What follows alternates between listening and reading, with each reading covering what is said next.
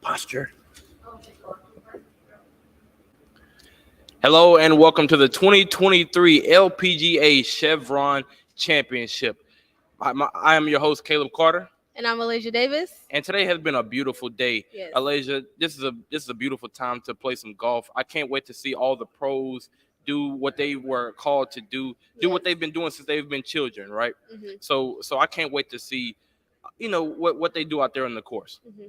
Yes, me too. I was able to speak with a few people, Lexi Thompson as well as Lizette Salas, very esteemed golfers in the sport of golf, very talented young individuals. I would love to see them play, so I'm definitely excited for that. But how have you been enjoying your time? We've been out here for a couple days now. You're absolutely right. I mean, we've been out here for a couple days now, and let me tell you, I've really enjoyed my time here. I've learned a lot about the sport of golf, right? I've been able to speak to Miss Lydia Cole, and one thing that she said that, every green doesn't play the same, right? Mm-hmm. That's one thing that I learned because she recently just won over there in the Ladies European Tour, and she had a victory over there. And she said that, the green and the fairways over there may be different than the fairways here in the States. So that's one thing that I can't wait to see Miss Lydia Cole do in this tournament. But when it comes to other things outside of the play itself, I've been able to explore some of the amenities here. And let me tell you, they've really done a fantastic job, Yes. Making sure that the first Chevron Championship here in Houston is done right. Yes. And one of the places that I was able to visit was the virtual putting center here at the Chevron Championship, where we got to virtually put the ball right. It's just like you're on the green, say here at the Carlton Woods Country Club. And it was an awesome experience. Yes. And luckily, we've been able to talk with the owners of that company, and they're here with us today. And they're out lakeside, so we'll throw it to them now, to the lakeside.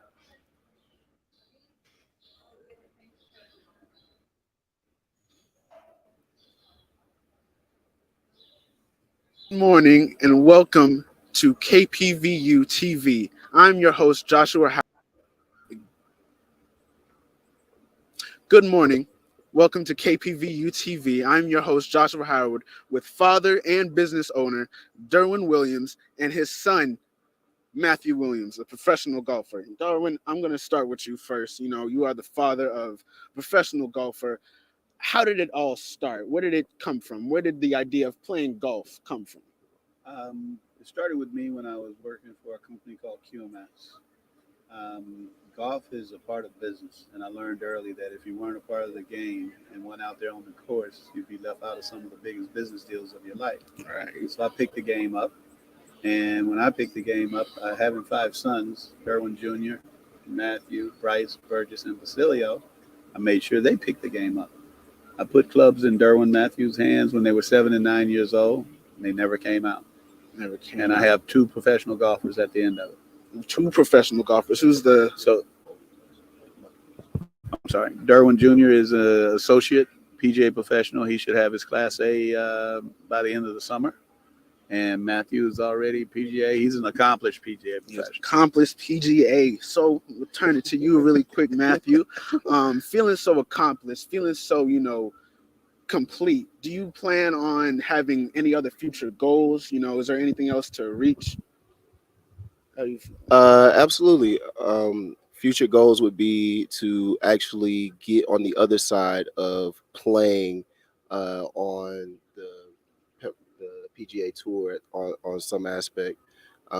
Being a PGA professional, it provides avenues for you to actually play golf in the section, which also allows you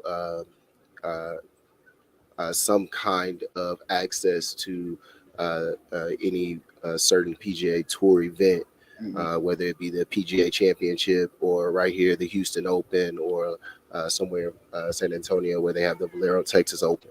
So the next step from a playing aspect would be to actually play a tour event. Play a tour event.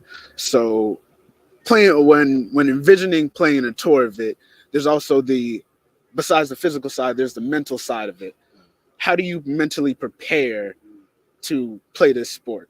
Well, that's a great question. So golf has this ability to identify the fact that things are in chaos in your life when you're actually playing. So when things aren't not in order in life, things will not be in order in golf.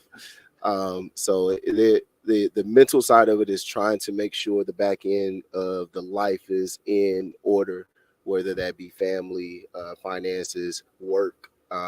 The two things that separate in what I do as a PGA professional is I actually work in the golf aspect of it. So you have the playing side of it, which is the golf professional, and then you have me in the working side of it, which is the PGA professional. They once at one point in time was one unit, and they separated as two. So it's just kind of merging into the playing aspect. You know, most people get into the PGA side of it because they enjoy playing, but it's still work at the same time. So the mental preparation is getting work in order so I can go play. He's being rather modest. He and Derwin are about to open their own facility, their own teaching facility, and that's huge here in Houston. If I'm not mistaken, it'll probably be the first Black-owned PGA I believe so. Classified or trained facility. New generation golf. I've been fortunate enough to bring Drivebox Houston to life. We have a mobile golf simulator that's pretty awesome. I had you guys in yesterday, and a bunch of the guys, got to hit golf balls and had fun. Yeah, didn't get a chance. I was sitting there waiting. I was like, okay, let me go to the restroom really quick. I missed out, but hopefully I get a chance. Of course, it's still available. After this, I'm making my way over there. Yeah, I'm here. But you know, talking about Drivebox, talking about that business, right? You started that. How did you start that? How did that That's a good question. So I've been in sales all my life, right? My whole entire career, everything from technology sales to medical sales, executive level positions. Working for corporate America is good. It's been good to me, but I always had this desire not only to play golf but to work in golf. Because I mean, if you get up and enjoy doing what you do every day, it's no longer work, right? So I started a company back in 2006 called Slap Off the Wall Golf, where I was actually building a entire golf simulator on site, whether it be at Jar Jar Brown or whatever the facility was. I would actually go in and build the room, and people were paying me to watch them hit golf balls. I enjoyed doing that. I was also trying to figure out how to take my setup time from 5 hours to 1 hour and still make the same money.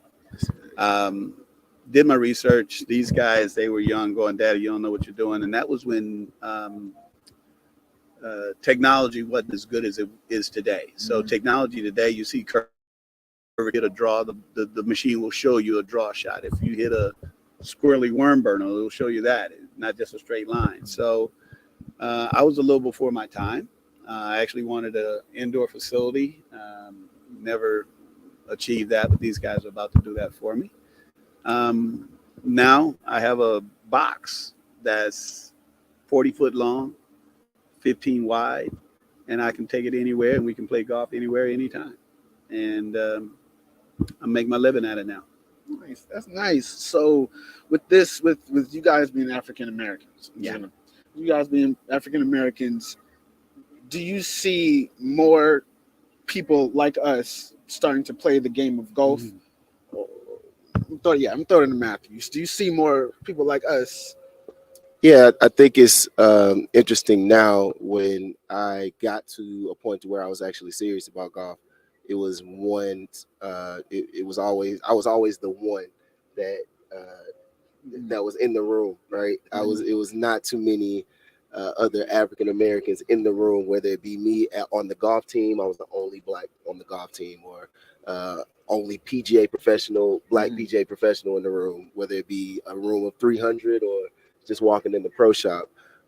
So now that is transitioned, I think we have not only Tiger Woods to thank for that, but we also have a black community that is getting a little bit more financially lucrative to where they can teach their children the game that is rather expensive, right? So I was fortunate enough to have a father that was able to not only have the knowledge to put us in the game, but have the finances to kind of back it.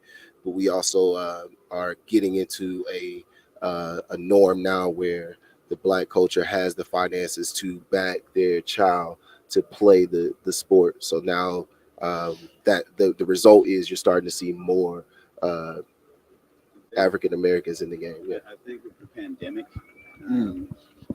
everybody was claustrophobic. You were inside. Right. And golf was the only true safe place you could go play. So a lot of people just gravitated toward golf, and the game started to grow. Being from Mobile, Alabama, and not too many opportunities to have golf at your disposal down there. I saw a need, and to make sure that my sons were abreast of everything that they had and everything that was out there for them. And golf actually gives you that. Golf is the game of life. And if you learn the game of life, integrity, honesty, all that falls on you when you're out there. When you're out there playing, if you move the ball and you move it and advance it forward, the game will teach you. It'll come back and get you. Taking a step back, looking at everything you guys have done together, and the rest of your kids are going to, hopefully be up there. Simple question: are you proud? I know it's a obvious question, but looking at it, being Black, seeing where we are now, seeing how elevated your son is, your kids are going to be. Have you ever taken that deep breath and just, wow, I made it. My kid's making money for me now. I don't. Well, we ain't quite there yet. We're not quite there yet, but we on that. We're on the way. We have people like Cameron Champ, who's an African American PGA professional. They were out here earlier at the Champ Foundation. I met his father. He came on the box the other day, and he had a young lady from Ghana. Afi, yes. She was outfitted by Ping and killing the ball. So to answer your question, I'm that's why I'm doing what I'm doing now, right? Because these guys are now all grown. I do have a 16-year-old Basilio, but he's a baseball fanatic. But he's got a great golf swing. But yeah, I'm pretty proud of where I've come from, and I'm pretty proud of the products that I have. I have 5, I call them grown men that are. I'm proud to say they're my sons.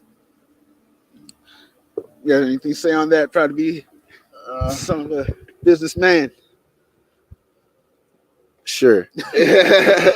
No, I mean, I think pride is I am proud of the life that I was born into. That my father is who he is. I am proud, but more appreciative of the things that I've accomplished in the game, the things that I've overcome as far as the odds, as well as just myself and my own barriers that I put on myself when it comes to just doing the things that I do on a daily basis.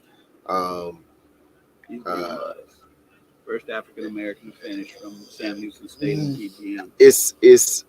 I'm first African American. Pride would put me in the forefront of a lot of the things that I'm doing. I think that a lot of my power comes from a different source. So I don't want to put who I am as the forefront of what I have going on or what we have going on. So I've definitely accomplished a lot of things. But I do think that it's only a matter of just seeing that I'm able to accomplish that, and that source has pulled me through that, so that there's only more that can be done. These guys, New Generation Golf and the name, but New Generation Golf is going to be a facility to where if you want to come and take a golf lesson in a hoodie, you come take a golf lesson in a hoodie, right? We're gonna sort of break the stereotypes of the game, and make people the norm. That's the next. Yeah, the norm will be accepted, but the abnormal will be accepted as well. So, your everyday guy coming in with a polo and dressed down, come on in. But that person that's running around with a hoodie and sneakers and We want you to play golf too. And the culture's moving that way. You have a lot of big names that, Michael Jordan's big in golf right now. Big in golf. Has his own golf course down in Florida, the Grove, 23, right? Charles Barkley's big in golf right now. Curry, the Curry Foundation. Everybody got a golf Curry, course. yeah, he has an entire tour for juniors that he puts out there. So, we as a family, Derwin not being here right now, but the three of us, we're trying to bring culture to golf and golf to culture. And you may see art in a teaching facility that you wouldn't see before. You'll hear music in a teaching facility that you wouldn't hear before, right? Yes. So, yeah, we're breaking that norm. Yeah, just to piggyback off of that, I think that's necessary, mainly more so because of where I've been in the game and what I've seen, the rules that have been placed upon me just on being my normal self, not being anything outside of, who I am as far as wearing long hair and having a beard, or deciding to have a hoodie on, or wanting to wear tennis shoes to work, or all these different things that in 11 years ago when I was working at a golf course was like, don't do that. Yeah, those now it's like Jordans and more hoodies. acceptable. Yeah, so I think it has gotten to a point to where it's acceptable, but it's also a level of places. We're at one of them where you're not just about to walk in and be, yourself. I understand. That's one of the things with Dropbox, the company, Adil Yang, who's the CEO of the company, and the group that's running that. One of their missions is that we take the box once a month into a community and have our kids that wouldn't normally play golf or wouldn't see golf. We can now expose them to golf. So, having a mobile golf simulator is pretty neat, not just for the economic factor of what it will bring as far as revenue, but also giving back to the community. And Dropbox is very big on that, Dropbox Houston. And I'm looking forward to taking it in the Third Ward. I'm looking forward to bringing it to Perryview. I'm looking forward to taking it into Sunnyside. They would all appreciate. We would appreciate that. We would definitely appreciate that. Yeah, getting exposed to golf, getting more exposed to. I was recently flabbergasted by this sport. I didn't know a lot about it. I knew a little stuff about it, but until I got here and started to see players and started to see, how difficult this sport is and how intense it is, and how you can't hear anything. It has to be very silent. It has to be very concentrated. And I'm a big fan. I'm a big fan of a focus sport. Seeing this golf course, seeing this big golf course, going hitting holes. I couldn't imagine myself doing this professionally. I just didn't think I have the confidence. But with you guys, helping other people that look like us, that confidence would build. So that's what we're trying to do. We're bringing culture to golf and golf to culture. So that's the bottom line. Doing that, I know having your own business could be stressful. Can you take us through some of the things you had to struggle with to get to where you are now? So Matthew sort of mentioned, on the fact of being the only one in the room, right? So when you drive up and you're pulling a multi-million-dollar operation behind you, it gets pretty intense. People start to look and go, well, how'd you get into this? What made you do this, that, and the third? Well, I was a little ahead of my time. I saw the technology. I knew eventually the technology and culture would come together, and it has. So it's rewarding.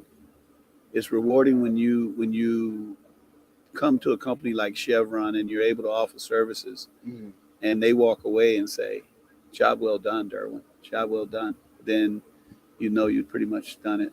But the money behind it, the economics behind it, it's pretty intense. It's pretty intense. I think it's more so just the finances, right? Yeah, we're just having the finances to go out and do the business plan that you have and perceive for yourself. But then the other side of it is just how much time have we put in to uphold someone else's establishment, right? And that's pretty much the give and take that you go into when it comes down to opening up your own versus, you know, am I going to continue to go work for somebody else? I feel you. I'd rather have my own than pick up somebody else's golf balls. But you know, switching back to you, competition wise, seeing your fellow peers play. I'm not gonna ask, are you intimidated? You're intimidated, but do you feel confident every time you step onto a golf course? No, absolutely not. And I think that's where golf has this huge appreciation to separate.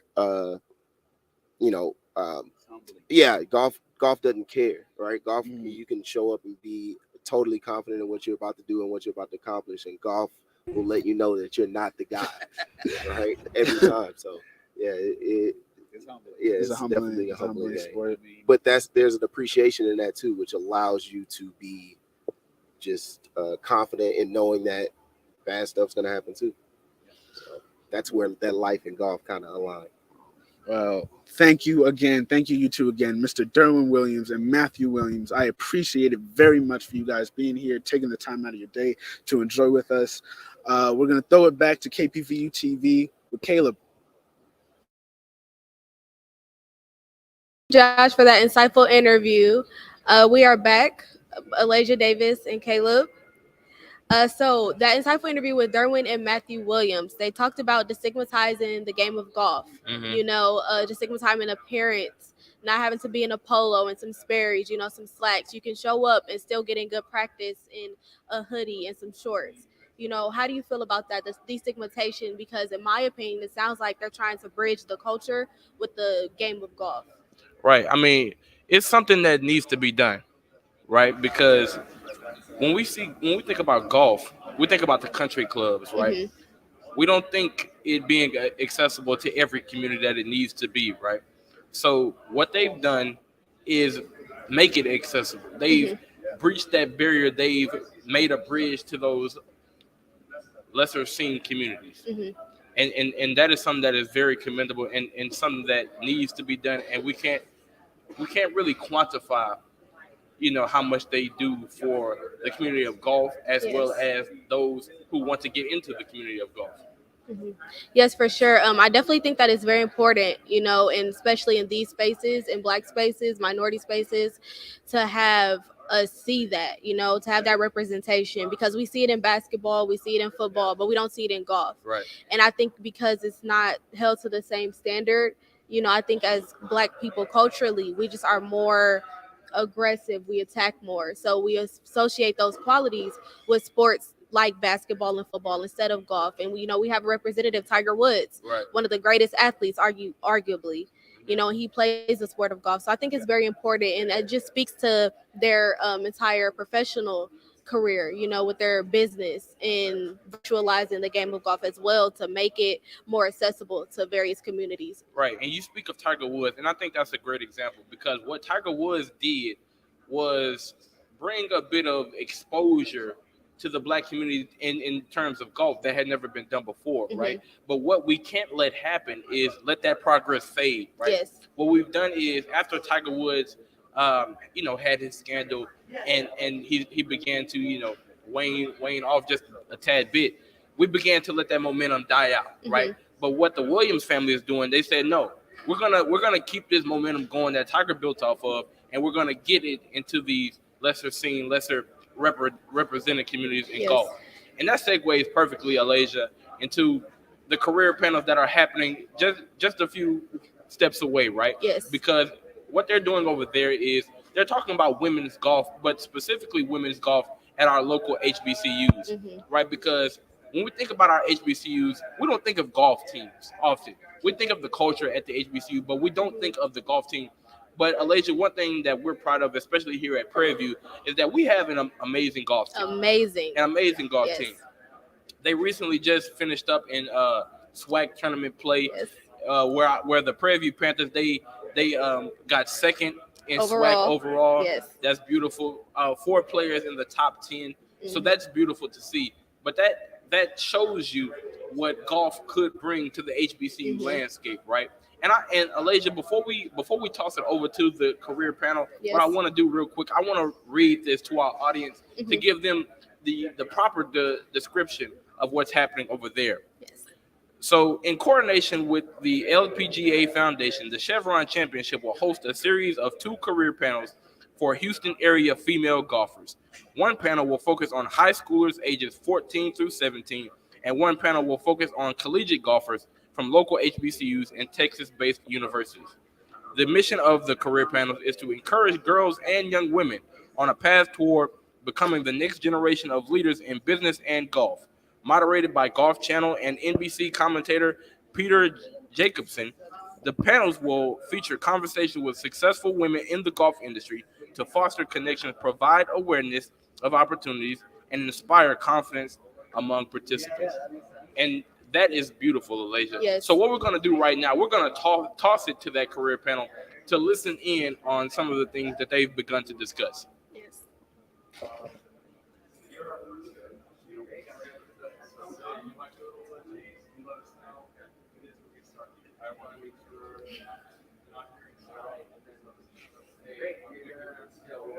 I don't know if we're good. Okay. Good. You Yeah, I gotta tell us. because it echoes.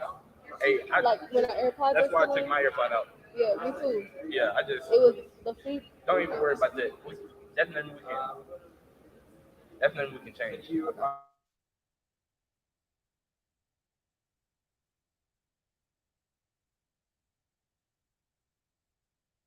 It gets tossed back, right?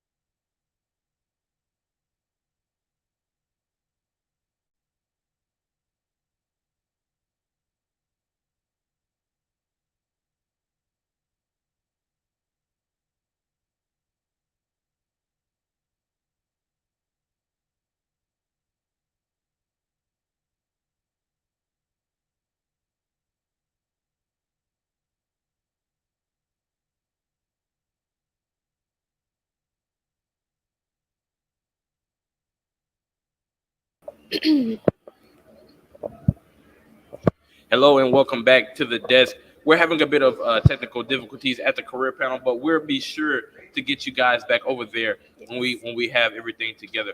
But Alasia, before we go back to the career panel, what I wanted to do is get your perspective on women's golf and HBCUs and what that could mean.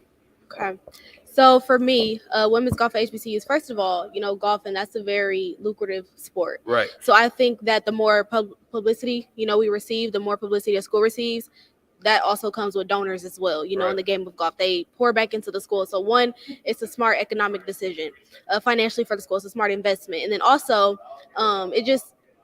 it broadens the talent, of young women in sports in general, because a lot of times I feel as though men are always kind of, catapulted to the top and they're put on a pedestal. This is the epitome of, a sport and how you play. This is the epitome of an athlete. Whereas, females, they don't get that same representation. So I think just by the more, the different sports, that a university has to offer, and the more they offer it, then we are able to capitalize on that, as young women and as a double minority, young Black women or young minority females, Right. Especially in reference to Prairie View A&M University. We have our very own, Amon Abraham, who actually is a co-anchor, on the show Panther Sports Zone, KPVU-TV.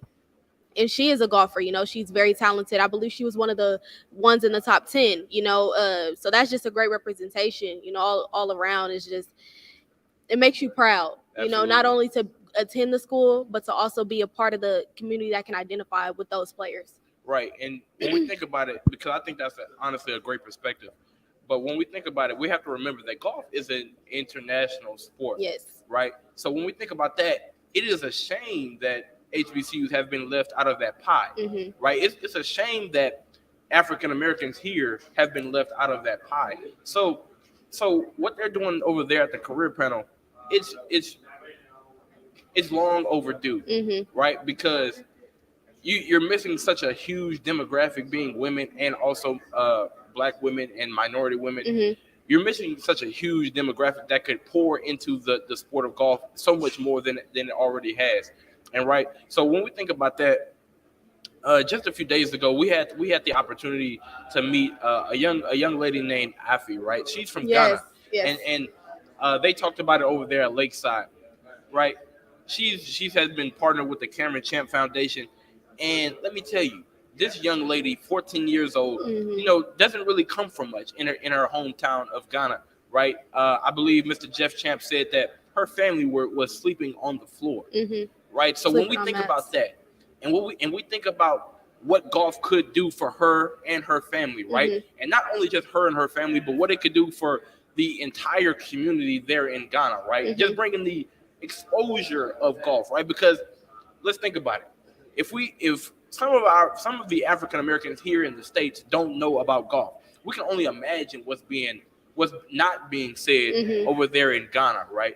So when we think about people like Afi, right? We need more people like Iman Abraham, Taylor Harvey. She's another friend of ours here at the station. And she's on the golf team. So when we think about people like that, what they're doing at the career panel is to be highly commended, right? Because I've said it once, but I'll say it again. This is something that needs to be done. Yes. Right. And what we're doing here at Prairie View, we're so grateful that it is being done at the career panel. Yes, I believe that it definitely revolutionizes the game of golf. Like you said, just that sponsorship, from Ghana, that really does just display how international it is, how international of a game it is. Just even thinking about the Olympics and just how, the Olympics is just how international that is. Golf, that can also be attributed to the same thing. So we definitely need that representation across the globe, not just, like you said, in America. There's some people, who have interpreters. They don't even speak the English language, right, but they're still here representing for their country, representing for their people, representing from their hometown. So I definitely feel like that's highly commendable for sure. And going back to young Afi, because I mentioned that she was 14 years old, similar to Miss Lydia Ko, right? Lydia Ko also turned pro at 14 years old. So when we think about it, this isn't something that you have to wait to a certain age to do. This isn't something that you have to go through the steps. You don't have to go to college necessarily to be a pro golfer, right? We've seen that with Miss Lydia Ko. So when we think about that, and the type of life-changing economics that golf presents. This is something that, like you said, is revolutionary. Right. So when we think about that, the Mac Champ this Invitational, document, you all have it on your Champ, table. I think it's a powerful tool to in the Mac use Champ because Invitational, what they did when was you were at Florida Southern, I know when I was in college, I had a very narrow bowling alley of focus. I just wanted to do this. And playing golf got me out of bed in the morning, and it got me excited about life. And I think this is a tool. If you know at some point that the tour isn't for you, the LPGA tour isn't for you, there's so many places that you can go. Look at this event here, the Chevron Championship. This is an event that was created. There are operations, there's tents, there's food and beverage, there's concessions, there's media, there's all these opportunities to stay in the game. If golf does get you out of bed in the morning, that's the most important thing. So being a senior writer and being in the business for so long, it's taken you literally all over the world. Yes. And you've met people you probably never would have met and done things you never would have done. Absolutely. This game is filled with a lot of powerful people. I definitely agree with that, and I think just us being here, brought on here because this is not a college thing. This was this a job. matter I of meet contact, so many cool who people. who you are in touch with. Right. So just us being here, definitely, to be that's a stepping stone in the right direction for us to be occupying these spaces, get our faces out there, let people know, hey, Prairie View A&M University, we're good at golf, we're good at all of these sports. Right. We are a Black institution, so we can diversify, a lot of spaces. So I definitely think that's important. You also touched on something, becoming pro at such a young age. I was able to speak with Lexi Thompson, and she too went pro at age 15, won her first LPGA at age 16, which was an amazing start to her golf career. Right. And from then, she just kept going, has won several times, I think 11 championships, if I'm not mistaken. She's won 11 championships, and now she's here, trying to get her second Chevron, her second LPGA Right. championship. So definitely, a way to start your life early, Mhm. and just. And one thing that I was looking at while reading over the career panels again is that it wasn't just focused on golf, right? Because not everyone has the ability, let's just face it, to turn pro, right? Mhm. Not everyone has that skill set, but what they do have the skill set to do is be affluent businessmen and women, right? And that's the thing that I love about golf, because it's a cliche, but I think it holds true. Is that business deals aren't made at the football field. Business deals aren't made at the basketball stadium. Business deals are made here at the golf course, right? When we think about NASCAR, that's where the business deals are made. So when we think about what they're doing at the career panel, they're not just building up female golfers, right? That's not what they're only there to do. What they're there to do is build up female golfers, but as well as build up female business women, right? Who can go out into the world and create those opportunities like we've had here today with Chevron, with the Accenture, right? With the Prairie View A&M University.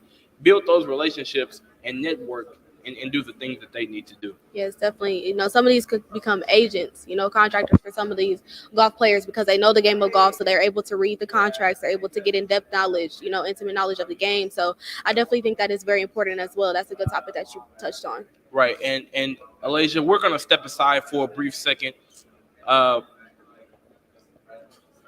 we're gonna toss it to the career panel. I think we're up and ready now, so we'll go to the career panel where we get to listen in on women at HBCUs in golf.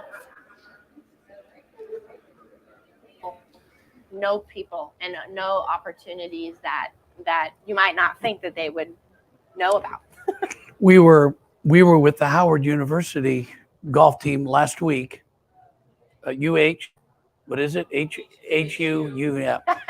And we had a speaker, Jeremy Eisenberg, with Octagon, and he made a really good point, really smart point. He said golf sits at the intersection of all business, medical, legal, finance. It doesn't really matter. Just about everybody plays golf.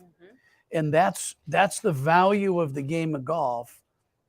It doesn't really matter what level you play it. Correct. As long as you reach out and you are proactive to move in the directions that you want. There's so many opportunities today, I think more so than we've ever seen for women in golf.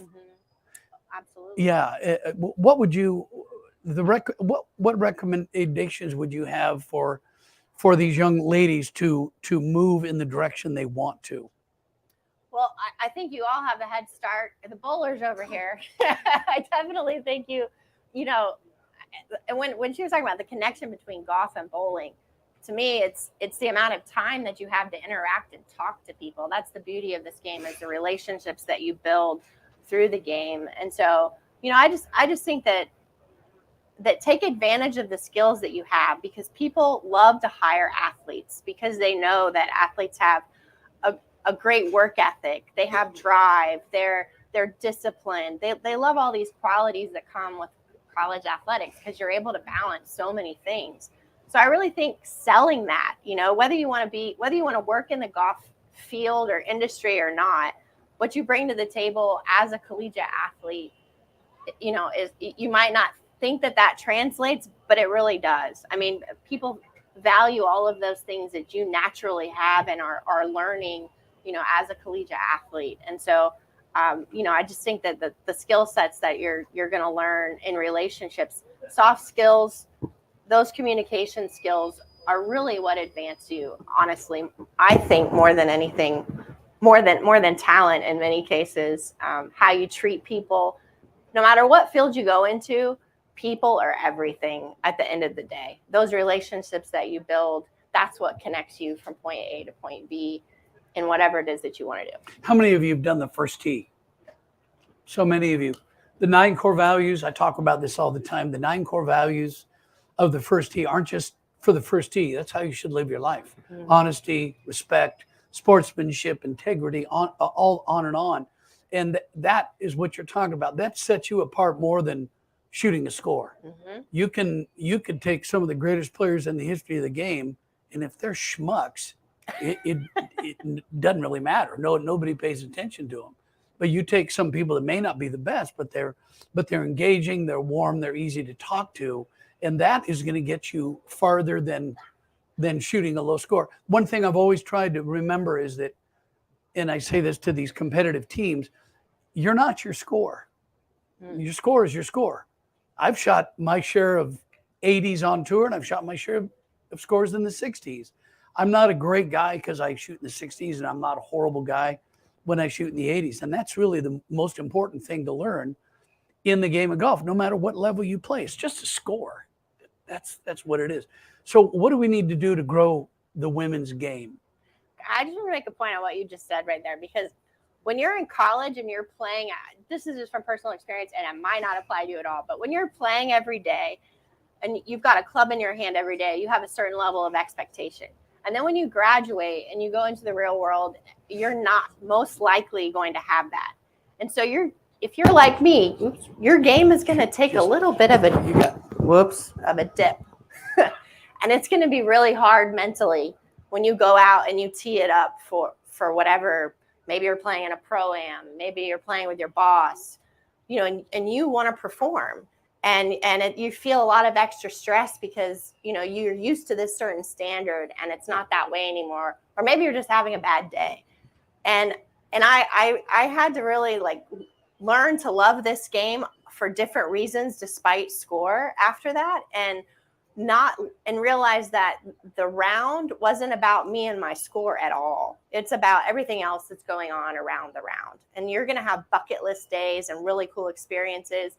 And even if you're not playing your best because you're used to a certain level, you can still enjoy the heck out of that day. And you can meet some really great people. You can make some great lasting relationships and just enjoy what you're looking at. Because I haven't played very much golf at all this year, and I'm going to go play 2 really iconic courses in a week. And I'm really nervous. Where are you going? Well, the Women's Open is at Pebble Beach for the first time ever, which is amazing, the U.S. Women's Open. And the men are at LACC, and the women will eventually be at LACC as well. And so the USGA has this really cool media day where when they're basically in a close locale like that, the 2 Open championships, it's a great way to get men and women, but mostly men, who typically just cover the men's U.S. Open and don't go, do anything with women's golf, that they get kind of a 2-for-1, right? So come play LACC, and then we'll go play Pebble Beach. It's like an amazing day, right? And I'm guessing I'll probably play with an LPGA player, and I'm really nervous. I mean, I haven't played. Remember, you're not your score. Right. So, but I've been giving myself these pep talks that it's okay. It's okay if I embarrass myself. It's okay if I don't have my best round ever at Pebble Beach. I'm going to play Pebble Beach for work, So it's all about perspective and what it is that you're doing, and realizing, how many amazing opportunities that this game can unexpectedly bring you for years and years and years and years and years. Okay, I'm going to put your mind at ease. So let's say I'm the pro in that group. First of all, I want to get to know you, because I think one of the things that, and I mentioned this at the Golf Writers Dinner, as a professional golfer, it's my responsibility to connect with the media, because how else am I going to get my story, whatever my story is, how am I going to get that out if I don't have a good relationship with you? So it's my responsibility, number one. And number two, no matter how poorly you play, I've played with somebody worse. Believe me. So I think just to put your mind at ease, you're out there to enjoy the day. Right. And whomever you're playing with, it maybe has never played Pebble Beach either. You don't know. True. So just enjoy it. And you're playing LACC North where the US Open is. I played there a lot. That's a huge golf course. Tough. And you know what's behind the 13th green there? Playboy Mansion. Really? Yeah. I did not know that. Yeah, I played there in college and I was climbing the fence trying to, and the hedges have grown much, much bigger now. The one thing we talked about at Howard, one of the men on the team had talked about attitude and getting upset with scores, and I, what's that? Yeah.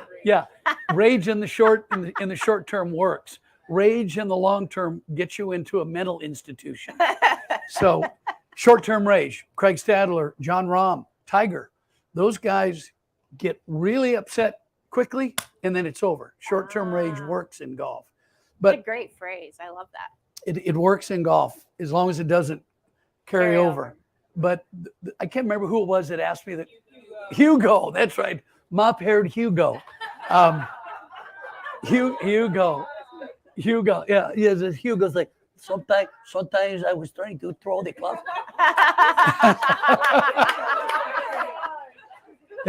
Yeah. Hugo's from Spain. Yeah, and his hair's like here, so he's always looking at you like this, you know. Sometimes I think but he said, I get really upset. I said, remember, Hugo, you have to step back when you get really pissed. Step back and say, look, I choose to be here. You all choose to be here today, and you choose to go play in your conference championships in your tournament. You choose to do it. So when you're really upset, just stop and say, I don't have to be here. You can walk in and quit. Some players do. We've seen that happen too. But yeah, so make sure you tell Hugo we talked about it. Please do. Why don't we get to some questions? Does anybody have any questions for Beth Ann? Because she has to go to work. You've got to get out and talk to the players. Does anybody have any questions for Beth Ann? Sure. So I'm also a writer myself, so I want to hear more about the transition from. Oh, Mike, here, let's get you. Yeah, let's get that. From out of college straight into the workforce. Wow. So Here, would you ask the question again? yeah. Hi again. Hi again. My question to you is your transition from being a college golfer to working in the industry that you picked. Yeah, so I did feel like I was extremely well prepared based on my internships and what I learned, in my classes. If you're in comms, pay attention to your ethics classes more than anything. Nothing is more important than your reputation and media ethics. And I think that foundation gets you everywhere. But saying that, when you take any kind of entry level job, you're going to be doing stuff that you're not really excited about, and that continues on throughout your career, because being able to adapt to an ever changing media environment is crucial. And so, I would do some things that were, I remember that summer being sent to go to the girls' junior, which is where I met Michelle Wee for, a few months into the job. I'm on an airplane going to Connecticut and figuring out at 22, we didn't have Google Maps then. So I'm printing out all my directions and hoping I don't make a wrong turn. But looking back, I don't know how I did it. I don't even think I had a cell phone. But anyways, I did feel well prepared because I had a great foundation at school, and I took my internship seriously, and I was the editor of the student newspaper, and I had a lot of experience already managing people and a lot of writing, a lot of clips. It's huge to have clips. Just having the degree isn't enough.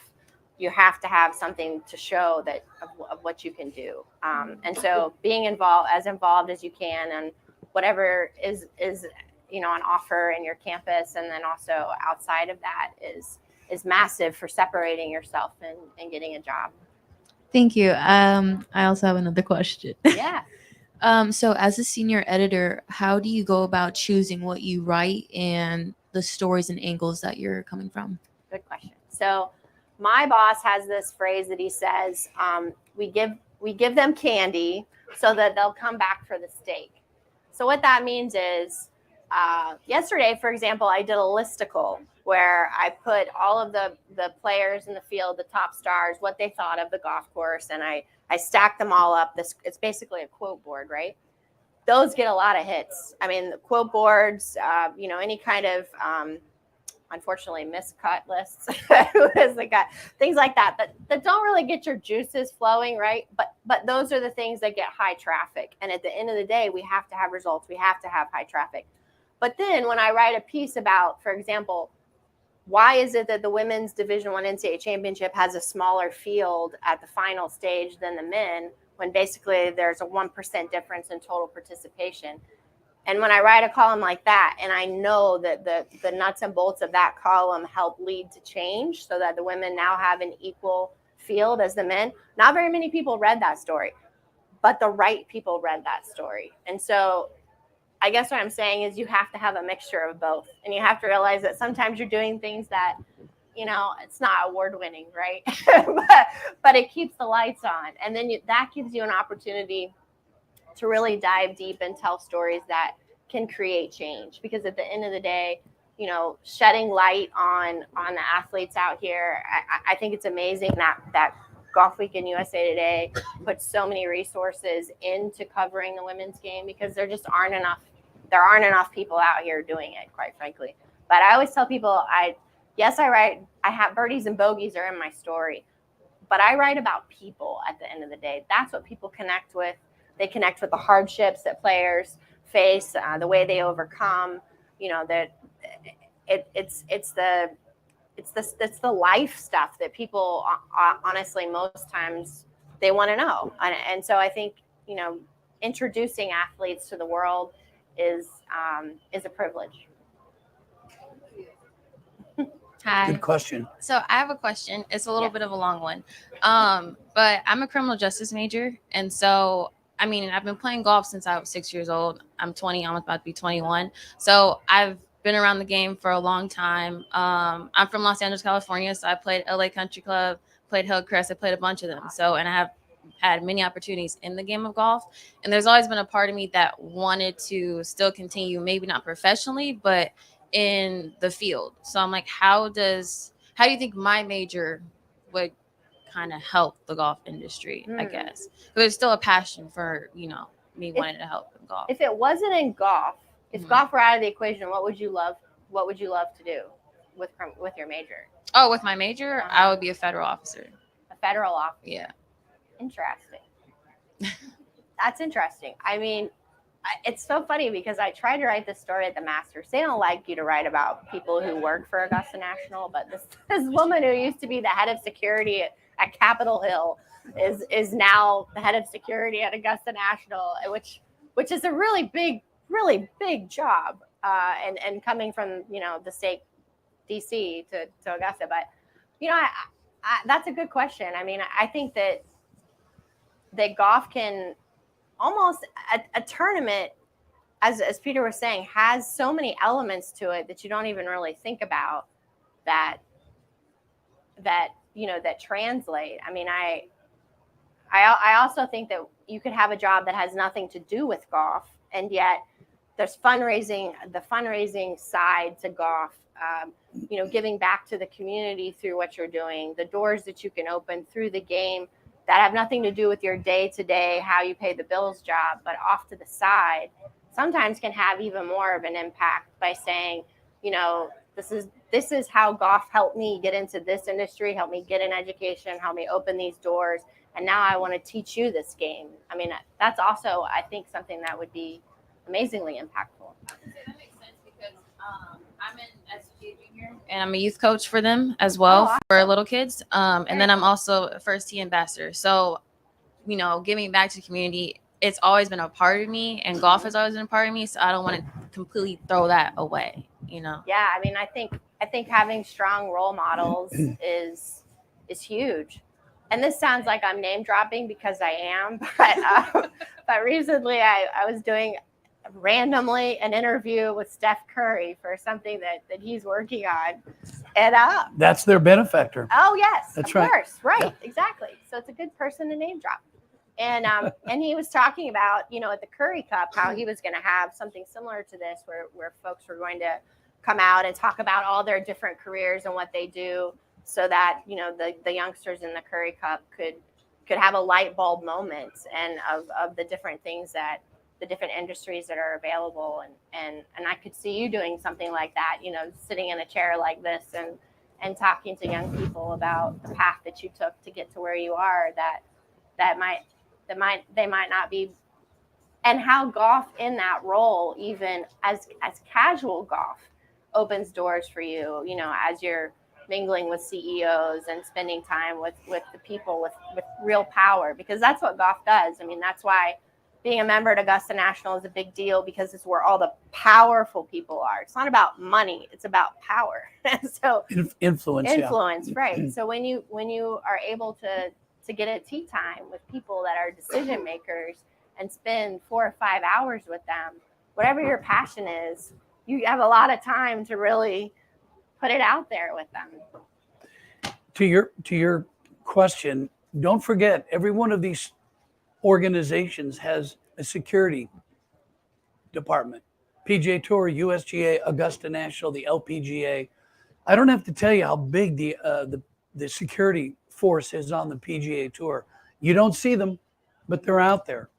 And you can imagine Tiger Woods, who is the greatest, he's got 6 to 8 either in uniform or undercover police officers with him. So, and they usually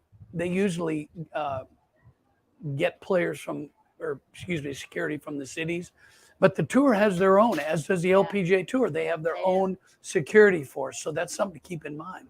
Again, they travel the world. Everything in this, everything you do has some component of life, business life. Okay, we have time for one more question. We don't have any other questions. Okay. Beth Ann, thank you so much. Good to see you. Thank you. Great to meet you. Thank you so much. And if you have any questions, Peter has my email too. All right.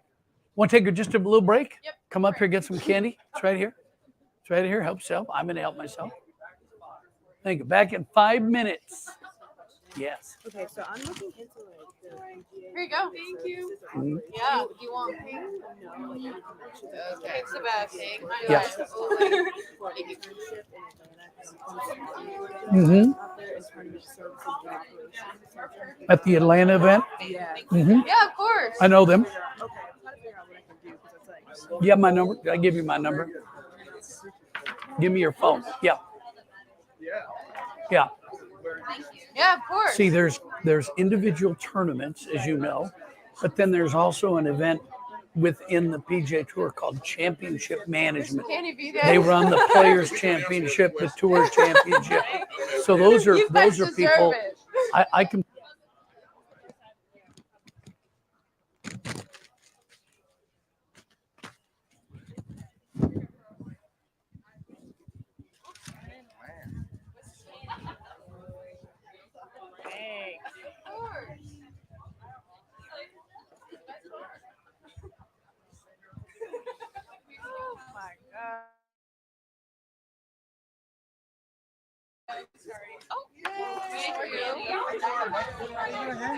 And I take some candy out of your hand. Even trade.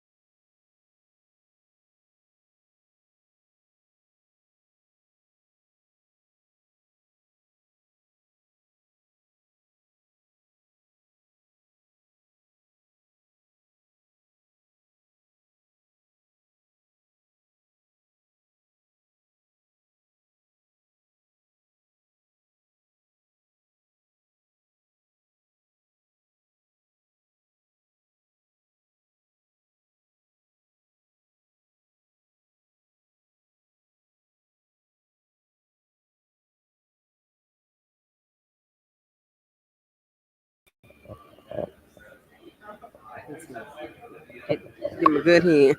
Hello and welcome back to KPVU-TV. We're here at the desk. I'm your man, Caleb Carter. And joining me, we have Miss Connie Harrell from the Chevron Law Team. Miss Connie, how are you doing today? I'm great, Caleb. How are you today? I'm doing great. Thank you so much for joining us.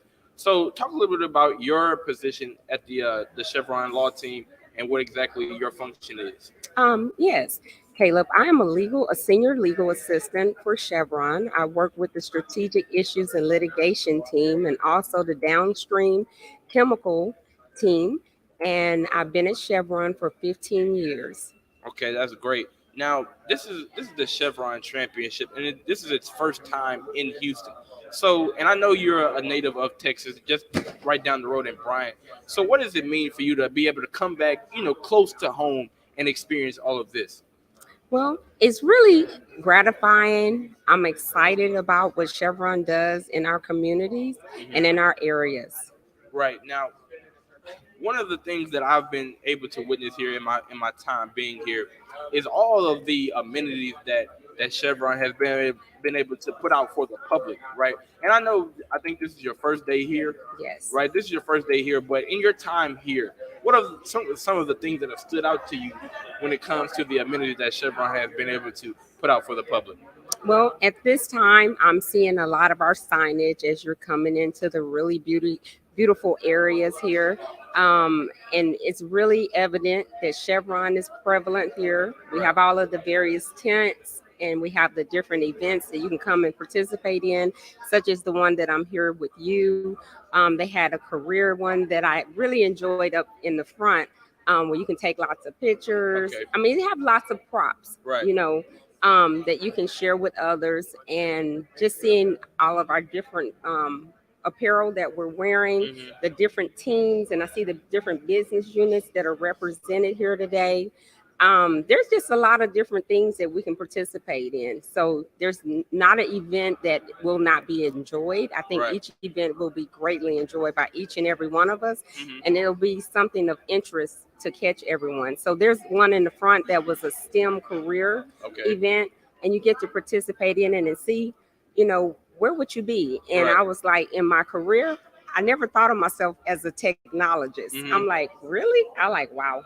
So that Right. was pretty interesting for me. Right. And one thing that I can definitely agree with you is that Chevron has really went all out for Yep. this event, right? Because in being here, some of the things that I've been able to explore is that I think they have a Nike store where you can customize your own shoe, and they raffle it off to you. You can possibly win that same shoe that you customize. That is so awesome. They have a virtual golfing center, right, where you can act like you're getting on the green, just like these professionals here today, right?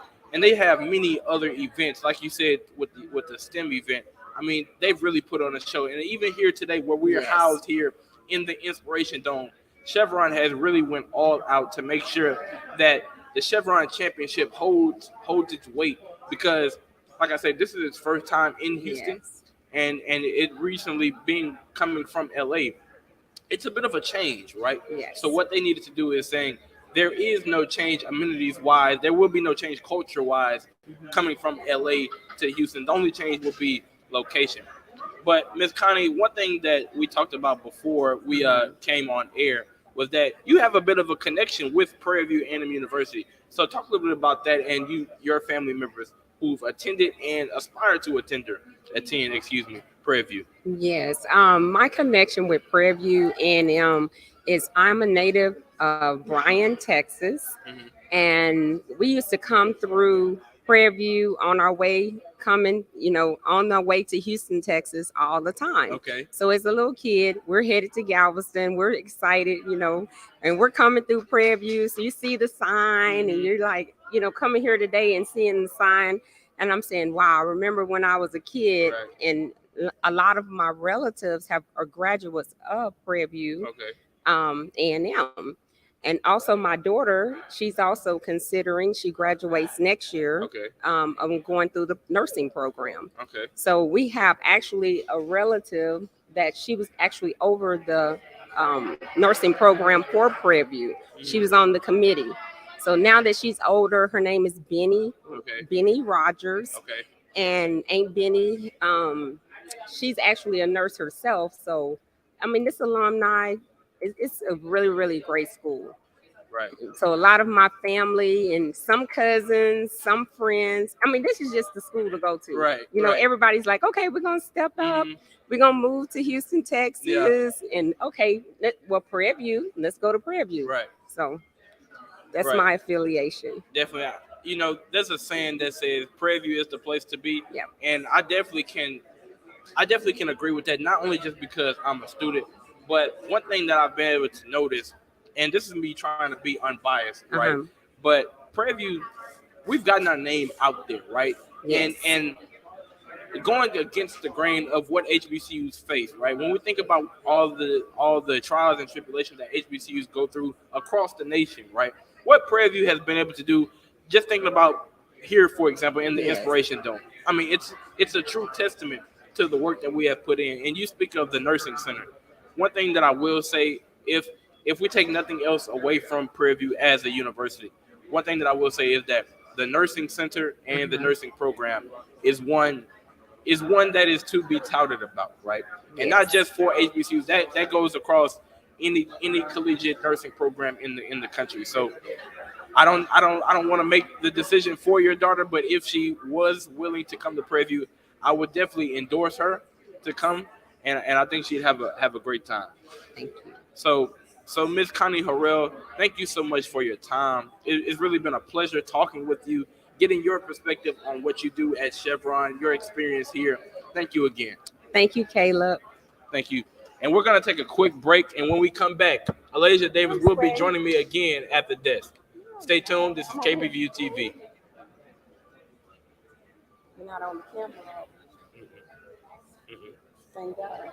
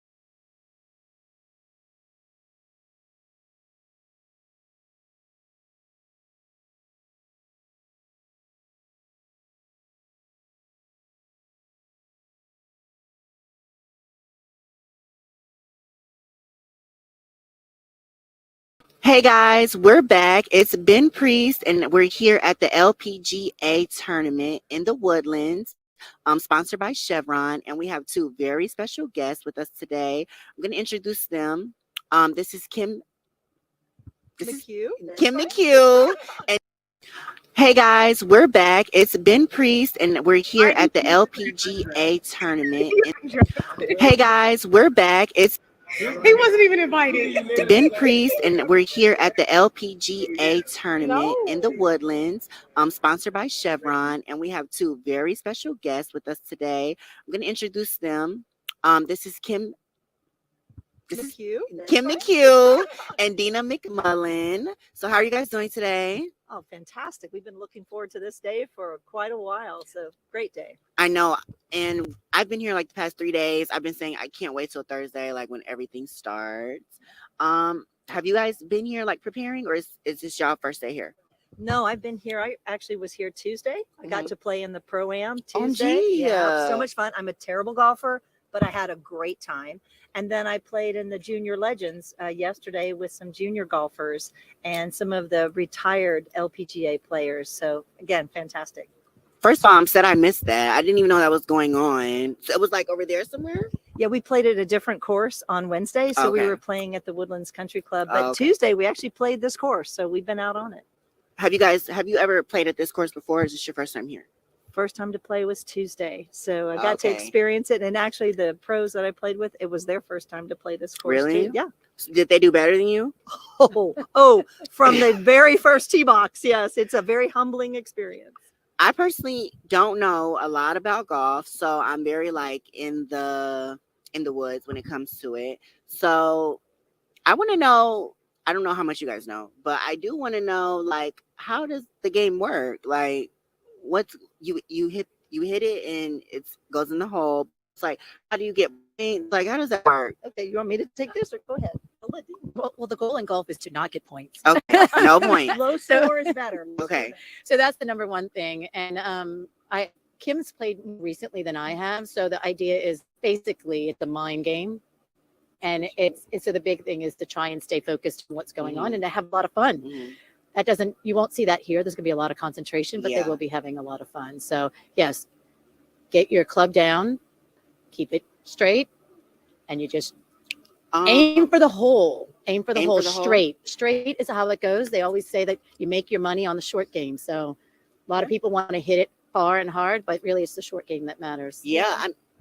We say drive for show, putt for dough. So they make their Drive for money show, on the putt for green. dough. There you go. I love that. We love dough over here. And I was just gonna say, like how you're saying, like it's a mind game. The interview earlier, I think his name was Derwin. He did say, like when you're playing golf, your mind has to be clear, and that like advice really resonated with me because I feel like even in my field, you can't interview, you can't talk while you're thinking about personal things. So do you guys agree? Like in the fields that you guys work in, do you feel like that plays a big part? Absolutely. You've got to have the whole balance of your life. So you've got to have the personal, you've got to have the physical, right? You've got to have your emotional, which is kind of right in that space. Golf's just like life. When things aren't going well in life, it kind of trickles into other parts, and then it's hard to really perform well. So as a mom, I'm a better mom when work is going well. I'm a better at my job when my family life is going well. So yeah, I think they were spot on. And you can't think about a lot when you're out here. If you've got all these things going on in your head, it's hard to hit that little ball with that little bitty head cover. You feel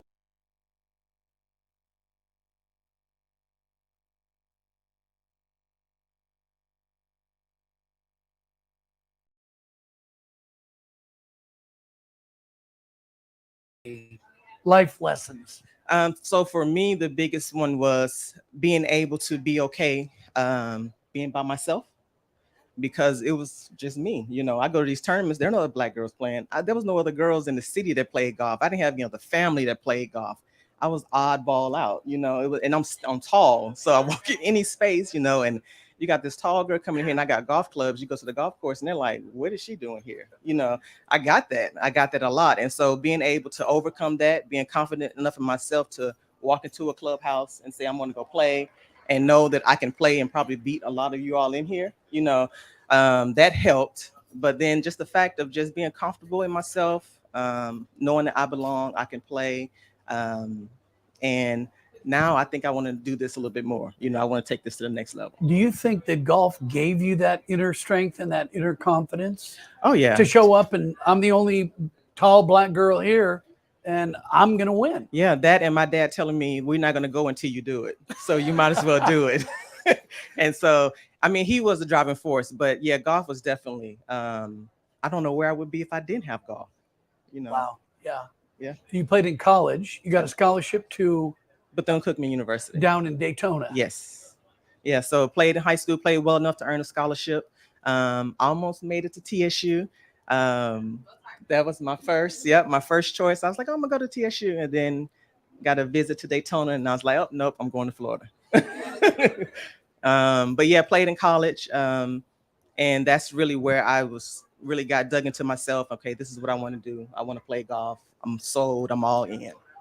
And so, What did you think about a professional career? I did. So once I got into my last couple years of college, my game really improved. And so I'm like, I think I want to play, try to play on the tour. My dad is always in my ear. You can play on the tour. We can do this. We can do this, So graduated college. I did 2 years on the Symetra tour. And I remember the last day on my last tournament, I was like, nope, this is not for me. And I just walked away. What was it about that you didn't think was for you? Now I know, looking back, I was about to have a panic attack on the 18th hole. I really was. And I didn't know at the time, and I'm struggling, I'm not playing as well as I should be, or I thought I wanted to be, and just couldn't figure it out. Just every tournament I'm going to, and I'm good day and then a horrible day. I just couldn't get 2 good days together. And it was just a struggle. And I remember playing that last tournament, I got to 18 and I said, you know what? I'm not doing this anymore. And I hit that last shot, got it on the green, put it out, and told my dad I was done. And what did he say? And he left me alone. He kind of, he was sick at the time. And that was a part of it too. My dad had cancer at the time. And so it was just too much. It was just too much of time. And I was like, I think I'm done. And he was like, okay, well, we'll figure something out from there. Well, I think it's really brave. I had a lot of friends. I played at Oregon, and I was good enough to get on the tour, but I had a lot of friends that played on the golf team with me that didn't do that. And they went out and they tried to play mini tour golf, and then they kept pushing. They ran out of money. And they got bitter and they got angry and they got ticked off about the whole thing. And now a lot of them don't play golf because they're mad. Yeah, I did the money thing. I maxed out credit cards trying to pay for it to travel and go to these tournaments. But I quit golf about 2 years. After that last tournament, I didn't touch my clubs for 2 years. I went back home, I stayed, and I became a gym rat. So all I did was get up and go work out. And I decided, I think I'm gonna go to grad school. So I enrolled in grad school for 1 semester. And I said, nope, not doing that. And so then my parents, though, I commend them. They left me alone. They didn't push, And so I would get up and go to the gym. And so my dad was like, as long as you're getting up and going to the gym, we go figure this out. And so I would get up and go to the gym. And then one day he literally was like, let's go to the driving range. And I was like, and he left me alone. And he just kept pushing, let's go to the driving range. And I was like, So finally one day I was like, okay, we get up and go to the range. And the pro at the course is like, where have you been? He's like, nobody's seen you. And I was like, oh, I don't play golf anymore. I work at a bank. I got a little part-time job as a teller at a bank. And he was like, Milana. And I was like, yeah, I'm done with golf. I don't know. I'm not feeling it. And he's like, well, work here part-time. So I quit the bank and got a job at the golf course part-time. I was part-time for maybe a month. And it turned into full-time assistant golf pro. He gave me a title and saying, you're doing this, you're doing that. And it just turned into, okay, now I'm working at a golf course. Wow. Yeah. And he said, so it brought you back. Yeah. And wasn't trying. It was just, I'm trying to figure out what I'm going to do. And he's like, come work here part-time. And it turned to full-time. And he's like, you need to become a PGA member. And I was like, what is that? And he started explaining that. And it's like, you need to get in this program. You can do this. And I was like, okay. And then I got into it. And I'm the type, when I see something or I have a goal or end goal that needs to be achieved, I'm going to do it. And so when they showed me the layout, it takes 2 years. You got to do this. You got these different levels. And I'm like, okay, I'm going to do it. And it took me 4, but between work and everything, but I got it done. And so then I got my PGA membership. What's the roadblock today in golf? Because there are so few African-American LPGA players. What's that roadblock? Is it it's resources, multiple, access? Yeah, multiple things. Resources for sure. The access. I learned after my stint that you have to have a team. You have to have people that are there go be with you all the way through this, financial, support, mental support, emotional support, your coach. You have to have a circle of people around you that's saying, okay, this is the goal, we're going to make sure you get there, and they're going to make sure you get there. And that takes money, time, investment, all of that. So isn't it amazing? I'm much older than you are, but when I started playing, there weren't many driving ranges at courses that I played, because driving ranges were basically just to warm up. A lot of courses I played, you'd go hit balls down a fairway just to warm up. Nowadays, the driving range is huge because all these training tools, technology, launch monitors, TrackMan, all that. Do you think that's going to advance the game, or is that going to hinder the game? Oh no, I think it only advance it. I think the more information you have and know about yourself and your game is going to help you improve. Didn't have any of that when I was playing. We taking Polaroid, just the big VHS, video in your swing. But I think the technology is just going to advance it. I mean, it can't help but help it. I was looking through my drawer, and I pulled out some Polaroids, the kind of come of me at address at the top at Impact when I was in college. Yeah. And I'm thinking, wow, has this come so far? I've got a swing app on my we all have these swing apps on our phones. I have the VHS, the old video cassettes you put in the VCR in a trunk in my parents' garage of me swinging, of my dad videoing me swing. Yeah, have the whole trunk. You're obviously, are you big into instruction as well? Do you give a lot of lessons? Not right now. I did before I took this position. I did. I taught all the time. Now so much my focus is more on my girls program. And I do little lessons here and there, but not as much as before. What's the most, in your give me the top 3 things that somebody needs to do, anybody needs to do to play good golf? Top 3. Study the game. You got to study, practice, and top 3, study. You got to study, practice, and just be dedicated. You just got to be dedicated to it. Anything, I battle going to the gym, working out, so I got to make sure that if I want to do this, then I got to get up and do it and got to be consistent with it. Yeah. Got to be consistent. Any questions for Milana? Yes. Yeah, let's get that microphone. Who's got there? It is. Hi. Hello. It's on? Yes. Hi, I'm Lauren Robertson from Texas Southern University. I just wanted to touch on the lack of resources that Black girls have in different types of sports, not just golf, also like soccer and so on and so forth. What does your program do to help bridge that gap and give those young girls the resources necessary so that we will see more representation of us in those type of sports? So the position I'm in now at Herman Park, I'm the GM. So I have the ability to provide that access. So with my girls program, that's big. So I want to make sure that any girl that I run into or that hears about the program can come practice. There's no cost. So I'm trying to alleviate that in the initial getting you involved. After that, then we have to work on some resources to help you continue on the line. But to get into the program, you can come to the golf course, you can practice, you can play. I have people that have donated items, clubs, clothes, shoes, whatever you need. If I have it, I'm going to give it to you to make sure you have what you need to get going. And so I'm more at grassroots level, getting you exposed or access to the game. And then hopefully partnerships or relationships I have can be enough to get you to the next step of where you want to be. I think having the access is important. So if you hear about golf, I've seen this sport, or how can I play this? And if you're a girl and you're in Houston, hey, you can come to Herman Park and get this practice that you get that access that you need to the game. I think if it's, and there's other organizations around that provide that, but I want to try to do it where there's no cost. And my focus is on Black girls, because when I was 11, there were none. It was just me, and I didn't want to play. But if I had other girls around me that played, or friends or family, that might have made that 4 or 5 years transition much easier, and I might have took it serious much sooner. That's fantastic. I think familiarity to the game, just being able to go out there every day or 4 times a week and not worrying about having to slap down $10 or $20 or whatever it is. Yeah, that's great. Yeah. Congratulations, good for you. Yes, Kendall. getting your exercise in. Hello, Miss Milana. Hi, Kendall. Hi, Kendall Jackson, sophomore sports management major from Houston, Texas at Howard University.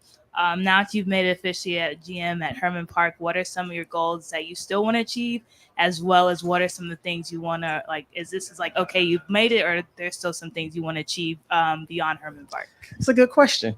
So have I made it? No. Now, I'm gonna come back to you. I'm gonna ask you a question, but picturing where I am now, I didn't know I was going to be a GM. You know, when I started working, I was just working. You know, I'm going to the golf course. This is my job. And so as I started to work, I saw what kind of needed to be done, some things, you know.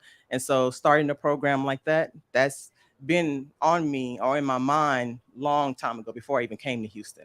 But the position I'm in now is making it available or possible for me to do that.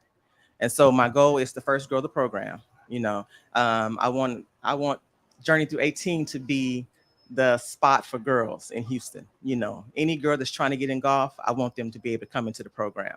And I do this program does whatever we can to get them where they need to be. That's my first goal. Second goal is just to grow as much as I can, you know, learn as much, try to reinvent myself a little bit, you know, staying not relevant, but staying knowledgeable of the sport and what's going on in the industry and what's needed and what can I do. Next step, I'm not sure. You know, I always stay open, you know, but it has to go along with what I want to do for the game. So as long as I feel like I'm continuing to grow the game, grow myself, and just give back, then I'm open to that. I'm open to that. I like where I am at Herman right now. You know, I like the position I am. I like the staff that I have, you know, what we're doing. We're a public course, you know, which is where I started. But we're a public course that does about 50,000 rounds a year, busy tournaments, you know, instruction programs, and I'm running that, you know, so I like that. I like where I am. And so not sure what much more we can do. And so I'm looking now to the foundation to see as much as we can grow that along with the golf course. What are your fundraising? How do you raise funds? So this is my first full year. So I had a golf tournament in November of last year that really helped boost this year. So I'm going into this year like, okay, I can do some things now. And then now I'm just looking for sponsors. So I've created a couple of packets to pass out. We're doing different events throughout the year. And so just trying to get sponsors for each of those little small events for the girls. That's great. That's great. Yes, Jenny. Oh.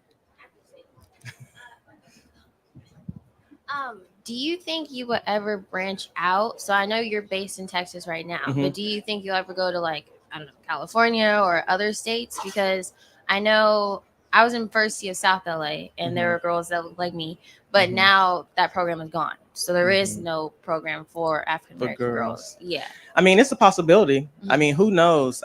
I'm literally doing this as I go. You know, I've had this dream of wanting to start something for girls, you know, and I've started it. And so now, you know, it's starting to grow. You know, I have like 50 girls registered in the program. And so we have our classes, and I've been having like 20, 25 girls come to classes, you know, so it's good. And so if I'm able to, I shouldn't say if, when I'm able to, you know, expand this to partner with another course in another state to say, hey, let's do Journey Through 18 there. And these are some of the things you need to do. Yeah, I'm definitely open to that.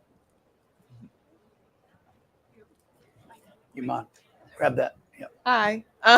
Hey, Iman. I'm Iman. I'm Alana. So I know you mentioned growing a community at Herman Park and growing and having these amazing junior golfers. Is there anything that these junior golfers have taught you since being around them and being around these amazing ladies?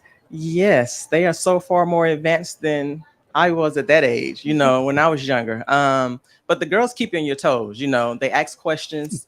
They, you know, they're very engaged, which is good because that just makes the program better. You know, you get girls that come and they practice their hitting, they're asking questions. Why is my ball doing this? Or how can I do that? You know, or what do I need to do? Or can we go do this? That just keeps it, you know, keeps it live and keeps it active. And then the parents see that and that makes them want to bring the girls even more. But I love the girls. I know I love the little girls and they come in, you know, and I'm like, y'all ready? You know, and we just go. But I mean, it's part of it, you know, and that's why I want y'all to come back so they can see you all, you know, when they come to class and they see the older girls that play golf, you know, and And Iman has come a couple times. Kendall has come quite a bit.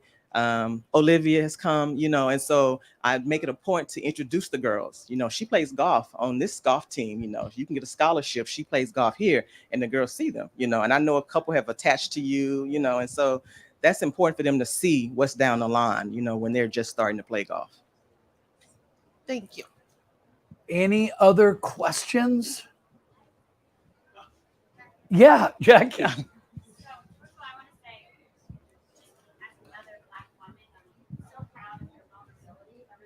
Talk about how well it worked. First of all, as another Black woman, I'm so proud of your vulnerability and what you've achieved and how you're willing to tell the story, you know, when it didn't work out. Mhm. Secondly, I want to commit to you that I want to come support your golf tournament in November. And I know a couple of golfers. So, Okay.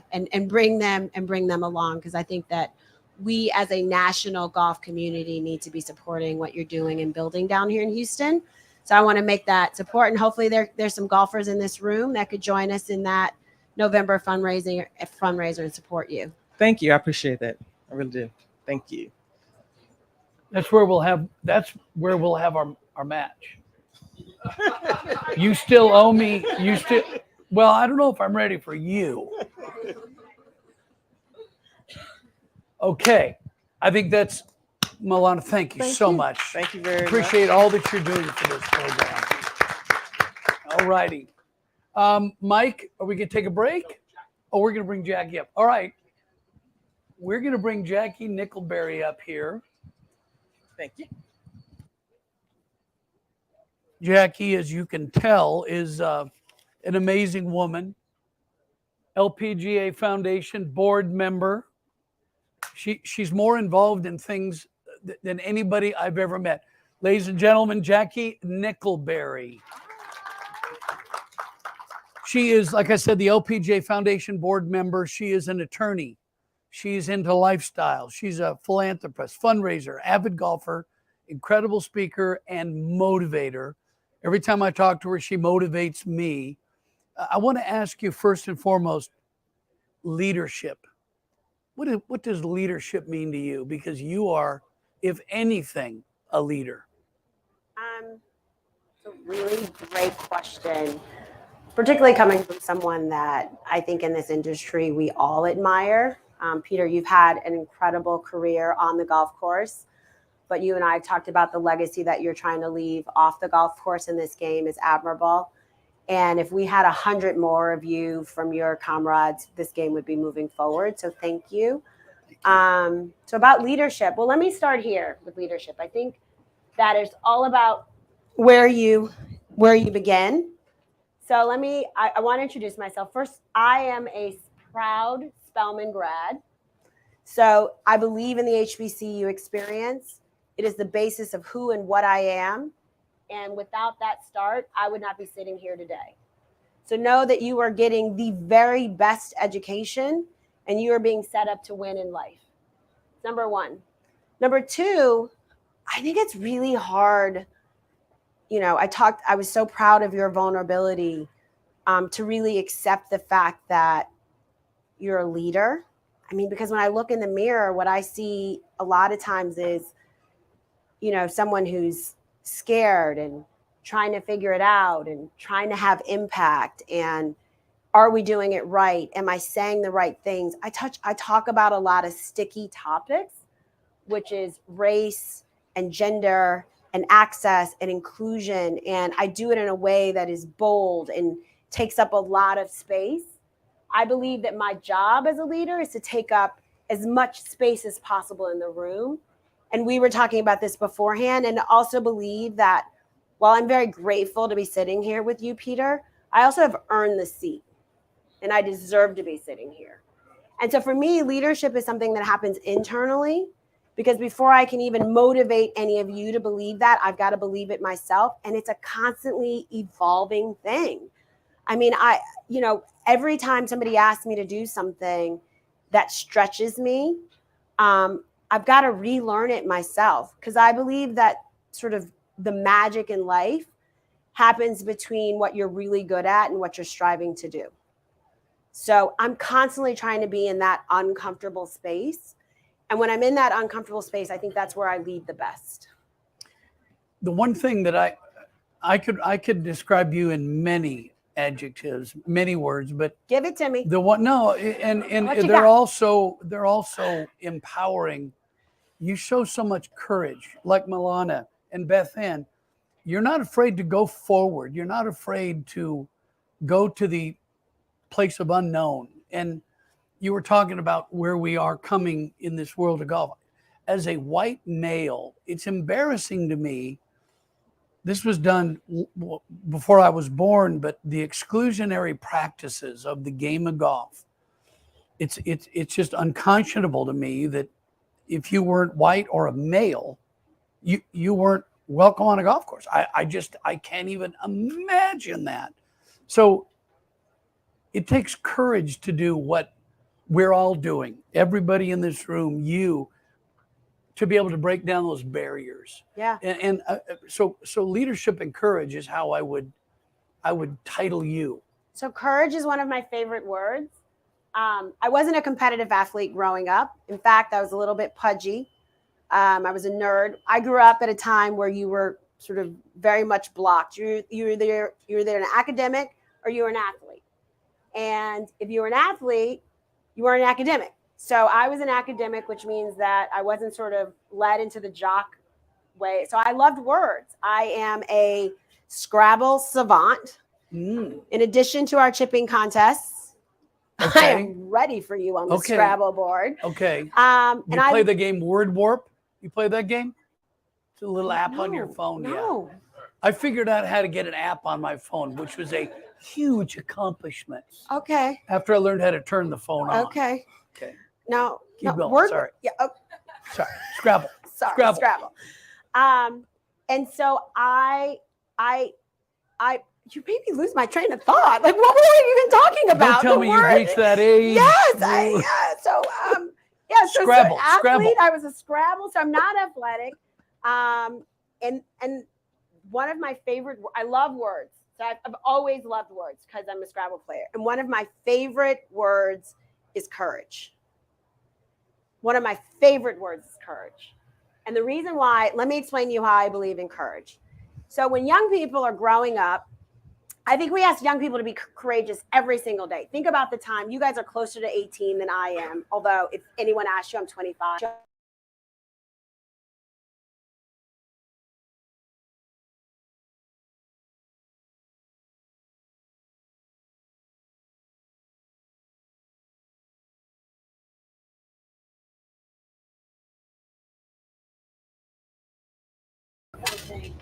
And then you'll see if you become an adult. Then you suddenly you start only doing things that you're really good at. And so you want to be in places that are sort of safe and feel good, like a warm blanket. So you choose friends that only think like you, and you choose things that sort of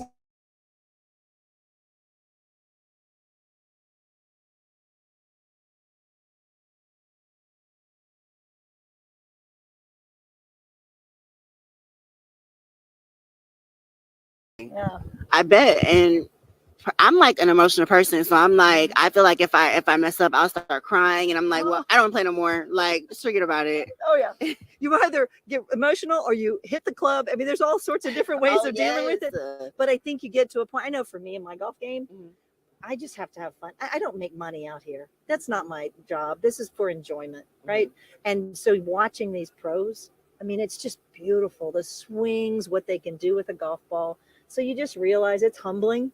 It puts you in your place because you think you're good, and then you watch them and you're like, nah, I get it. Yeah. Yesterday I did the simulator. He taught me like how to hold my hand, like do all that. But I have these long nails. It was so hard. Like I'm literally thinking I could never ever do this because it was like just even hard to hit it. I kept like swinging and missing the ball. Like it was just like a little embarrassing. I feel like a little. But you were talking about jobs, so I am interested to know, like, what do you guys do? I know you guys work for Chevron, but just tell me a little about your guys's golf.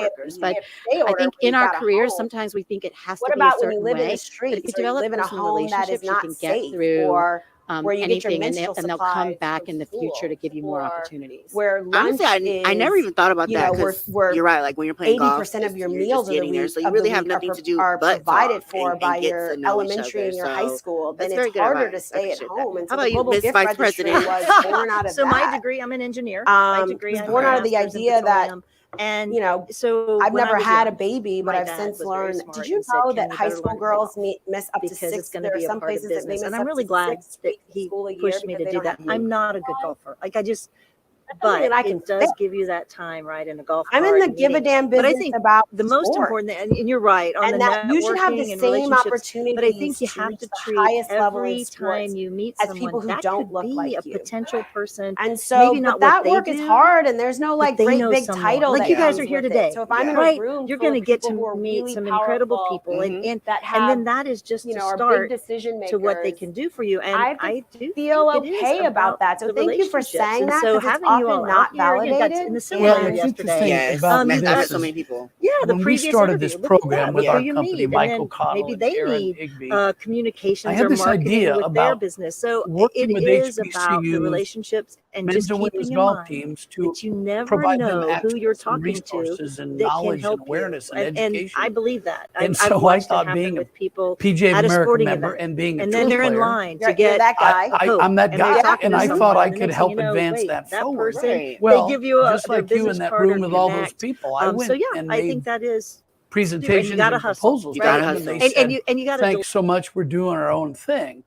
And I've come to learn that doing their own thing is scheduling quarterly meetings and having lunch and sitting around talking about what we will do. Yeah. Nothing gets done. So Yeah. I said, okay, well, screw it. I'm gonna go do my own thing. And that's what we're doing. Again, that just takes it to the next level when you just do it. Well, That's what you do. Well, what we talked about, I think there's Glenn who's standing outside the ropes here. Glenn and I have had this conversation, and other people.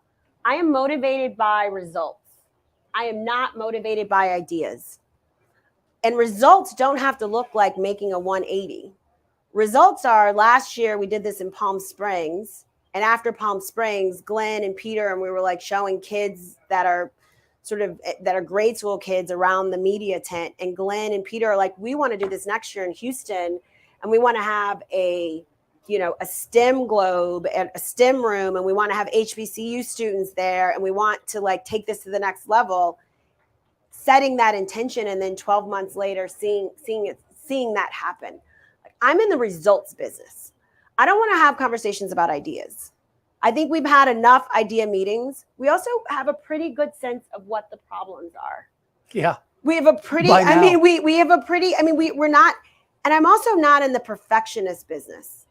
I say this all the time. There's, Preston's here who runs development for the LPGA Foundation.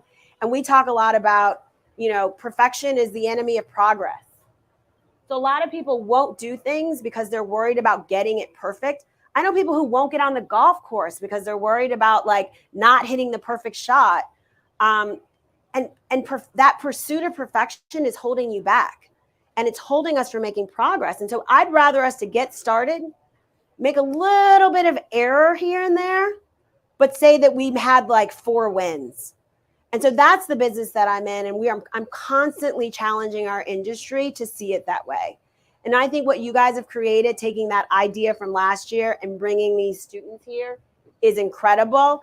And this bowling team over here is going to teach me how to bowl. Well, I've already talked to them about They hit that. more fairways than the rest of us combined. 1,000%. Because we could at least hit our balls that miss the fairway. You guys are in the gutter, and at least the ball comes back to you automatically. Yeah, So but Peter, I think the work that you're doing is really incredible. I think the work that the LPGA, this year we'll have touched the 1,000th girl. We'll put a club in the hand of the 1,000th girl. And like, what does that mean in terms of golf and diversifying the game that we all love? When I hear the story about what you said about what it was like to grow up and play professional golf. Last year, I had lunch with a woman on our mini tour, and she was telling me that by June, she had run out of money, and she had now moved all of her belongings into her car. That is not okay. No. We should all feel bad about that, and we should all be doing something about that. And something that I remind Nancy, who's here, who's the president of our foundation, about, and Molly, who's not here, who runs the LPGA, and I say this every time I come to a tournament and there's not a Black woman walking on these greens and playing golf, we should all feel bad about that. We should all want to change that. And so I am demanding that we do the work to create a pipeline so that there is. So yesterday, well, I was like so tired. We were on the course, and I met a 7-year-old who's playing golf in Houston, who I follow. I was like, okay, you're my person. And I gave her mom my phone number. I talked to her little sister, because it's not an overnight sport. Yeah. So we got to go that far back to find the work. But it's not, the answer can't be that golf is hard and that golf is inaccessible and that golf is expensive. And that's the reason why there's no Black girl playing golf today, right? That's not our answer. Our answer is, okay, Golf is all those different things, but we're not going about it right to find the right talent. So I got to go to the places where there is the right talent and talk to their parents and players. And so that's what we're trying to do. But I think, Peter, the work that you guys have done here and just in the year of seeing this grow is just phenomenal. And I think Chevron is such a great partner in this, what I call give a damn business. And Glenn, who's as humble as it takes and who's doing the work behind the scenes, who really cares and is moving the needle is just wonderful. I think something else that happened. I was at the Masters a couple of weeks ago, and my friend who's a member, he like pulls out this photo and he says, he's like, Jacqueline, you got to see this. And I was like, okay, let me see it. So it's him and David Grain with like the green jackets on. And in the middle is you guys in your blue jackets in the trophy room. And you had just played 2 days at Augusta. And then I have to tell a story about Marley. And I was like, that's Marley from California. And Chris is like, who's Marley? Well, let's talk about courage. So last year at the LA Open, I'm playing in the Pro-Am, and my partner is a woman named Renata Simley, who runs the LA 84 Foundation. She's a Black woman who runs the LA 84 Foundation is the residual of the 1984 Olympics. So when the Olympics drops down in a city, it's a lot of what Chevron is trying to do here in Houston. They not only put on a world-class sporting event, they're trying to leave something better for the community. And so they left hundreds of millions of dollars to do that work. And so Renata controls that. So we get to the 18th green, and Marley is standing there and walks up. And so she introduces me to Marley, and I'm like, and she's like, Marley's going to Howard. She's going to play golf. She's like our local star. And I was like, okay, let's tee it up. Let me see you hit the ball. I was like, you hit my last shot. Marley's like, wait a second. I don't have clubs. I don't have and I was like, Nene, can someone from your team go get her club? She's like, I'm left-handed. I was like, we can find a left-handed club. We find a left-handed club. Then she's like, I don't have a glove. I was like, I can get you a glove. We find a glove. Marley steps up it's a par 3. I don't think anybody else hit the green. And I was like, okay, this could go really bad. I was like, please let her hit a good shot. Please let her hit a good shot. Let this be a good moment for her. She smacks the club and leaves herself with an 8-foot putt for birdie. Wow. The point is that she took her shot. And to be honest with you, if it had just dribbled off the tee and she didn't make it, it still would have been important to take the shot. And what's more important is that I saw her in that moment. And so you guys will have that chance to see people. There are people in your community right now who they don't know how they're going to get to college, if they're going to get to college, and they're looking up to you. And so I challenge you to go back to your communities. And there used to be an old saying in the Black community, go get your education and bring it back. And so that's what you guys should be doing. You should be on your breaks, going home and going to community centers and talking to them, going to bowling alleys and, taking some people with you and bowling, picking up some kids in the local girls golf program and saying, come out and play around with me, showing them how to putt and chip. That's the work you can be doing right now to impact this game. And I challenge you to do that. And I guarantee you it's going to make you feel better when you do it. So that's the work though, Peter, as you know. That's what it is. I think our industry thinks that there's some fast way to change this. Yeah, I think our industry thinks we're going to open a door and snap fingers and here we are. The wonderful thing about you in this room and everybody that we talk to is that you're going to be the ambassadors of change. You're going to be the ones that start with this knowledge. I didn't have this knowledge when I was coming out of University of Oregon and going on the tour. I didn't think about this stuff, but this is the direction that this game needs to go.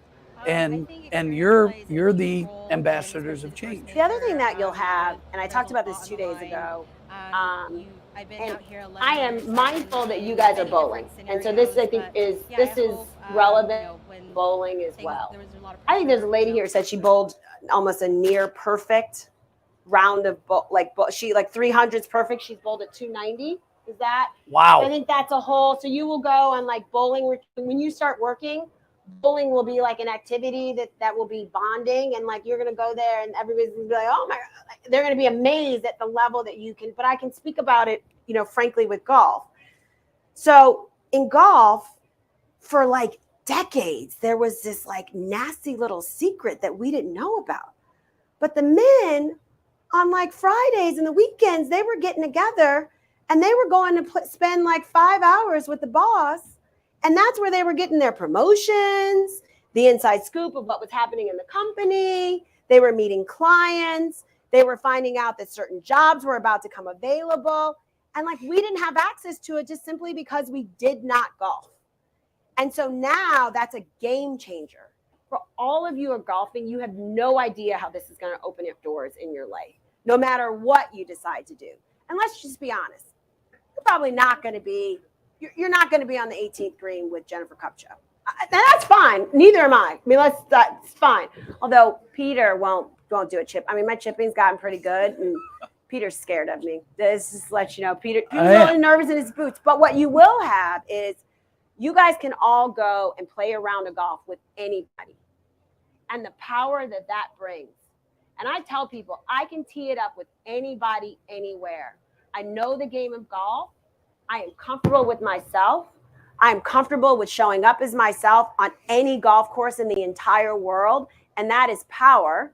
And on the golf course, for the first time ever, my Black femaleness is a plus. Because when I step up to tee it off, everybody's watching.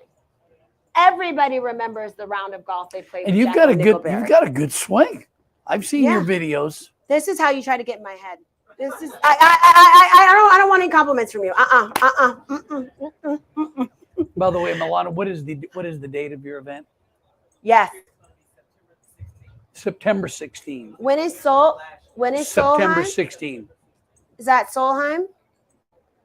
If it's not Solheim, we will all be. I will have a group of people. Huh? If it's during Solheim, it's a tough one for us. But if you have some movement and for it not to be. Does anybody have any questions? Because we're going to continue to move. Yes, Kendall. Which I've heard about you, Kendall. Your name is hot in the golf streets these days. Hello again, Kendall Jackson, sophomore sports management major from Houston, Texas at Howard University. And I just want to ask, how did you first get introduced to golf, and how, because it seems like your story has been absolutely tremendous, but you mentioned you just started playing 12 years ago. So how did you go from like just starting to now everything you're doing today? So I joined a private club in New York about 12 years ago with my husband, and I played competitive tennis growing up for about a year. When I was a junior, the doctor told my mom, you got to get her off the sofa. You got to get her active. So I started playing tennis. I think I would have been a great athlete growing up if that had been afforded to me. So we joined a club 12 years ago, and I had every intention of picking up tennis. And the first Black member of our club, who I'm very close with, who wants me to tell you hello. He's a fan of yours, by the way. Hello. He said to me, you should play golf. It will change your life.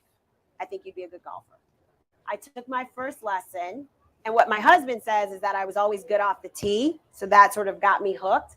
But I was taking a little time off that summer, so I didn't have much going on, and I fell in love with it. And then I type A golf. I mean, I don't think it's any secret. I'm a type A. I'm extreme type A personality. And so I took a lesson a week. I practiced. I fell in love with it. I fell in love with the mechanics of the game. I fell in love. I'm not an outdoorsy person because I'm afraid as hell of like snakes and like everything else. But like golf put me squarely outside in a place that was comfortable for me. It was really beautiful. I love the clothes, everything about it. Like I love the clothes of it. I'm a people person. I got a chance to like be with people. I mean, you didn't hear from me, but maybe I'd have a cocktail or so, you know, in the first, I mean, it fit me where I was. And so I fell in love with it. And I had some early success. I won sort of the first flight of the club championship, like 18 months later. And then there's that group of sort of what was really tough for me was going from like sort of in the 90s to in the low 80s, which is about where I shoot right now. Sometimes I'll break 80, but in the mid 80s to the 70s, there was a lot of work involved there. And I wasn't afraid of that work. So I still take a lesson a week. And then this is where the power of social media can be really great. I'm active on social media, and I'm active in a way that I feel like shows my whole person. I believe that we're all entitled to be full, complete individuals. And so I love golf, I love philanthropy, but I also love fashion and I love travel. And so I'm trying to show my full self. And so the LPGA found me because of the work that I had done with the Global Gift Registry. I started a nonprofit during COVID to send $250,000 worth of supplies to homeless women and children in 7 cities. One of them was Houston. And so through my golf work and through that philanthropy work, and then I have something to announce. She's not here, but the head of diversity, equity, inclusion and we won our 2-day member guest at my club about 2 months ago, which makes me the first Black member to ever win any event at that country club. And the second day, we had 9 birdies between the two of us. We were on fire. Laura's from Puerto Rico. Wow. And we stood on the 18th green, and Laura whispers to me, Laura's like, I feel like we just won the U.S. Open. Any win's a win. But I think even from the club's perspective, there were white women that were coming to me with tears in their eyes because they knew that win was more than just, it was a win for everybody. Right. It was a win. It was both athletic excellence, but I try to show up and be a contributor to spaces. I try to be nice. So, I try to do what I did. And so it was and so that's really the journey. I'm in love with the game. I'm in love with all aspects of the game. I'm as much as I try to keep Peter, but I am pretty geeked out that I'm sitting next to Peter Jacobson, talking about, so I'm a fan of it just like you and how I've done it too. And I want to just tell you all this. It is not about how you finish anything. It is your pursuit of excellence. And what I urge you to do is in anything that you want to do, it is not about it's not the end result. It's not whether you win or lose, it's your pursuit of it. And if your pursuit to excellence is good, then you always win. And so in golf, I take a lesson a week. Girl, I'm trying to get good. I'm fanatical about it. The one thing that I've found in the world as we move forward is a lot of people want to help, but they don't know how to help. They don't have your personality. They don't have a personality that will put themselves out there. A lot of people don't. So it's up to us to find those people, to ask for help. Yeah. To stick your neck out, ask those tough questions, see where you land. And create places where people can help. Yeah. So I think in that room 2 days ago, there's a lot of well-meaning people in our industry that want to change this game, that want to help, they don't know how. Yeah. And so our job is to create comfortable spaces and ways that they can help. And help comes in a lot of different forms. I think it's great what you've done is you've used your voice and your cachet of who you are to help. So in tiny ways of how it helps. So the Masters is the convening of all the greats in sports. It is sort of the place to be. So when I'm in the Masters Pro Shop, the members Pro Shop, and I see Peter Jacobson and Peter stops his conversation to hug me and speak to me. You know what you're doing. To hug me and speak to me and give space for me. He's told everyone in that room that I matter. And so those are sort of the tiny things and the tiny, those you've helped in that moment. Because now people are like, well, who's that? And how does Peter know her? And so it gives me a chance to talk about the foundation work that we're doing and sort of how. And so I'm saying you can do that for other people right now in your space. There is somebody right now that is looking up to you and the fact that you're in college and pursuing your dreams, and you can give them space in your community. You can give them space on campus. You can give them space in your organization. One of you is the best here at what you do. So if you're the best, how do you take the person that's maybe struggling on your team and saying, let's go out and play around? Can I help you? The one thing, talking about Steph Curry, it takes something so little from somebody like Steph to make somebody feel so big. couple years ago, I do the TV out at that American Century, and Steph plays every year. And he always starts on the first hole in the Pro-Am with a few people in the ropes. This guy's Pro-Am partners and caddy. By the time he gets to 18, he's got 50 people in the ropes. He's got 8-year-old kids, 12-year-old girls, dads with their kids, white, black, men, girls, boys. And he's walking with them, kind of like how Michael Jordan was the same way. He's walking with his arms around these people. And these kids go from, they feel this big. Yeah. And that's where you are. There's somebody that looks up to you because of the position you're in. And they're always going to, as you grow in your community, in your profession, in your career. And like, you don't have that's to what I wait. love about like you don't Michael have to and, wait to give back. No. But you don't have to be Michael and Steph and Peter and Glenn and, you know, and Nancy to give back. You can do it right now. You can start right now. And that's what, and I swear to you, if all of us just does a little tiny bit, it's going to all add up. Well, it also comes down to it costs you nothing to be kind. 1000%. Kindness. Just be a good person. I asked Arnold, I was good friends with Arnold Palmer before he died. And I said, what are the two things that are important? He said, and this is Arnold Palmer. He has a drink named after him. This guy is the man. He said two things, gratitude and kindness. That's what got him to where he is. Yep. Are we, Mike, where are you? Oh, we're going to break. Any other questions for Jackie? Yes.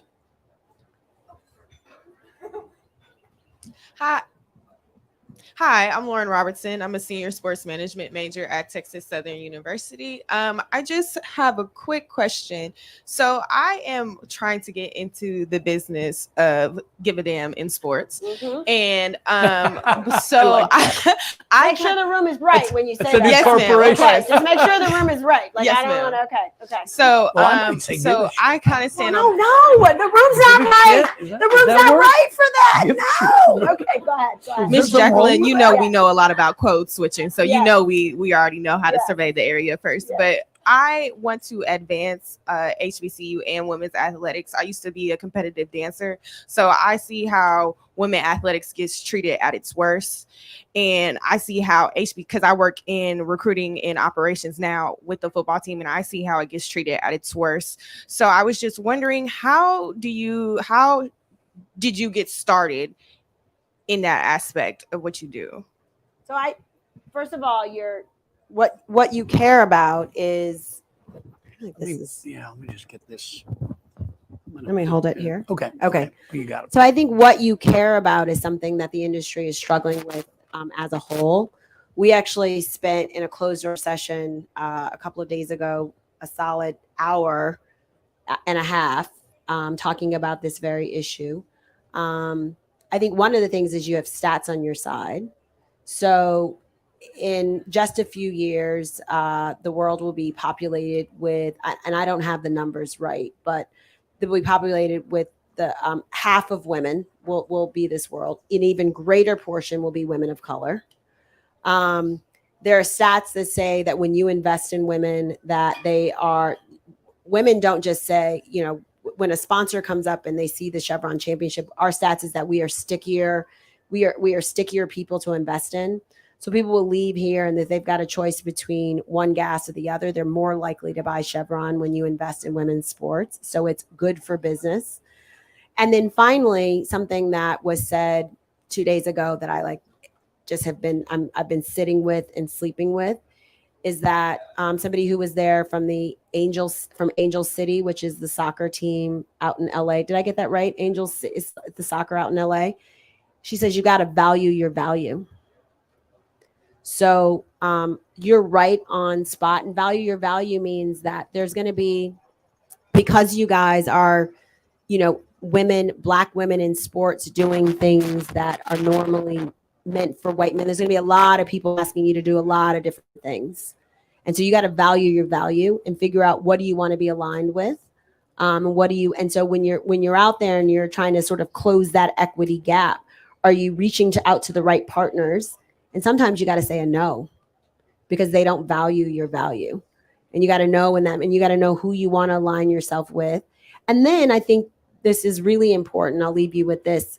You guys live in a world that is hyper, sort of just all of your moments are being photographed. All of your moments are being videotaped. And so I think you got to manage your brand. So make sure that, you know, what you're putting out there is something that you want out there forever. And also who you circle yourself with. But you're right in line with what the industry is talking about in terms of the equity between women and men's sports. And we need really smart voices in the trenches with us trying to figure that out. And so if you can get involved in the data part of it, the data is sort of leading the way. And I think that leads back to the STEM and the STEAM that's going on here. If you can get into how do you cull data and then manipulate it and crunch it and figure out ways as to how you get to people, that's a growing industry and one you can be super successful and impactful in this next decade and beyond. You're right on line with what we're talking about. All right, Mike, what are we doing? Okay, everybody, thank you, Jackie. We're gonna keep this all going, but we're all gonna go have lunch right now. Mike, grab it and bring it back. Yeah, okay. we're gonna have lunch, but you guys will have more time to ask questions to everyone. So think of your questions, write them down, but we're gonna break for lunch. Okay, thank you, Aaron. You're welcome. Thank you, Jackie. Lunch is over there. Keep that on. Keep it.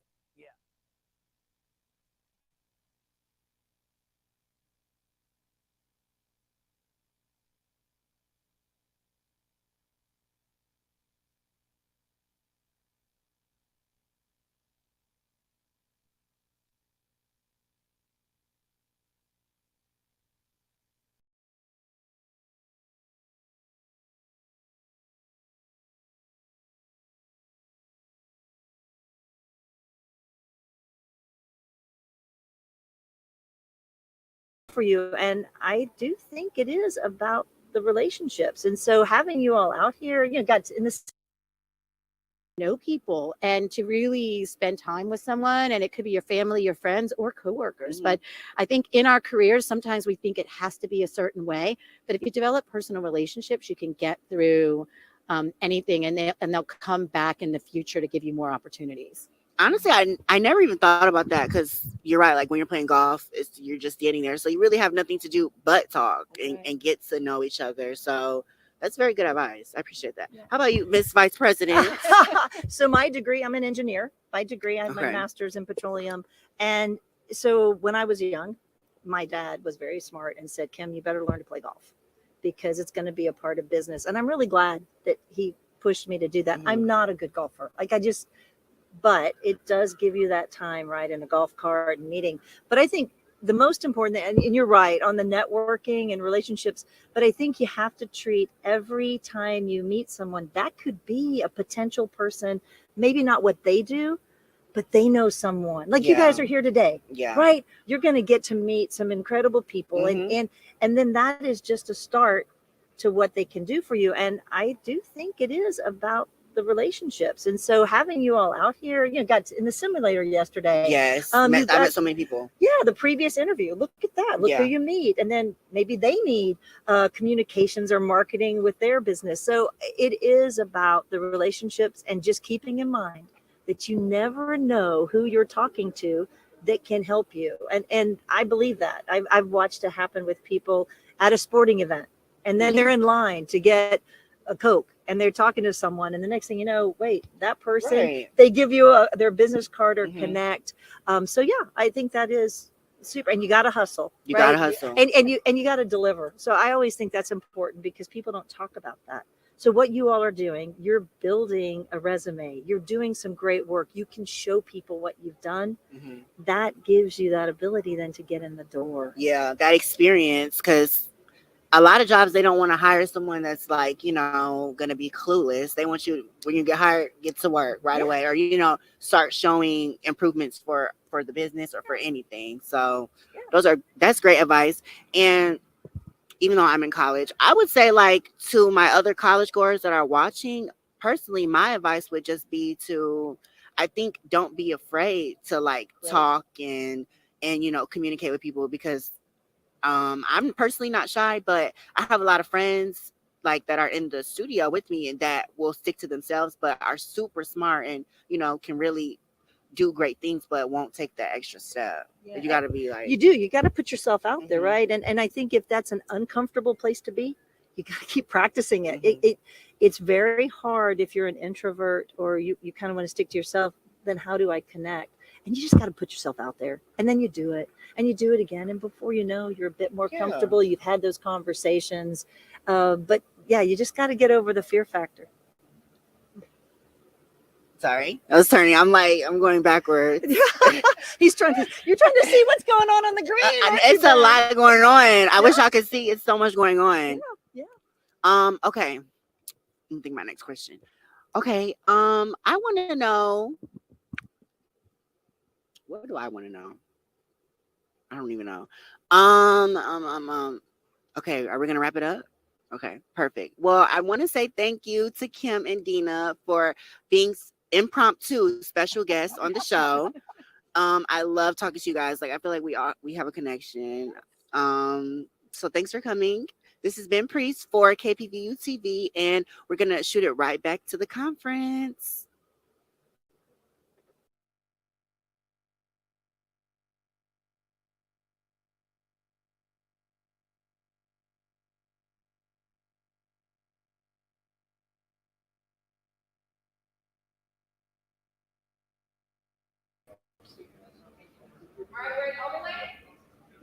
Hold on. Wait.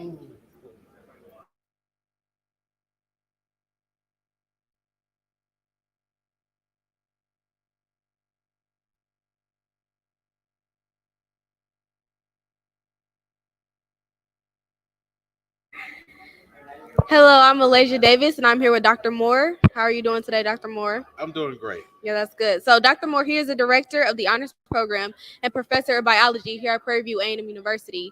He is currently with us, part of KPVU-TV. He partnered with us, and he is here at the LPGA Chevron Golf Championship. How does it feel to be here? This is surreal. This is a awesome opportunity to learn more about the sport, also to gain exposure to more levels of excellence outside the classroom. Yes, for sure. Absolutely. So now that we have got into the introductions, we will be back after this short video. Okay.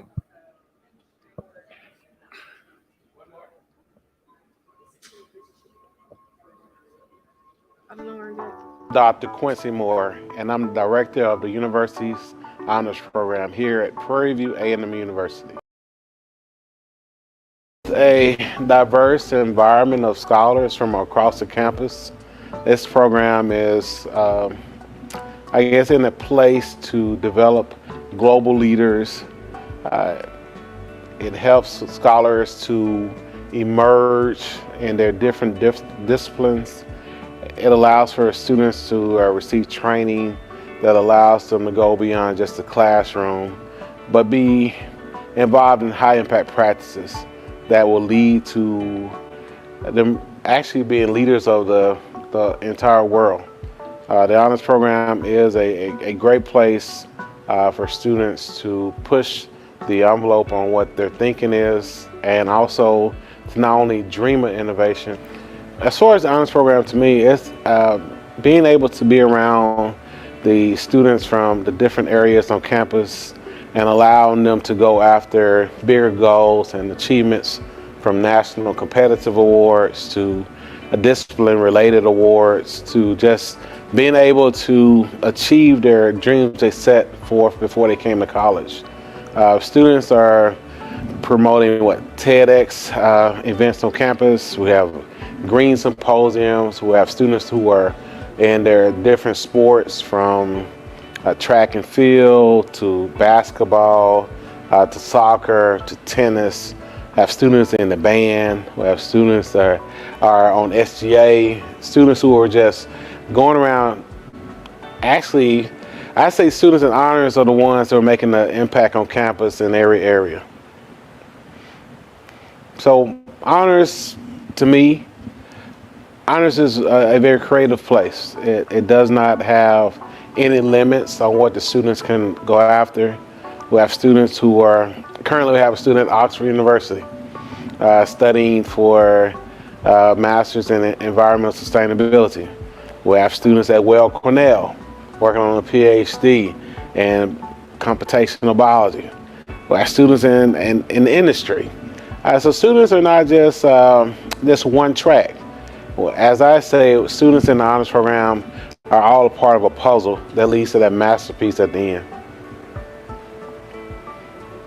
The honors program means to me a chance to expand your worldview, not only just on campus, but beyond our campus. We are a collective of achievers and goal-getters and strivers in all aspects of our life.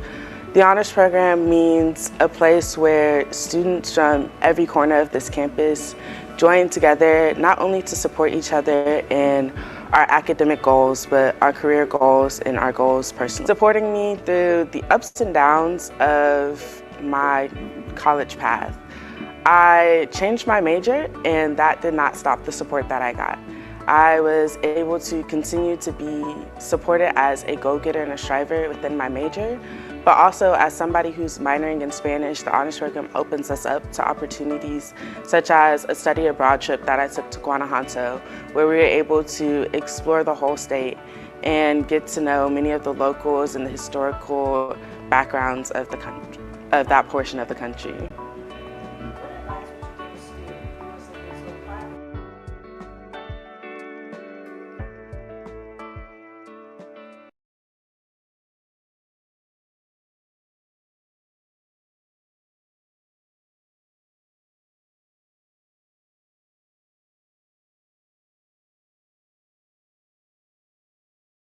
Hello, we are back. I'm Elijah Davis, and I'm with Dr. Quincy Moore. Dr. Quincy Moore. So, can you kind of detail us what is the honors program? What do they do? What do they offer? How does this set up students for the future?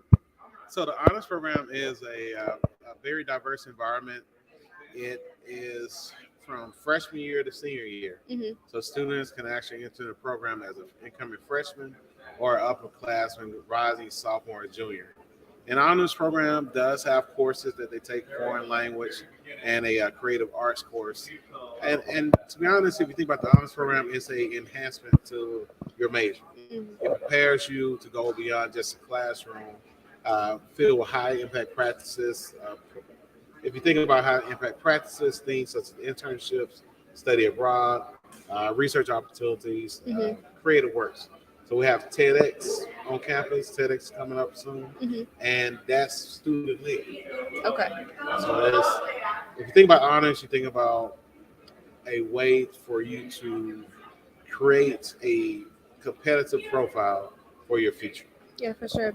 So with that, I can only assume, because it is an esteemed program, what are some of the qualifications that students have to meet? What is the criteria to make a student eligible? So a student, incoming freshman would have to have a 3.5 GPA, score a 25 on ACT or 1240 on SAT, submit an application, recommendation, and just be an overall great student. Okay. Active in high school, and just have that sense that they want to do more. For upperclassmen, we'll need a 3.7 GPA, and also start doing more as far as when you look at the application, not just all they did was go to class. What are they doing beyond the classroom? What are they doing to change society or change their communities? What are they doing to advance their discipline? So we look for students who want to be, I would say, an outlier in a way, but being the best they can be in their field. Yeah, for sure. So you speak about going beyond the classroom. So what are some of the ways you think that students can become more engaged with their communities, to kind of have them stand out on their resume, based on their resume? So if you think about students, you got to think about each one reach one. As you go higher, you should be pulling someone else as you go up the ladder. We have students who have did community service projects with nursing homes or a homeless population. They also did strategies on campus. Yes. So, like right now, there's going green, sustainability, and we have a student that actually is putting on a conference this week, this Friday, Wow. about a sustainability initiative on HBCU campuses. Mhm. So when I say go beyond, it's not just, being an honors is more than just making an A. Mhm. It's the overall. It's how are you making society better than the way you found it. Yes, for sure. So, how do you feel as though the honors program can help set students up for a successful future? I know you talked about, internships, partnerships, things like that, study abroad opportunities, foreign language opportunities. Could you kind of just expand on that?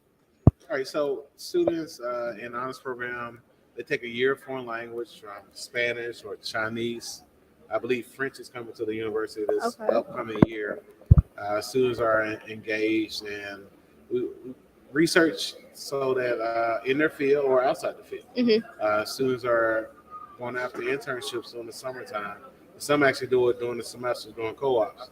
But the overall goal of all of these opportunities is to expand their thinking, expand who they are, expand what they bring to the table. Yes, for sure.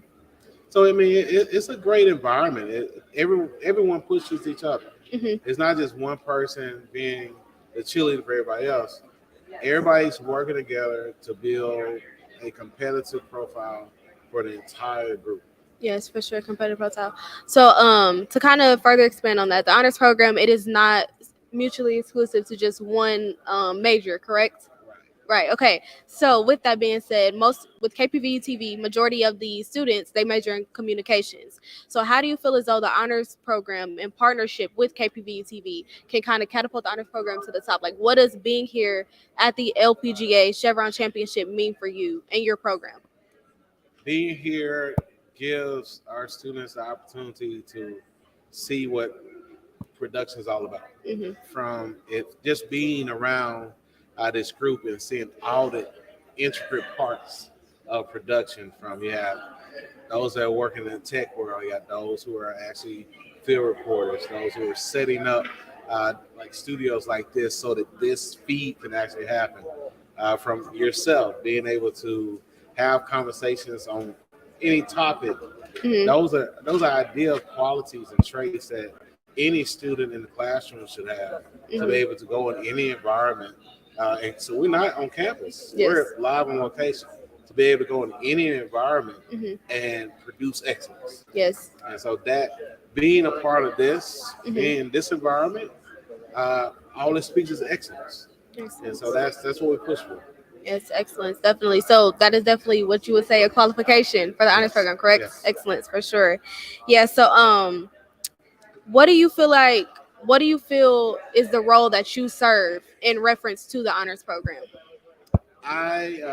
In honors program, I feel as if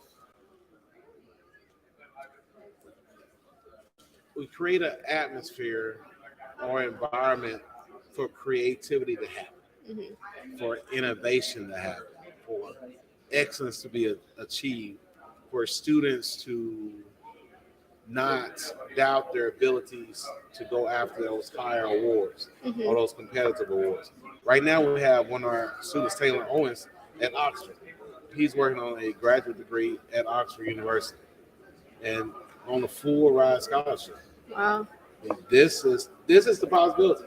Whatever you seek after in honors, we're an advocate for that, and we put you into a position to where if that's what you want to go after, then we're running hard to get it. Yes. So aside from KPVU-TV, what are some other partnerships do you feel as though have aided in the success of the honors program?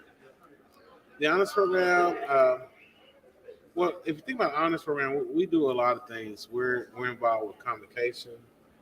We are involved with recruitment on campus. We have partnerships with, we've had Berkeley come to the campus. Wow. All the way from California came, and we had a Berkeley Day on campus. We have partnerships with Rensselaer out of Troy, New York. So we are positioning ourselves with corporations and institutions to actually create networks where the students can actually rely on and gain insight. Gain insight from professionals who do it all the time. Yeah, for sure. All right, so one last question. What is your projection for the honors program? What would you like to see, or where would you like to see the honors program, 10, 20, 30 years from now? 10, The sky's the 20, limit. 30. To be honest, being involved with events like this, Yes. more of them, Mhm. not just, and if you think about the honors program, it's not just exclusive for one particular major. Mhm. We have students from architecture, students in education, arts and sciences, business, undergraduate studies, engineering, agriculture, and human sciences. Every single college, criminal justice, every college that's on campus, and nursing are a part of what we call honors. So when you look at the honors program, you got to think of Fairview, A&M University, the diversity that you see there. And so being here, being in these environments continues to push us, to push the students to achieve more, to go after more achievements. And at the end of the day, when we have changed the world, Yes. I believe our goals have been met. So students in the program, we want to build a program that actually becomes a college on the campus, to where students who are seeking after emerging into levels of excellence will become what they seek after. And the honors program prepares students for global impact, global leadership. And one of the things I push the students to go after what's called honors impact. Okay. And so honors impact is the ability to change your discipline or be interdisciplinary, to where you change policies and procedures that not only affect locally, but nationally and internationally. Take world impact. That's great. All right. So before we conclude this interview, is there any advice that you would like to give to, students who are potentially wanting to be in the honors program, or, just students who are on the academic path, they're seeking higher education in college? What advice could you give? I would say don't be afraid, because a lot of times fear will paralyze us from going. Think about this event here. To have to come out into this environment in this professional environment, this competitive environment, and still step up to the plate. So I would tell any student, don't be afraid to go after your goals, to dream bigger, to just set higher marks, and don't stop until you get them. No matter how long it takes, keep that dream alive, keep it moving forward. I like that. Well, thank you so much for joining us for this interview today, Dr. Moore. I've enjoyed you thoroughly. We will be back with our news director, Catherine Dallum, as she will be interviewing a honors program student, Morgan Lewis. Be sure to tune in. Okay.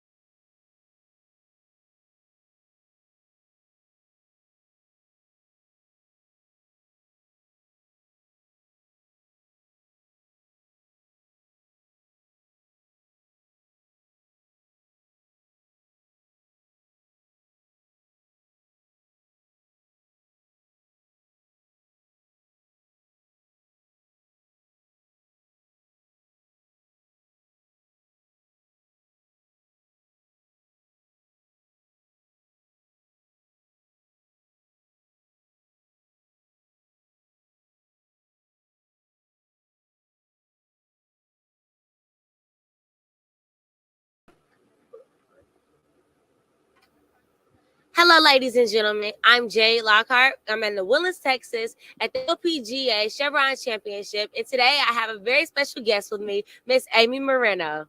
Hello, Miss Amy. How are you doing today? Very, thank you. So, Miss Amy, I know that Nike is over at the tent and you guys are doing a little bit of shoe designing. Tell us a little bit about that process. We are. So the Chevron team brought us in to do custom Nike tennis shoes. as a giveaway. And we're doing 52 pair that are being given away every single day in honor of the 52nd anniversary of this particular tournament. So it's very interesting because we've got 4 kinds of shoes. Everyone comes in and we help them customize all their own colors, and then they're entered into a raffle every night. Oh wow! So you're doing 52 shoes each every day. Yep. Every single day. How has the process been for you? Has it been entertaining, like interesting? Like how has it been just having all these different designs? You know, this is a really fun event to be at because since it's LPGA, there's kind of more women than some of our events, and it's making it really fun because the shoes they're coming up with are all over the board, and they're having a lot of fun. And I think it's a really interesting way to kind of get people at this tournament like interactive. So they're having fun, so are we. Definitely. I know that you mentioned that you have 4 different types of shoes over there that's able to be custom designed. What shoes are those? So we've got the Nike Pegasus, the Nike Air Force One, and then we've got Converse, Chucks, high top and low top. Okay. And everyone is eligible for this? Like, are they available in kids sizes as well to be customized? They don't have kids sizes, but the Converse actually go down to a size 5 for women and 3 for men. So I've had a couple of adults come in and put their kids info in, and hopefully they'll grow into them. Is this your first time being at a Chevron championship yet? At a Chevron, I've worked different tournaments before, but this is the first time with Chevron, and it's beautiful, and they do a good job. Yeah, it is beautiful out here. So at the different championships that you guys go to, you guys always do the shoe designing? When it comes to golf, it's almost always shoes. Okay. We do other events that give away different things, but golf is usually always shoes. Miss Amy, I must ask you, have you designed a pair of shoes over there? No, because they won't give them to me. So I had to do it online at home. Okay. Pay for it. Right.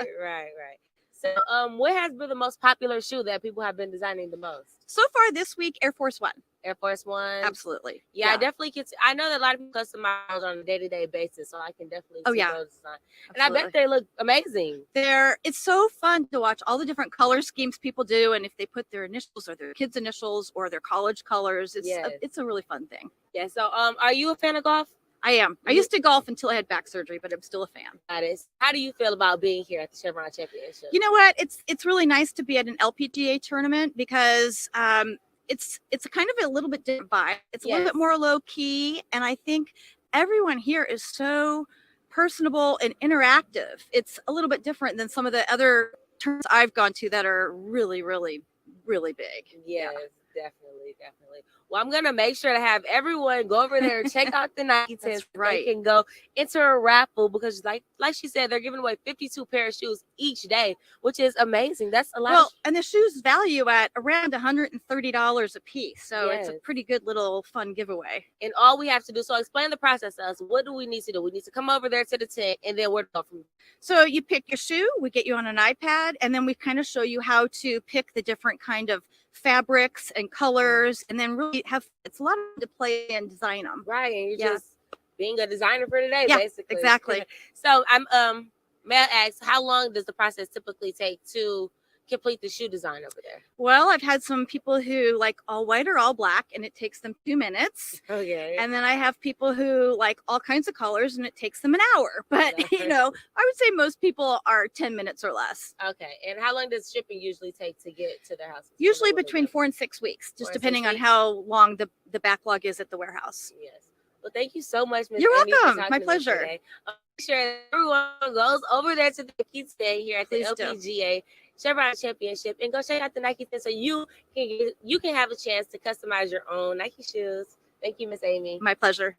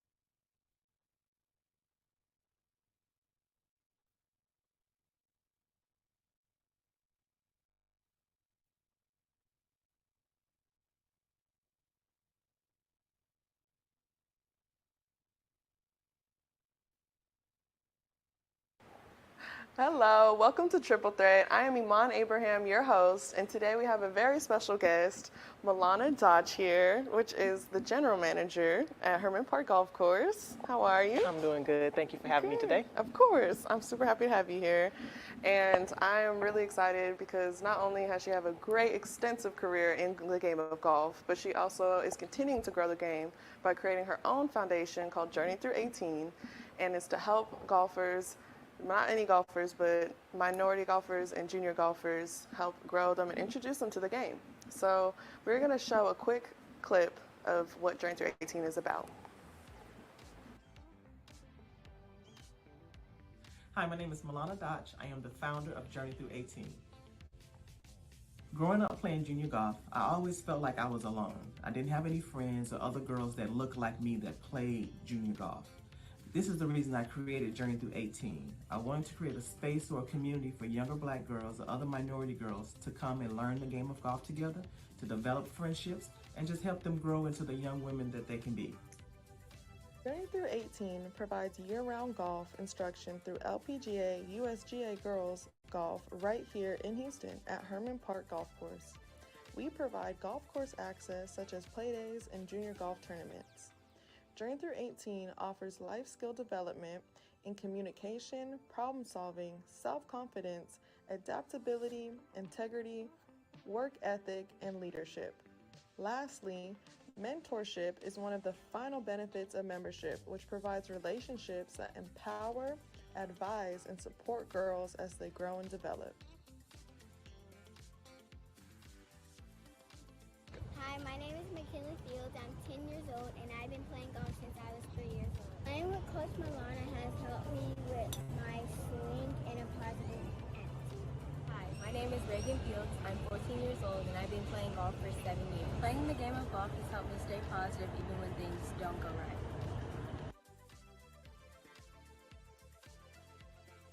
To become a member, head to our website, journeythrough18.com. We would love for you to be a part of Journey Through 18, where we support girls on and off the golf course.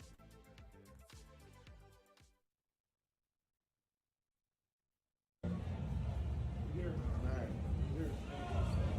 didn't expect this season we had, but we're here now. I'm gonna make some noise.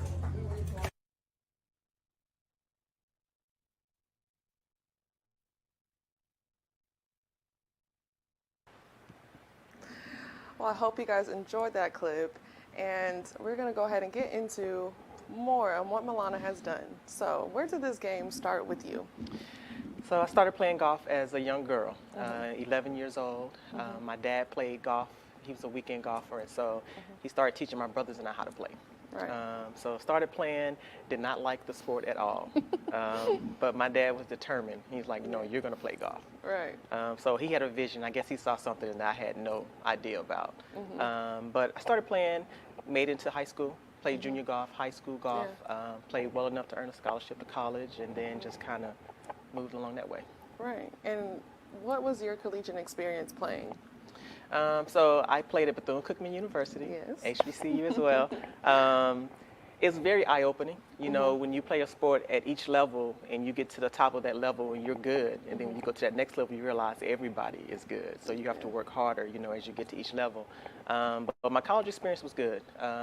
Learned a lot about myself and what it takes to be a better golfer, to be a good golfer, to be able to compete in the sport. And then the team golf, those experiences with your teammates, your highs and lows, you know, getting along with your teammates.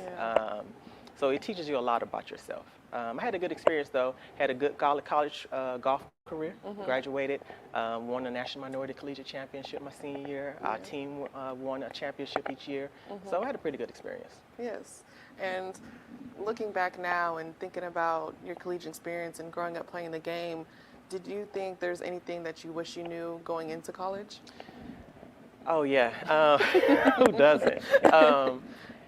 It's just so much about golf in general that I had no clue about. You know, all I knew was what my dad told me and what he knew. I think being exposed to the game younger and those experiences will help you. You know, trying to play college golf or college any sport. You know, and so having that awareness at an early age, kind of understanding the work that it takes, the dedication, and what's expected of you, and what you want for yourself. I think learning that or having that awareness, having parents or the support system around you will make that career in college that much more successful. Right. And you had a very good, successful career collegiately.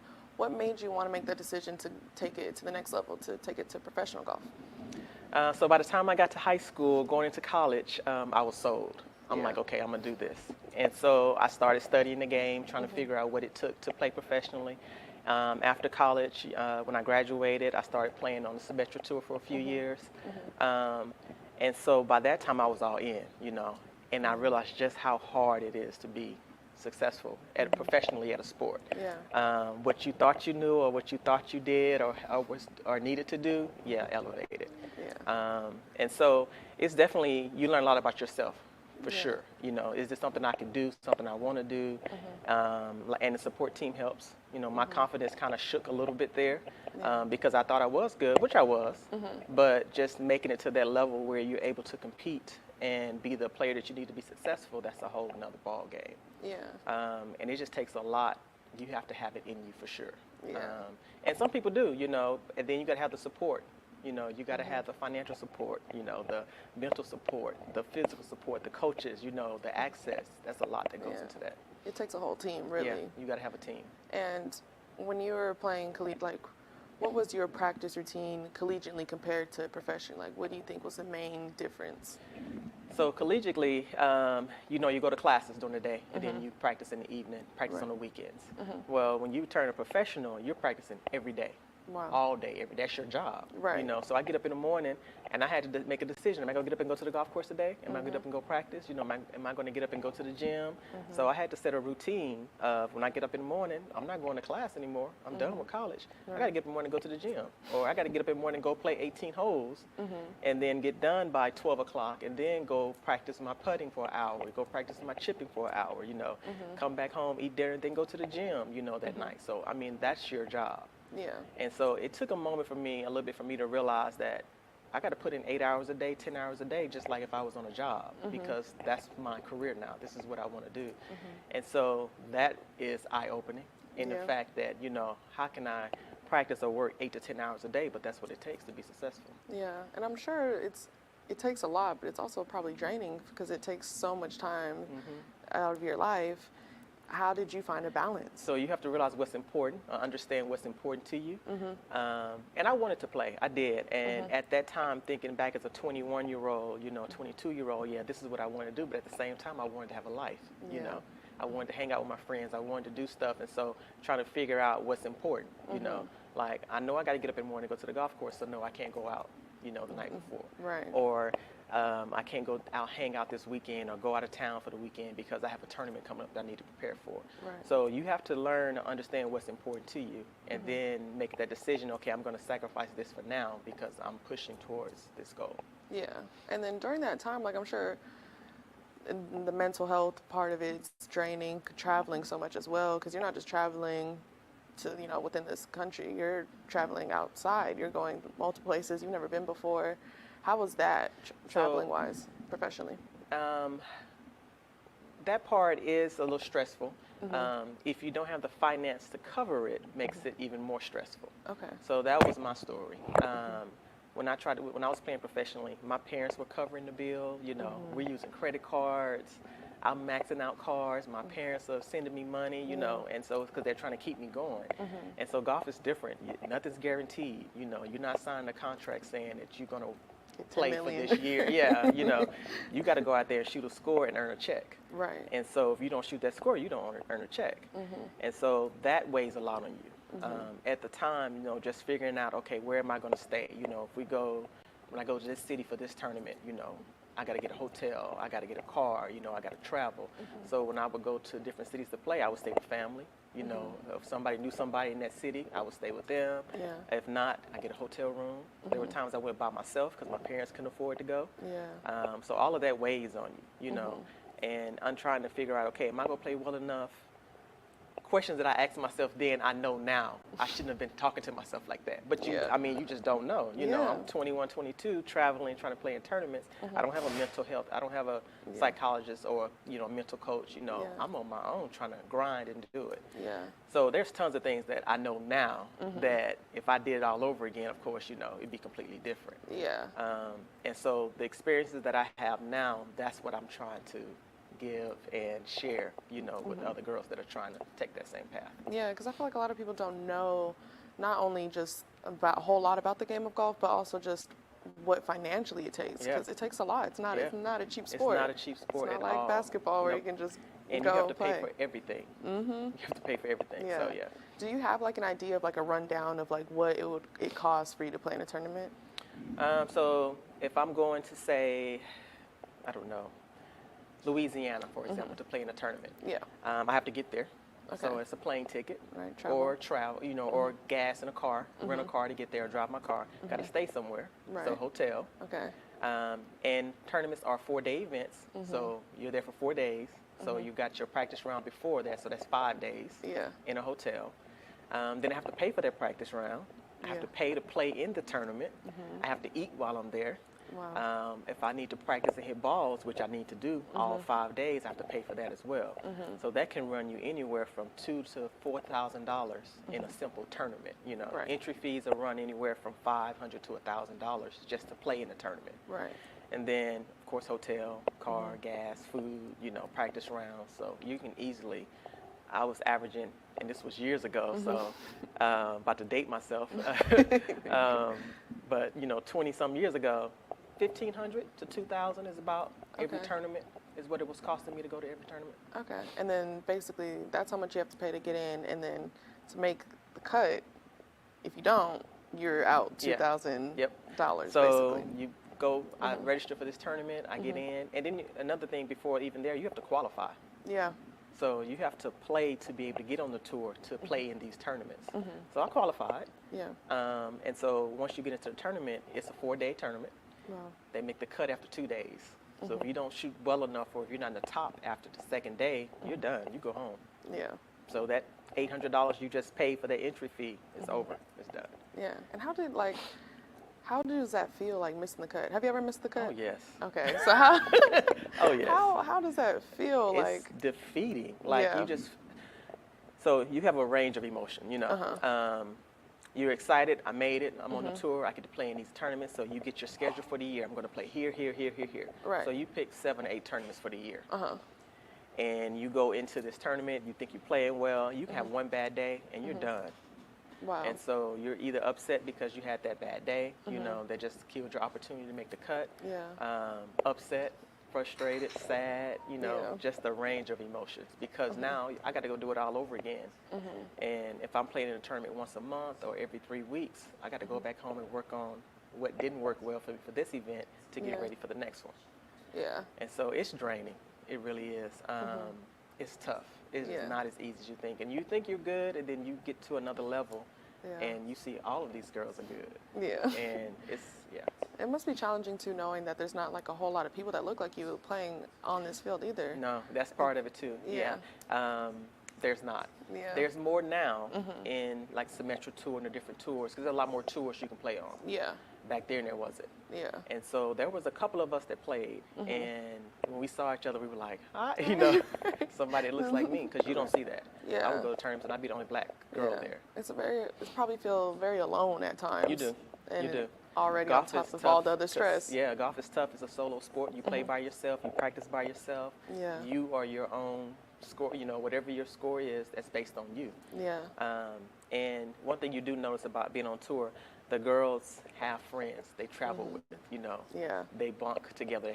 They get hotel rooms. You know, they kind of travel together. I didn't have that. And so I'm by myself, literally. For every event. That is a challenging thing to go through. But we're going to go to a quick commercial break, and when we come back, we're going to continue talking more with Milana about her experience within the game and also her experience growing the game. Stay tuned for more.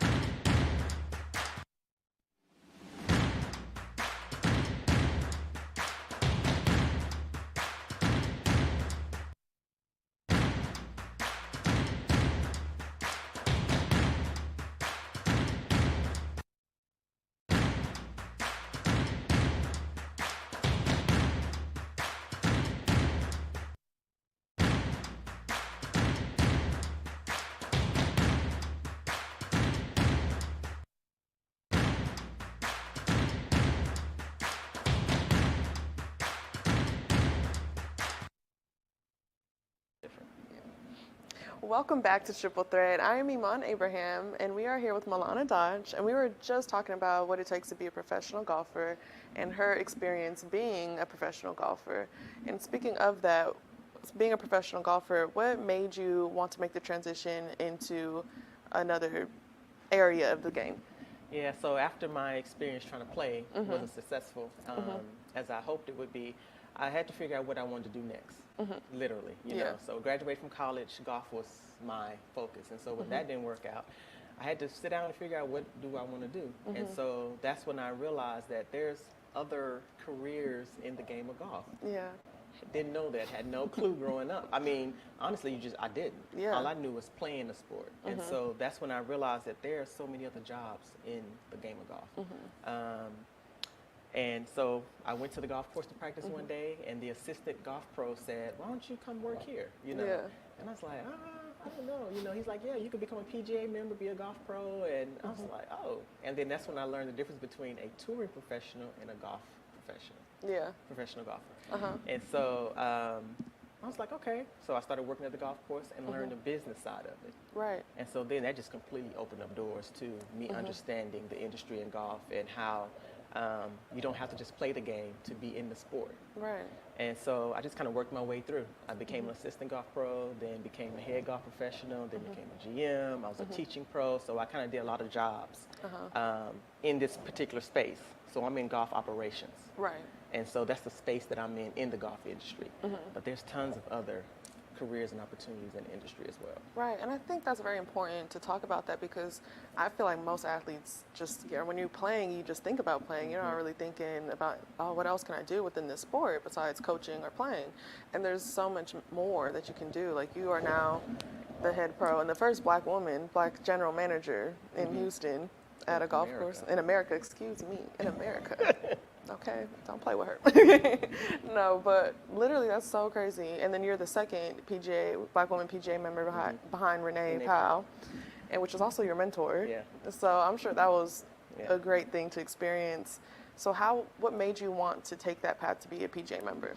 So didn't know much about, like I said before, but when I started working at the course, the guy that kind of got me in the job, Ira. Yeah. It's a full circle how things happen, but he was an assistant pro, got me working at the course he was working at, and then he moved on, and I just kind of worked my way up through at that course, and worked under who was a black golf PGA pro at the time, Leonard Jones in Dallas. Yeah. And so he was my golf pro when I was growing up. Yeah. So full circle, ended up working for him. And so just learned the business. So basically, before I became a PGA member, I just learned the business, how to manage a golf course, how the operations work, how do you put on a tournament, how do you manage food and beverage. So that I learned first. Right. Then they were like, well, you should become a PGA member. And I'm like, what is that? So then I started learning about the PGA and what the PGA stands for and what it does and how it grows the game of golf. And I was like, okay. Got my PGA membership and then found out that I was only the second black woman to ever get PGA membership. Yeah. And I was like, oh. So I'm like, this is just becoming more and more interesting. Yeah. So once I got that membership, then I understood or I saw things a little differently. Yeah. I was like, okay, this puts me in a position now to really open doors, to be not in front, but to be seen to tell my story so other black girls know, hey, they might be in golf, that if they don't play, there's other things they can do and still be in the game. Right. I didn't know. Yeah. I was going through this blind. I'm literally walking blindly through this, not understanding or not seeing the opportunities that's there and what, I can do. But becoming a PGA member really kind of opened my eyes to that because then I started seeing where there's lack, and trying to figure out what can I do on my end to help increase the numbers, to help bring the awareness, to provide access, to just bring more girls into the game. Yeah, and I think that's very important because like I said, I think there's a lot of athletes that just don't know, and the girls, I grew up kind of similar to your experience. I felt very alone. I didn't know a whole lot about the game of golf. Yeah. And I think it's great what you're doing with Journey Through 18 because I wish I kind of had something like that growing up. I wish there was an organization where I could play with other golfers that look like me, and I probably would have quit so many times. And that's important. And that's the main reason behind Journey Through 18 because it was just me. And I felt that, I know what that's like. And so when I see other little black girls at the courses or different places, I'm like, hey, you know, because you need friends. And so I'm not trying to become your golf coach, you know, or take you from your coach or whoever you would. I just want you to have a community. I want you to meet some other girls that look like you, that play the game, that you can go practice with, you can play with, y'all can travel together, you know, you can grow up with. So when you become 25, you know, you play junior golf, we play junior golf together, you know, and you just network, you have that connection, that relationship with somebody that can be in a completely different field from you, but y'all have that connection through golf. Yeah, and I think that's important too, because when you have those connections with other people, you have someone to talk to. So you have like when it is time to go to play collegiate golf or play professionally, be like, hey, I'm going to this school or this, that, and I think that's very important. You have somebody you can share experiences with, support, you know. You have a bad day, and she be like, oh, it's okay, you know, and y'all can talk about it. You know, you have somebody that you can relate to. Yeah, I like that. And that's important. So when did this idea pop in your head to create Journey Through 18? So it's kind of been there for a long time, but you get so wrapped up in work, you know. Before I moved to Houston, it's been there. I did girls golf in Dallas, and so it was really like, okay, I got to do something with girls. I just it was always in me. I got to do something with girls. And so when I moved to Houston, to Herman, I got this position. I was like, this is the perfect time. Yeah. I have the access, the ability. I'm managing a facility that I can open up to bring as many girls as possible. We can do activities. We can do golf. Like this, I mean, why not? Right. And so when I came up with the name, and I was like, this is perfect, Journey Through 18. You know, we can support girls till they're not till they're 18, but through the age of 18, on the golf course and off the golf course. Right. And then bring them back after they graduate to come help with the younger girls. Right. You know, let the younger girls see the older girls that came through the program. Right. And so I think it's the perfect tie in to keep in that circle. Right. And going through Journey Through 18, what services do you like to provide for junior golfers that are trying to get involved? So we do girls golf. So the girls get to come and we go over golf, everything golf related. You know, they learn how to putt, chip, full swing, getting their skills, you know, their etiquette, rules. We meet once a month, just strictly golf. Right. Then we meet again to have on-course time. So the second time we meet, we take them on the golf course where they get that experience to play golf. So golf is the foundation. They're going to know how to play golf once they get through the program. Along with that, I try to provide, I'm providing skill building opportunities, leadership opportunities, social activities, just things for the girls to help them create that bond. So yeah, they see each other when they come play golf, but we have a leadership academy, you know, where they're able to come and it's a full day of activities where they're learning about leadership and empowerment and exercise, you know, just different things. We're doing a etiquette class where the girls are learning proper etiquette when they go out to eat to a restaurant. If they go to a banquet, they'll know which fork to grab, you know, they'll know how to sit, which class is theirs, things like that. A financial literacy class. Going to go to the Astro games, you know, so it's just different things that the girls can do to help build those relationships, build those bonds, and then go play golf. Yeah. And so I didn't have that growing up. So I'm the only girl, I have 3 brothers. And so I never had sisters, you know, and so I always wanted to have that feeling that I have other girls around that have the same interests as I do. Yeah. And so that's the community that I'm trying to create. I think that's important. I like how you talked about the etiquette as well, because golf is very much a different sport. Yeah. Can be low classes sometimes to where it's favorited towards the higher brackets financially. So I like that you include that, because I think it's important. A lot of people don't know that a lot of stuff, if you're not from a more fortunate position, you don't know about the forks and the etiquette and things of that nature because you just weren't grown up that way. Yeah, and golf is a different sport, you know. Like they always say, you can learn a lot about a person when they play golf, you know. Your discipline, how you control yourself, how you carry yourself, your mannerisms, your etiquette on the golf course, you know. So a lot of that you have to know to play the game, and it feeds over into other parts of your life as well. And so that's just one part of it, you know. I took an etiquette class and it stuck with me, you know, and I felt like I needed that, you know, and like you say, most girls have no idea, you know, unless their parents are teaching them and stuff, but it's a fun way to get them around the table dressed up and just learn, you know.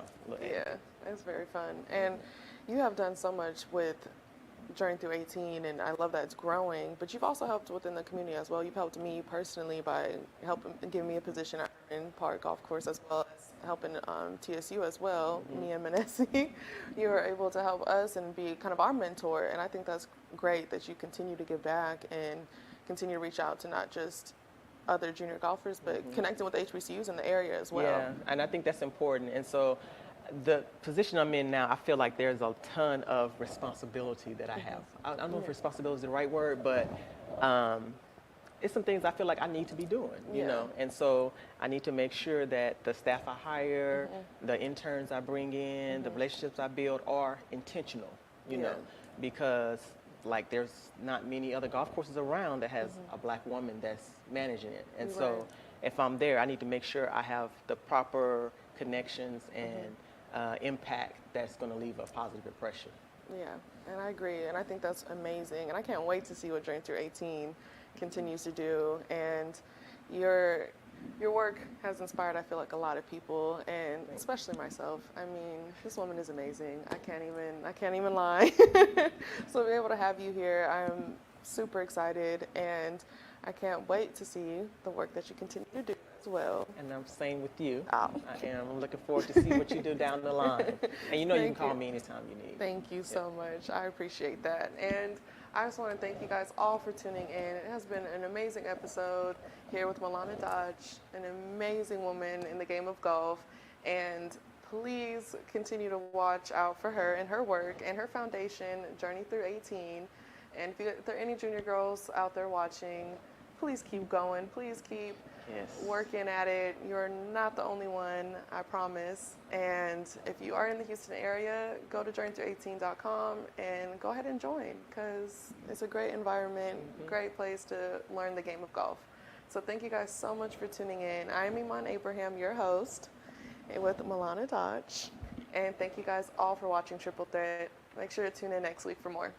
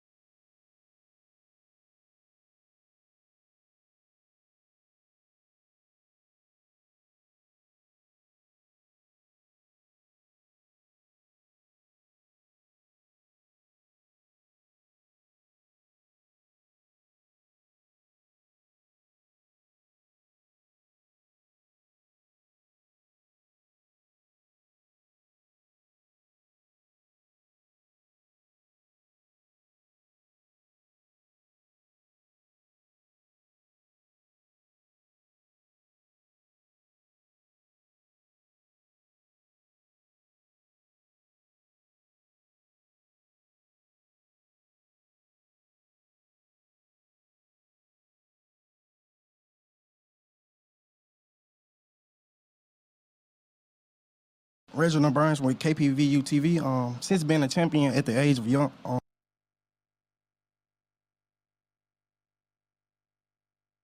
Reginald Burns with KPVU-TV. Since being a champion at the age of young, 14, how have you been able to maintain your mental health?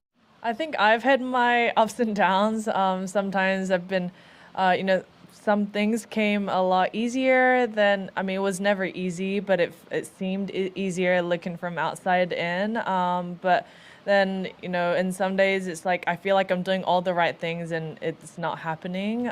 But golf, I feel like there is no perfect score. It's not like bowling where you have a max 300 points, I think. And then, whereas in golf, if I was to hit a perfect score, I'd make a hole-in-one on every par 3, eagle on every par 5, and albatross on every reachable par 5. That's just silly, right? There's just no perfect. And I feel like even players who shot 59, they know they maybe could have shot a 58. And I think that's the continuous challenge of it. And sometimes I think to myself, why am I continuing to play this crazy game and trying to be good at it? But I think because of its challenges, it makes me like be more motivated and just keep wanting to do better. And I think that's why no matter what rank player you are, every player is out there trying to improve, and you can see that, you know, people working with their coaches or their team or their club reps to just keep improving, because if you are trying to stay at the same position, like, people are going to keep surpassing you. So you're just trying to grow as a player and just keep improving. And I think that's the tough thing about golf, but a huge motivating aspect.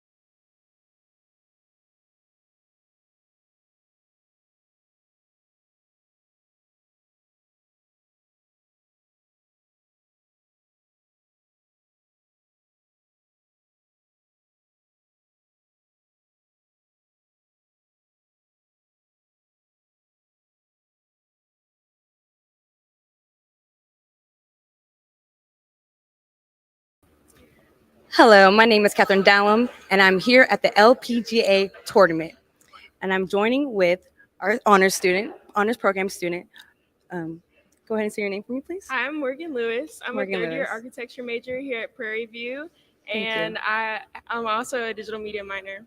Awesome. So you're an honor student here at the Prairie View A&M University. You're in the honor student program. So, and you said your major was architecture. Mhm. How was it like being an honor student and joining the program at Prairie View? The honors program is really nice. Allows us opportunities to collaborate with outside officials and participate in external events like this one today. And they just provide us a lot of opportunities to do things outside of just coursework. So it's nice. Nice. So I have the understanding that you're working under Dr. Quincy Moore. How is it like working with him and taking in his leadership and being under his wing? Yeah, Dr. Moore's a great mentor. He really is personable and connects with each of us individually. And he gets to know us and knows our passions and desires. And that's really helpful because he'll provide us opportunities specific to our interests. So I really like design, and he's provided me with multiple opportunities such as like designing logos or illustrating a children's book, doing things like that, t-shirt designs, cool stuff like that. So it's really fun. Awesome. So with being in the honors program, have you feel like you made better connections with yourself and like other people that in the honors program? How did you feel like your experience is socially in the honors program with other honor students? I've met a lot of friends through the honors program, and it brings a lot of, well, you get to bond over your interests because we have to take classes together specifically for honors. So I had to take Chinese for 2 semesters, and I would have never done that if I wasn't in the honors program. And that was during COVID. So it was helpful to get through that with my honors peers, and we all have our own cohorts. I'm in cohort 11, so we kind of compete with each other in the other cohorts each month with different events and stuff. So it's really like a community, and they're like a family, so it's really nice. That's super cool. That's super fun. So with being in the honors program and meeting all these different people and having all these new friends that have the same interests as you, how do you think that's impacted your collegiate career during your process or your life here in Prairie View? It definitely helps because everyone's different majors, and so I'm not just solely speaking to architecture people. I get to interact with other people in different schools on campus, and they might be in an organization and influence you to join it as well. So it's really nice to, express your access around campus, getting to know everyone. And do you have any special roles in the honors program? I like to call myself the graphic designer for the honors program right now. As I mentioned, illustrating a few children's books, and I did our TED Talk logo. We have our TED Talk. When is that? We have our TED Talk on April 29th, if anybody wants to come out. And I designed the logo. It was food for thought. So I collaborated with the students that are over TED Talk, their students running it, and I illustrated our logo for that. So it was cool. Oh, okay. So with things like TED Talks and like getting illustrated by like all those things, what else do y'all do throughout the year? Do y'all do bonding events or things for the community, for students that are not honor students? That's a great question. So this Friday for Earth Day, there's an event, and that's really collaborative with the campus, and they give out t-shirts and tote bags and have everyone come out, which is a cool event. For us personally, we do have our honors meetings, and in those we discuss future events, how we can collaborate with the students on campus. Our motto is like honors impact, so not only on campus but external as well, but honors impact in each of our departments and trying to get other people to join. We want as many students to join as possible because it's just an enriching program, and you want as many people to benefit from that as possible. So, yeah. And the honors program is so impactful. I noticed that you guys have your own suite on the 3rd floor in the library here at Prairie View. So that shows how important you guys really are and how much time y'all have to study and just have your own private suite in your room. Yes, it's really nice up there. Our honors staff, I'll say, they're really open for us to just come by and talk and stop by and ask for advice. So it's really cool up there. You do have to be honors to sit in there, but you can join and then you'll be able to sit up there with us. I noticed that. I tried to sit in there one time. They're like, "Are you an honor student?" I'm like, "No." One day. one day. So with all of the new opportunities and things that you get to do as an honor student, what is your favorite thing about being an honor student, if you have one? That's a great question. I keep saying opportunities, but that is really exciting. Like, I wouldn't be here today if I was in the honors program at this event today. So I also got to participate in this through the honors program. So it's just putting you in really cool, I'd say once in a lifetime. I don't think I would be here doing this if I was in the honors program. So. And how have you been liking it here? How's your time been? It's really cool. I actually used to play in an LPGA golf girls junior club in Dallas. Now it's more of a hobby for me. Golf is more of a hobby, but it's really cool to be out here and see the golf players and get to go to all the little tents and That's do so the activities. nice. So smart and athletic, I see. Thank you. Yes. So with everything developing, is there anything else that is going on with the honors program later in the year or maybe next semester? Have y'all developed that far yet? I'd say that TED Talk is our big event for last semester because school's ending in a few weeks. So that's the biggest one. We're always doing stuff in the future. So there'll be things for sure next semester. Hmm. And then how can students join the honors program if they wanted to join? The applications, I believe, are during the springtime. They must have passed for the next cohort, but you do have to meet the merit qualifications. So your GPA, I came in during through high school and started my freshman year. So I'm in cohort 11, the COVID year, and I've been in for 3 years. So they just go off your GPA and your interview. They just really want to know that you're personable and passionate about your like not only your major that you're pursuing, but other things on top of that, and that you're engaged with politics and things like that, and socially aware. Hmm. So, like you were saying, been an honor student for quite some time now. You've been an honor student for 3 years here at Prairie View, and you were also an honor student at your high school, you mentioned? Yes, I was in National Honor Society in high school. So if someone's watching this in your National Honor Society, you would definitely transfer over well to the honors program. Nice. So, in total, how many years have you been an honor student? Including high school? Including high school. I think I don't remember what year I joined that. Probably towards the end of my high school year. I'll say I did that my senior year. So I'd say 4. 4 years, 4 long years. That's really interesting. So with everything building up after the last 4 years and all the opportunities and the experiences, it's safe to say that you don't regret anything. Oh no, I definitely encourage anyone to join. If you have the opportunity to. It's allowed me to be prepared for situations like this today, and just being able to network, connect with people, present yourself well, and represent Prairie View well anywhere you go. And do you feel like the honors program has successfully sets you up for a successful future? Yes, last summer I got my first architecture internship, and I was with Dr. Marco Robinson. He's our honors colloquium teacher, and he had me doing Zoom practice interviews like 3 days leading up to my interview for my internship, and I got it. But he was really training me. Like, we got on the Zoom interview, and he was so serious and was just interviewing me like it was real. And I was like, oh, we're doing this. But it helped out, and I'm just more comfortable talking to people now. They really care about you and how you present yourself, and they're going to set you up the best way possible. Nice. So I also heard that the honors program is one of the ways, or the few ways, you can go out of town or the country. Through study abroad. Yes. Have you been out of the town or country, anything like that? I haven't been out. I'm going to study abroad next month, but the honors program went to Mexico last year. I'm going to study abroad with the School of Architecture, and we're going to Rome. So it's not attached to the honors program, but they do have study abroad opportunities as well. Nice. So hopefully that sounds kind of fun. Hopefully you have fun there when you go. Yeah. So with everything being said, what are the qualifications to be an honor student? Yes, you definitely want to meet the GPA requirement. I'm not sure what it is, but you want to meet the GPA requirement. You also just want to be Are they looking for a well-rounded student, you think? Yes, you want to be well-rounded, yes. Well-rounded. In personality, be able to work well with others and be collaborative is really important. Nice. Yeah, I see how that's very important to deal with, especially having this big title on your name, honors student, honors program, honors kid, or anything like that. So any advice you would give for oncoming students that want to join the program right now? Yeah. I say definitely stay connected and attend events that honors host, if possible.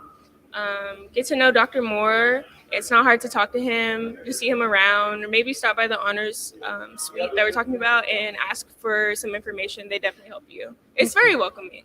We've actually been taking in more students each cohort. It used to be more limited. I think I came in with 40, and that was one of the biggest. So it's welcoming. So with everything being said, so what does the program mean to you specifically, if that makes sense? Yeah, the program is really special to me. It's allowed me to develop and grow as a student. I am a little introverted and a little shy, but I think interacting with the students and Dr. Moore, Dr. Robinson, it's allowed me to open up more and be ready for situations. So it's really good. Now, with the honors program, does this mean each college has their own honors program? Are you the honors student program for the whole school? Are you an honor student for your major? It's an honors program for the entire school, so any major can apply. It's what makes the honors program special in terms of the different programs for each school because it's collaborative with all of us. So we're able to do projects with someone from architecture, someone from business, someone from nursing. So it's really collaborative, like I was saying. That sounds fun. Mhm. So you were saying earlier you are our architect major. Yes. How was that for you? So yes, I said I was a third-year architecture major. I really like it. I've had 2 research positions under our School of Architecture, and the position I have right now, I've had for 2 years. And we focus on sustainability topics, so it's really nice to be able to get work experience and be able to apply that information to my schoolwork, and then have work experience on my resume to take into internships. And I am on our celebrated degree program, so I will be getting my master's as well and going to nice. grad school. So having a research job sets me up like nice for the future. Yeah. Nice. Do you have a minor, perhaps? Yes, I have a minor in digital media arts. I'm starting the courses for that next semester. Oh, yeah, you did But say I really like graphic design, and I've been able to express that through the honors program. So Right. it's a little warm up for my minor. So how do you like graphic design? I know that you helped design the igloo that we're in right now, the building that we're in. Yeah, so we're in the zone. We are in the Chevron dome right now, and we're splitting it with Accenture. They're on the other side. I got to assist designing, splitting up the space. So they have a VR, like interactive space for the guests on the other side, and then y'all studio on this side. So it's really cool. Yeah. How they split it up, and it looks really nice. That is so cool that the honors students get to experience things like that and be a part of things like that and open up their creativity a lot more. Yes. So that's really good. That's Yeah, really there's a lot of important people here. Networking is something that honors teaches you how to do, and this is a great experience location to do it at. Yes. And do you feel like you've been able to be a little bit more creative since joining? Like you were saying, you were graphic designing and stuff like that and helping design the place that we're in. So any other things that you created or have done besides these in the TED Talk event? Yeah. So this school year, I've been Dr. Moore. I've been talking to him a lot more one-on-one, and he's giving me these opportunities. So I made like our homecoming shirts. It's like a warm-up. And there's also a fellowship that 2 honor students are over, and it's Sisters Building Sisters, and they have it at White Oak Prep in Houston. And so they have a group of young girls, and it's like an after-school kind of motivational to young girls type event, and I designed their logo for them. So they gave the girls t-shirts, and it was really sweet. I'm also helping Dr. Moore with illustrating a few children's books, which is really cool because they're going to actually get published, and then I can say like I'm an illustrator, and I can put that on my resume as well. Yeah. So yeah. So where can we catch the honors program students besides the suite? Are you guys around? Do you guys do bonding events besides like TED Talks and stuff? Do you guys hang out with students on campus, like at the bowling alley or anything like that? You're actually giving me ideas. I'm about to go tell Dr. Moore we need to have a bowling bonding social a bowling with social. the campus and just get people interacting. Yeah, we should do that. Because I would love to see that, because I don't really know much about the honors program until, I walked into the suite one day in the library. I feel like the honors program should definitely be promoted a lot more. I feel like not enough people know about it. Yeah, for so sure. definitely doing work behind doors, behind the scenes, but that is a good point, and I'm going to tell him. We need a bowling social. I'm going to tell him that. Okay, good. Well, thank you so much. Thank you so much, Morgan, for joining us today. Thank you. Thanks. Welcome. All right. Well, stay with us. We'll be back with more KPVU TV.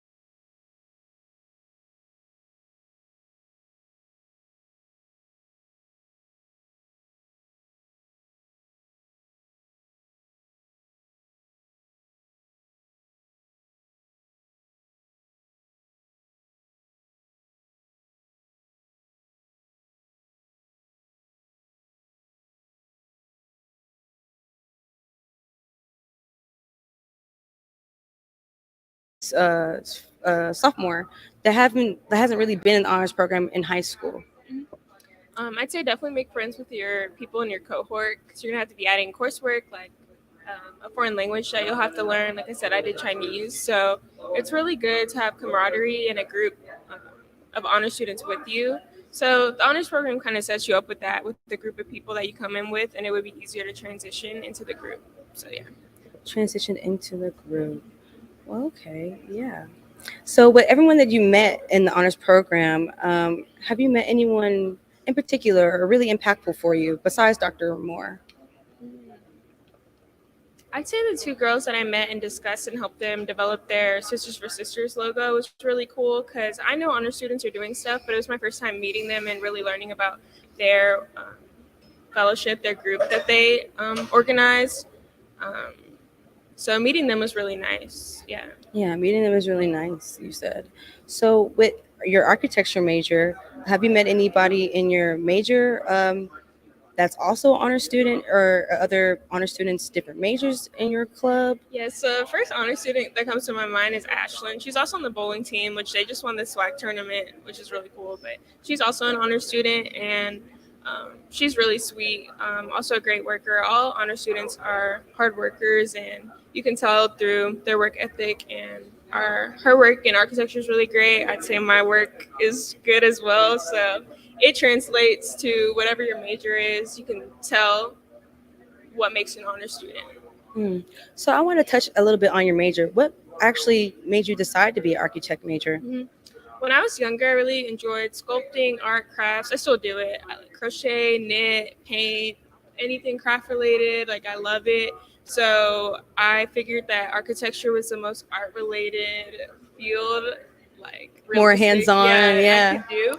And we have to build a lot of models and stuff like that. So I do get to express my creativeness in our coursework and our design courses. And I love our architectural history class. That's how I got to be eligible to participate in our study abroad trip to Rome next week.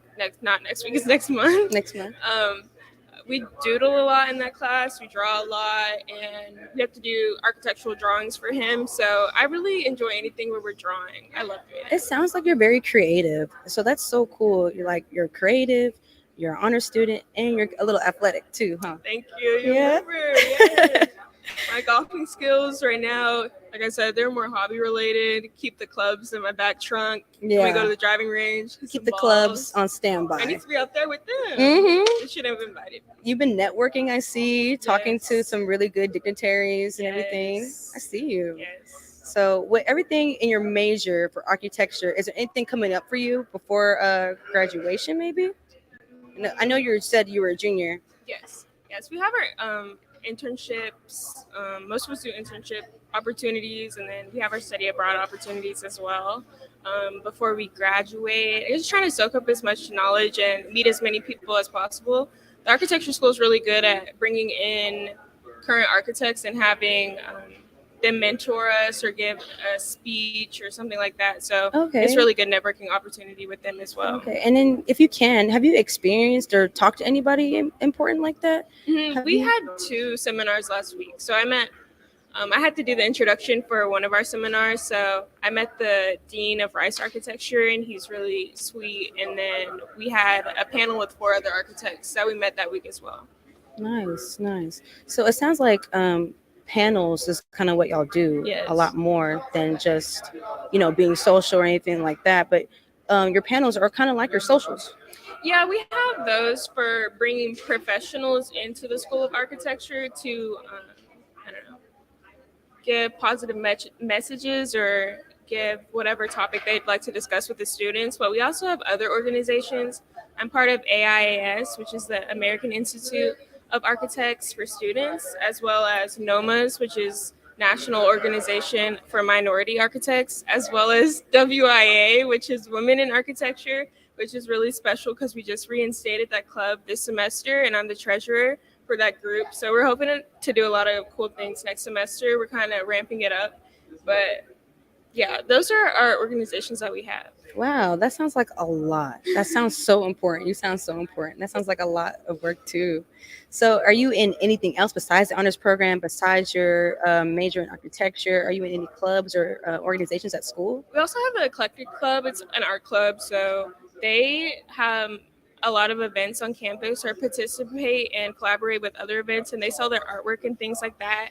I've sold some crochet pieces through the Eclectic Club at some events, so that's really a nice way to allow yourself to express your creativity, and you don't have to just be an architecture major to join Eclectic, so it's really cool. Nice. And with architecture, what do you want to do with that after graduation? Do you want to, how do you want to pursue that further? There's so many different practices of architecture. Last summer, I did more medical field related, and this summer I'm doing residential.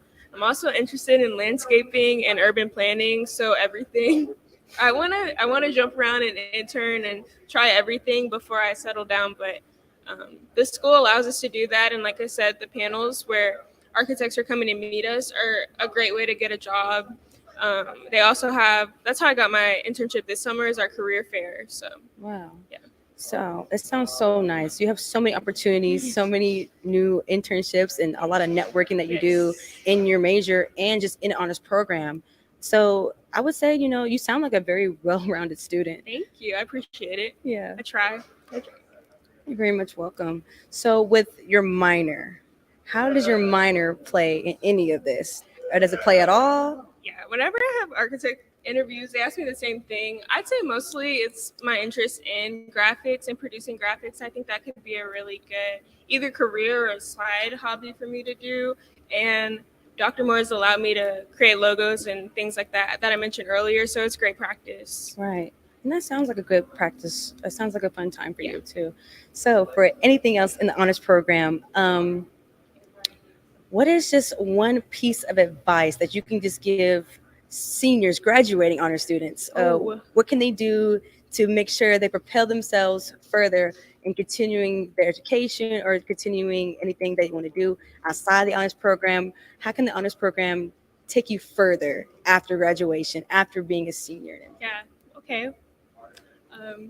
Well, like I said, the honors program has instilled a lot of skills in us, and I'm sure they've mastered them by now as being seniors. And a lot of them are doing great things. Dr. Morris helped a few of them get into grad school or assisted them with their process in getting in grad school or securing really high-profile internships. So they're pretty set with what honors is giving them, and seeing them graduate and go on to do well is really motivational for us that are getting there as well. Nice. And yes, you did mention that you have an internship coming up next summer. It's this summer. This summer with the honors program. June 5th, yes. June It's my 5th. birthday. It's Oh, my happy first day of early my birthday. internship. Thank Yay. you. That's a nice birthday gift, isn't it? That's a good birthday gift. So with that coming up, you said you're going to Rome later. Yes. And that's the same thing, the internship and the study. It's separate. Our internship it's separate. It's a place in Houston that I'll be interning at, but our study abroad program is through the School of Architecture, and they're taking us to Rome, Venice, and Florence, Italy. We're all over in that direction, and it's gonna be a 6-day trip, and it's about 10 students, and we've been having to keep a little diary and doodle and take notes and stuff in there. So it's been building. I need to go shopping. For some clothes. Very but soon. I'm excited. That sounds so exciting. I'm very excited for you and all your endeavors. Thank you. Yes, thank you. So thank you again, Morgan, for talking to us and taking the time to spend with us today. Yes, thank you for having me. Of course. Up next, we're going to go ahead and tap into Triple Threat with Amon Abraham. Stay with us. Okay.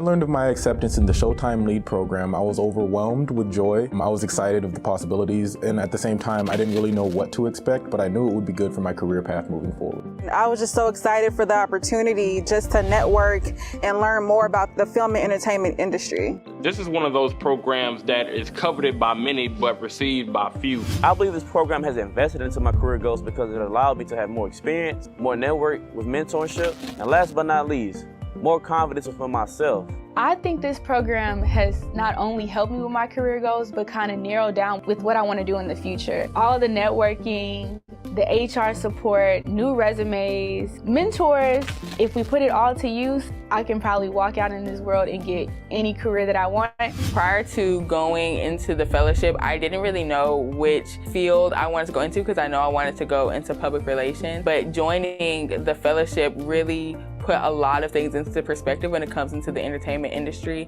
And so now I pretty much know that that's the path that I want to go into. This program will help me with my career goals by definitely giving me a step up and showing on my resume that I was a participant. It will also help me be able to have connections. Now I have my own mentor. I've heard people like, wow, Showtime, huh? And I'm like, yeah, Showtime. I think being a culture creator, it's a person that is very authentically themselves, and they're not afraid to be themselves.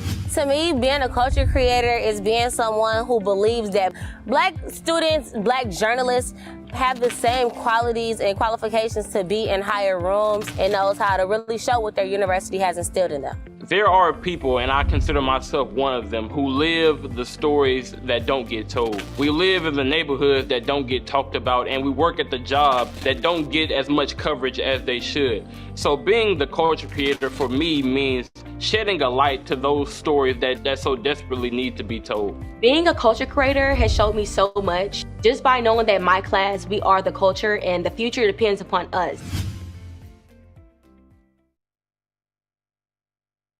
When I learned of my acceptance in the Showtime lead program, I was overwhelmed with joy. I was excited of the possibilities, and at the same time, I didn't really know what to expect, but I knew it would be good for my career path moving forward. I was just so excited for the opportunity just to network and learn more about the film and entertainment industry. This is one of those programs that is coveted by many but received by few. I believe this program has invested into my career goals because it allowed me to have more experience, more network with mentorship, and last but not least, more confidence within myself. I think this program has not only helped me with my career goals, but kind of narrowed down with what I want to do in the future. All of the networking, the HR support, new resumes, mentors. If we put it all to use, I can probably walk out in this world and get any career that I want. Prior to going into the fellowship, I didn't really know which field I wanted to go into because I know I wanted to go into public relations. But joining the fellowship really put a lot of things into perspective when it comes into the entertainment industry. And so now I pretty much know that that's the path that I want to go into. This program will help me with my career goals by definitely giving me a step up and showing on my resume that I was a participant. It will also help me be able to have connections. Now I have my own mentor. I've heard people like, wow, Showtime, huh? And I'm like, yeah, Showtime. I think being a culture creator, it's person that is very authentically themselves, and they're not afraid to be themselves. To me, being a culture creator is being someone who believes that Black students, Black journalists have the same qualities and qualifications to be in higher rooms and knows how to really show what their university has instilled in them. There are people, and I consider myself one of them, who live the stories that don't get told. We live in the neighborhoods that don't get talked about, and we work at the job that don't get as much coverage as they should. So being the culture creator for me means shedding a light to those stories that so desperately need to be told. Being a culture creator has showed me so much. Just by knowing that my class, we are the culture, and the future depends upon us.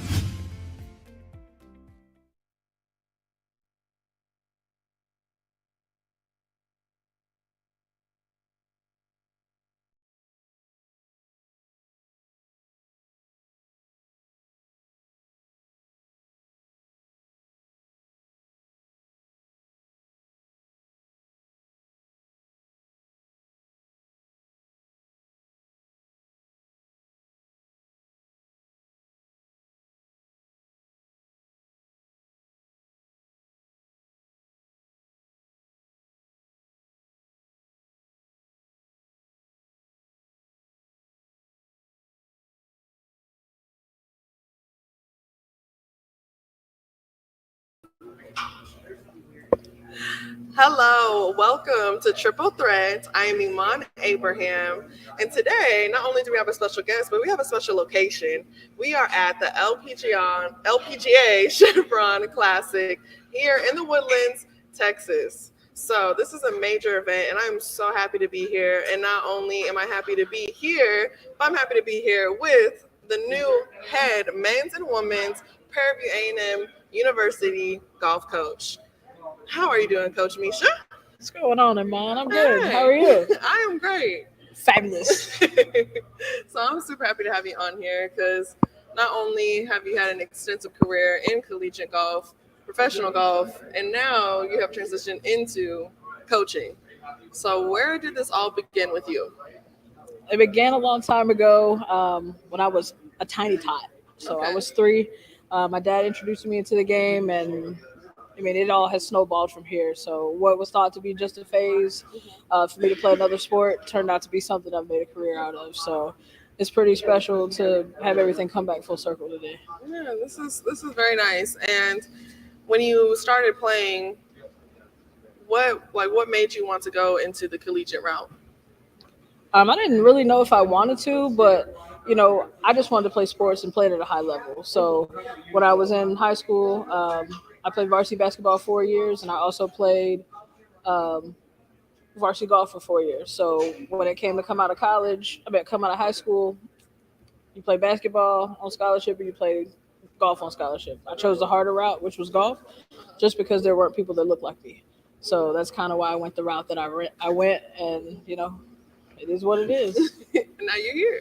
Golf is hard, so yeah, the hardest thing. Golf is very hard, and she's been helping me obviously a lot. And speaking of your collegiate career and me being a collegiate golfer myself, is there anything that you wish you knew back then that would have helped you become a better golfer?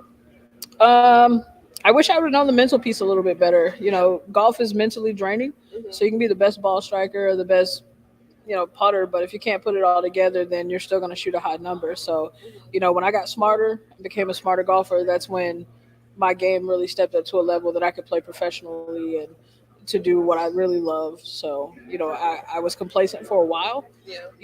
I decided to teach because it was quick money and I could do it. But, to step on faith at 29 years old to go play tour golf, that was woo chow.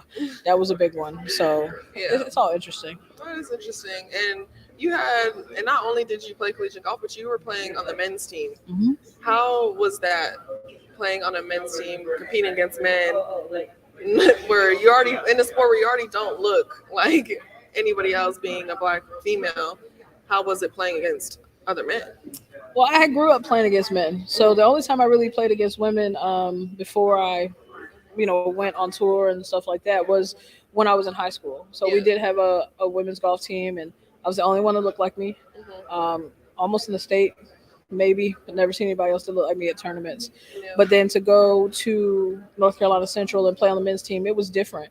For the coach didn't recruit me, so the chancellor recruited me. So for me, it was different. I had to get to load the coach, and we didn't get along. I'm not even gonna lie, because none of his boys could beat me. Yeah. But that's water under the bridge. That was your whole lifetime ago. Yeah. But to have that adversity only made me stronger and made me realize, and I like playing with guys. It didn't bother me one bit. It was kind of like home, like playing with my dad all the time. So it wasn't no different. They were just meaner. Yeah. And like when you were playing on the men's team, you said you had difficulty with the coach. How was it being able to travel? It was interesting. We drove everywhere, and he had to get me my own hotel room. So that was like the perk of it, because I definitely had to get my own hotel room because I couldn't sleep with the boys. And thank God.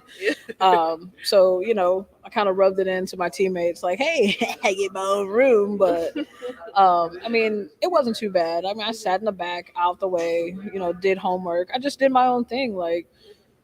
So it wasn't too bad. Practiced on my own and but my teammates embraced me. The coach did not. Okay. And do you think playing with the men's made you a better golfer?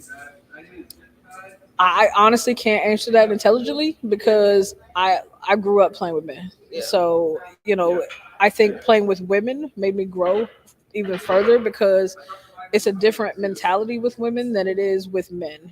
Men are all about the competitiveness, and I'm super competitive. So I've never been the type to play just to be casual. That wasn't my thing. Yeah. So Okay. And making that transition from college golf to professional, what made you want to make that decision? I had always had a deep burning desire to play professionally, but the underprivileged, kind of lower middle class, we just didn't have the funds to go out there because it's really expensive to play unless you have like a gob of sponsors and stuff. But I mean, there was just an urge there. I always played, and I won the state am in the state of Virginia. Still, I think I'm the only black person that's ever done it. Whatever. So you have broken literal history. But it was always an urge there to play. But I did a lot of stuff backwards. I'm not even going to say that I did it in a traditional way because there was nothing about me that was traditional. I didn't graduate college right away and go straight to the tour. I didn't. I dropped out for the which. Oops, like it happened, life happens. Right. But to go out and to be a teaching professional and learn how to teach people and try to get better and still play golf every day because I still had a drive and a passion. So I was still playing 7 days a week. And to be able to shoot in the 60s and people believed and said, you should be on tour. I'm like, you sure about that? So, somebody actually gave me the funding to go to Q school for the first time. And, from there, I got status, and I was like, oh, maybe I am good enough to play out here. So, and how was Q school for you? Because so our viewers know that the process of it and what Q school is. Qualifying school is a grind. I mean, you're playing with people that are just as good, if not better than you, and it's about having to get your mental in check enough to know that you're good enough and to make smart decisions, because golf is one of them games that a bad decision can cost you your livelihood. So, for me, it was a grind. You're out here playing every day, 60 hours a week, or practicing and playing 60 hours a week. You just got to believe in yourself. And that was the biggest thing. I knew I was decent. Like, I got humbled when I got on tour, though, because I thought I was good. Nah, dog, I wasn't that good. Yeah. I mean, I was decent. And when you got on tour and making that transition from college to professional, never knowing that you're gonna make that transition, what do you think was the difference practice regimen wise? Practice regimen, it had to be more disciplined, because when you're traveling week in and week out, you have certain times that you can be places and stuff like that. Like when you're just a golf pro, you can go out whenever it's time, or you have time during your work or after work or whenever you fit it in. But when golf is your life, you do it in a regimented way. Okay. So that was the big thing. You get up, you go practice, you go play, you may eat some lunch and you're still playing, and then you go putt. And, you're spending 8, 9, 10 hours a day at the golf course, 6, 7 days a week. So, it got to be very regimented. But, like I said, I got to do what I love. I'm never gonna be mad about that. Yeah, you have no regrets. Nah. All right. Okay. But speaking of collegiately and that transition into professional golf, not just the practice routine, but mentally, I mean, how was it? Because you said mental game was a big factor, being able to play better. What do you think changed mentally for you? The competition level made me change. So when you go out and you hit it a long way, which I did, I hit a long way. Yeah. We had 280, 290 off the tee. Okay. But I can't get it in the hole. So I'm thinking I'm good shooting even par or whatever, and I'm getting smoked out there. Yeah. That doesn't work. So I had to learn from the people that were kicking my butt. There's one lady that's on the tour now, Mo Martin. I mean, she didn't hit it as far as I did, and she was hitting hybrid closer than I was hitting 9-iron, which to me was ridiculous. So I had to learn, like, what did she do? I don't think she knows it, but I was secretly watching what she was doing so that I could get better. But, all the ladies that were out there that were winning and stuff like that, I kind of made sure that I was watching and learning, or I asked them questions, and that helped me become a better player. Yeah, so kind of studying the game, but not just studying the game, studying the players as well. Absolutely. Being a student of the game. And I think that goes in any level. If you be a student of the game, you'll always be better. Yeah. You learn from what you don't know. and do what you can do, with what you know. So it's all about continuously learning and growing as a person and as a golfer. That's awesome. And when you were playing professionally, did you have a community or did you also feel alone out there? I think I had a healthy mix of both. So I definitely had a strong community, like with my family. They were very supportive and knew my worth. Maybe a lot of times when I didn't. And then there was other people, and then you had haters, of course. Because of what I look like. I mean, I'm not small. I wasn't tall. Like I'm black. Like, let's be real. Yeah. But that comes with its own set of disadvantages. But I also felt alone. It took me probably half a year to get a group of a couple ladies that really embraced me and really love me for who I am, and so we still have that bond, and but it wasn't a whole lot. I was kind of that loner kid that got along with everybody, so it is what it is. And speaking of that, of the expenses and having a community, having a team to play professionally, what is the breakdown like professionally? How much did it cost to play in these tournaments? Well, back in my day, I mean, just the tournament alone was $500 to play on the Symetra Tour, and then you got to pay all your own expenses. Okay. So, when you broke like me, you did what you had to do. So, for me, I had gotten laid off from my teaching pro job. Okay. And then so I was collecting me an unemployment check. All right. I was trying to find jobs, but definitely collecting an unemployment check. And I kept making cuts. Yeah. Because back then, you make the cut, then you get your money back. So I would do that, and I'm pretty sure the ladies at the Symetra Tour were like, "Oh, Misha's gonna be right here right at 5:00 trying to get her entry fee in." Yes, I was. So it was definitely a grind, and I mean, you're looking at probably spending, the way I did it, I was still spending about $1,100-$1,200 a week, just to be, because wear and tear on the car. You gotta host housing was a godsend. Yeah. These nice people would let us in their homes, and didn't ask us to pay for anything, and of course, you got some food on tour and stuff like that. Like, tour life was a great life, not even gonna lie. And I feel like a lot of times it can be glamorized that, it's this nice golf. So you get money, you get to play these amazing places, you get sponsors, and it's a nice, amazing sport, which it is. But it's not easy sometimes for people that don't have that financial money already to be able to play for these tournaments, to afford these tournaments, to be able to make cuts. Because if you don't make cuts, now you're in debt. You're not getting that money, that the $500, that $1,000, or even $2,000, depending on where the tournament is. Now you're in debt because of the cut. And not only financially, but do you think there's a better way to include more golfers within the LPGA? I mean, I definitely think it is. I mean, at the end of the day, any mini tour is going to be a grind. I think the cost differences are a little different once you get on the LPGA, because I mean, that is the big tour. Right. I mean, and that's just real. So, your sponsorships are going to go up. You probably don't have to pay for as much, and that might be a little controversial, but it is what it is. But, when you're on a mini tour, it's a grind, and that's going to be whether you're male or female or whatever. So, once you get there, it's still hard. The competition is definitely a lot harder, but I think you may have a little more help, or the cost is, of course, does caddy go up? Absolutely. And do you have to have one every week? Yes, you do. So I think that the cost just changes. But at the end of the day, like, the dream is the dream. Like, whatever that dream costs, sometimes you just got to go get it.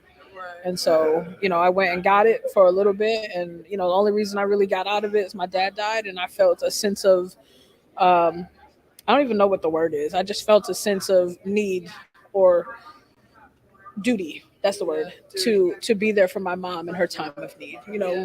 I grieve my father, but, I don't know what it is to be married to somebody for 31 years and then they die on you. Like, I got nothing. And I'm sorry for your loss. Hey, it's okay. It's been 8 years. And going through that time, I mean, I feel like mental health's not really talked about too much. I feel like it's more of a topic now, and people are starting to be more aware and conscious of how mental health can affect people. How do you think mental health, and going through those times, how did you take care of it? I don't know if I was really aware of mental health. Not even gonna lie. Like, to me, it was just go by day to day. Get through what you get through. If you feel some way, just feel it and go through it.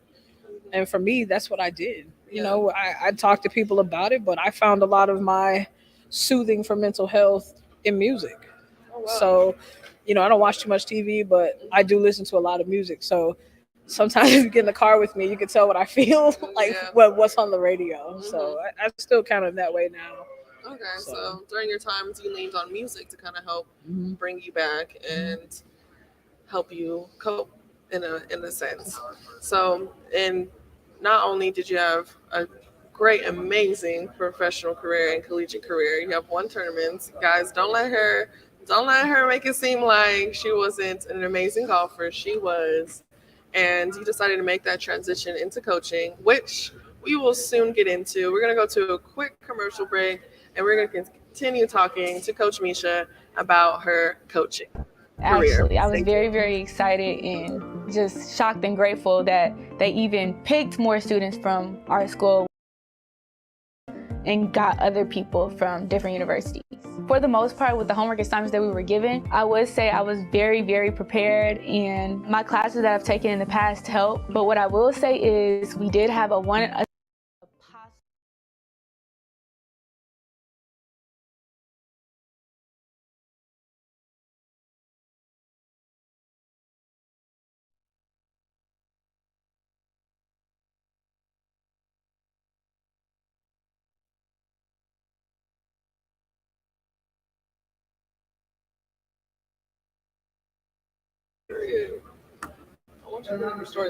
will say is we did have a one assignment that was a pasta model, and I never heard of a pasta model ever before, and it was a part of like marketing. It was a good feeling, actually. I was very, very excited and just shocked and grateful that they even picked more students from our school when they could have just went and got other people from different universities. For the most part, with the homework assignments that we were given, I would say I was very, very prepared, and my classes that I've taken in the past helped. But what I will say is we did have a one assignment that was a pasta model, and I never heard of a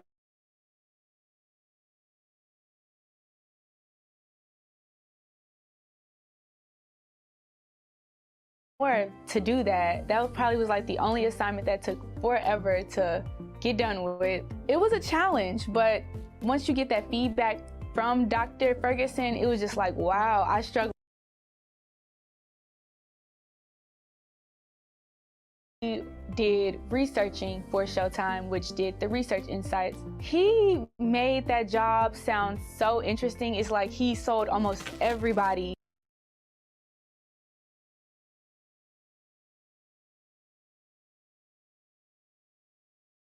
And talk to these people. And another mentor was Brandon County, and he is over programming. So he talked more so about scripts, which leads back to another assignment we did. We had to run script notes ever before, but it was just like, I enjoyed reading the scripts of my favorite TV shows, and I wanted to compare how the script was and what they changed when they were actually filming. I think has not only helped me with my career goals, but kind of narrowed down with what I want to do in the future. All the networking, the HR support, new resumes, mentors, if we put it all to use, I can probably walk out in this world and get any career that I want. I've heard people like, wow, Showtime, huh? And I'm like, yeah, Showtime.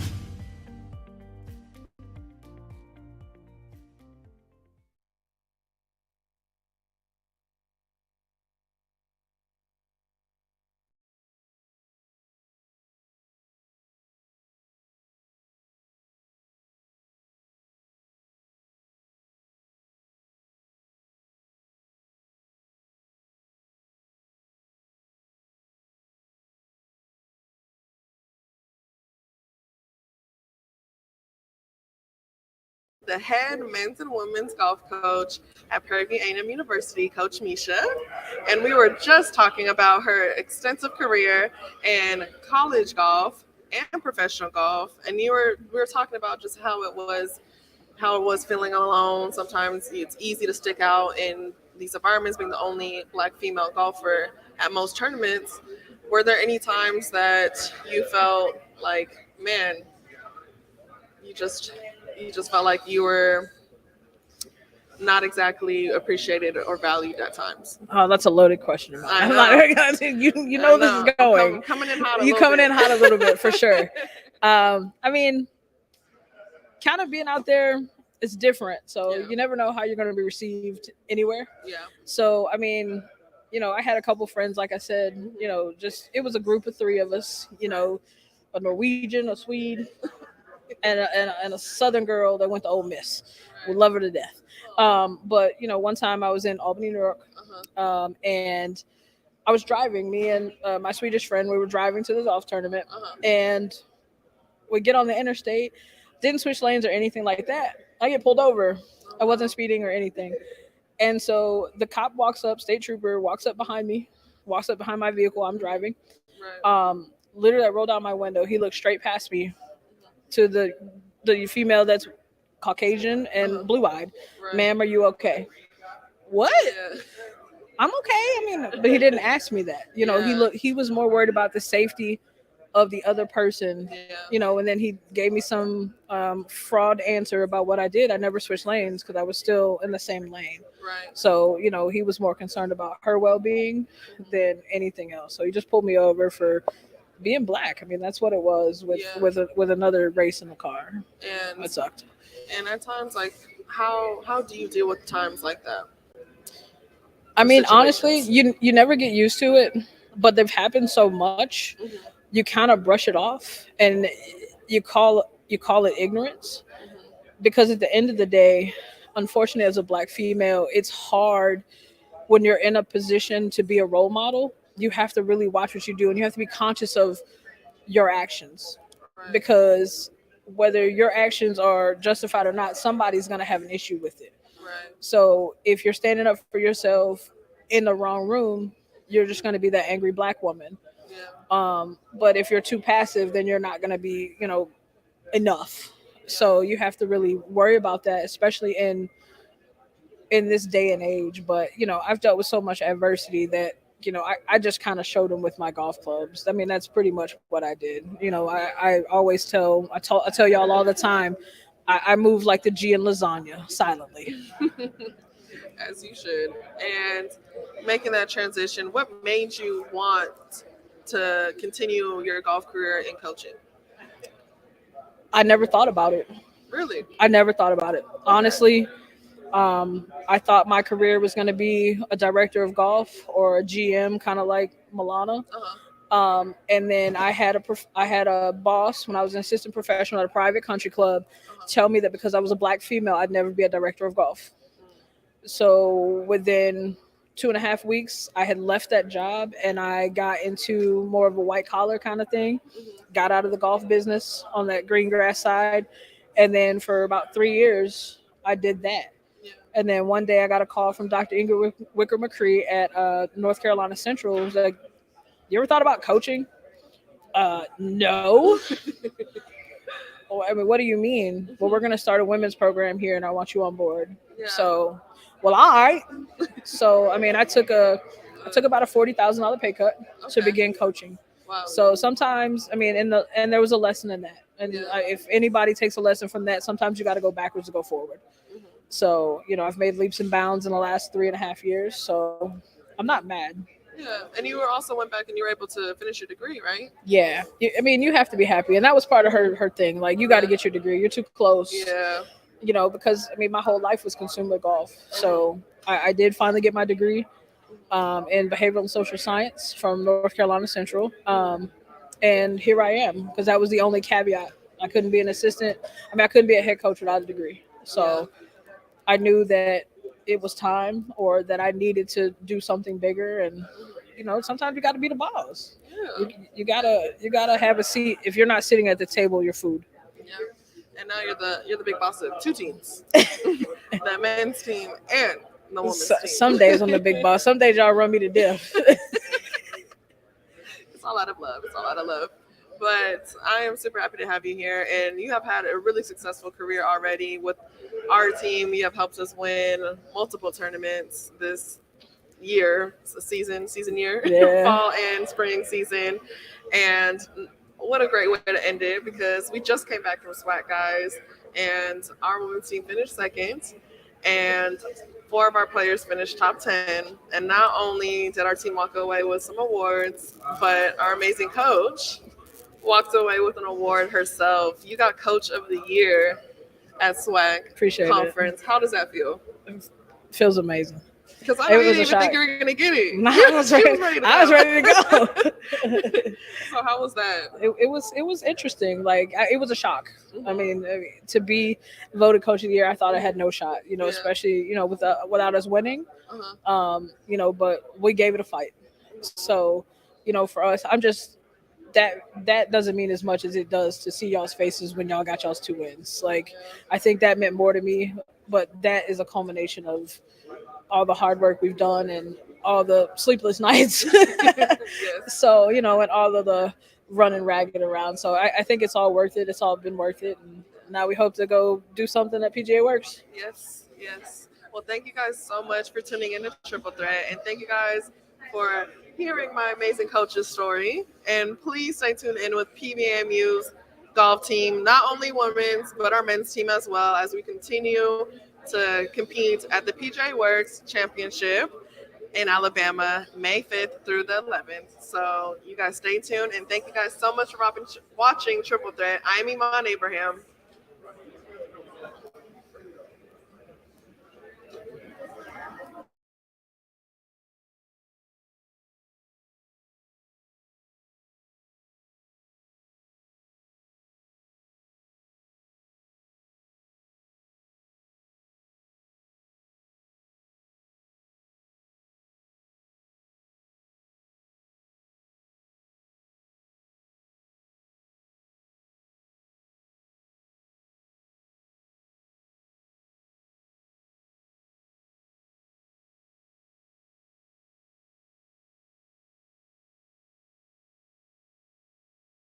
With joy. I was excited of the possibilities, and at the same time, when I learned of my acceptance in the Showtime lead program, I was overwhelmed with joy. I was excited of the possibilities, and at the same time, I didn't really know what to expect, but I knew it would be good for my career path moving forward. I was just so excited for the opportunity just to network and learn more about the film and entertainment industry. This is one of those programs that is coveted by many but received by few. I believe this program has invested into my career goals because it allowed me to have more experience, more network with mentorship, and last but not least, more confidence within myself. I think this program has not only helped me with my career goals, but kind of narrowed down with what I want to do in the future. All of the network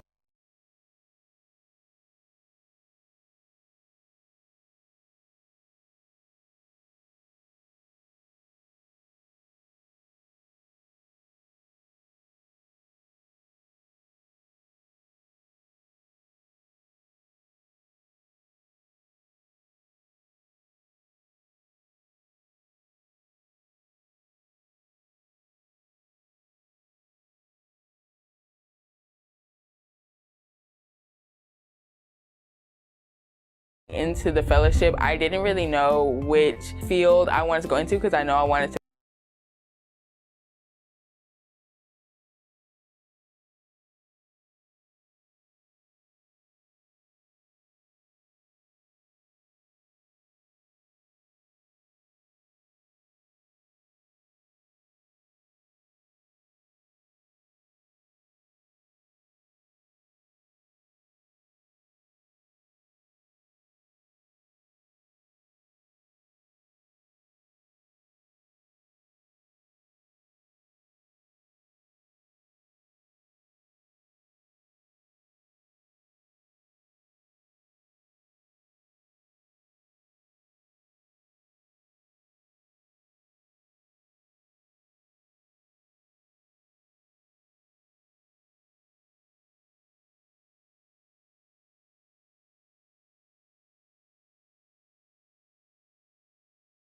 Put it in one word, I was surprised.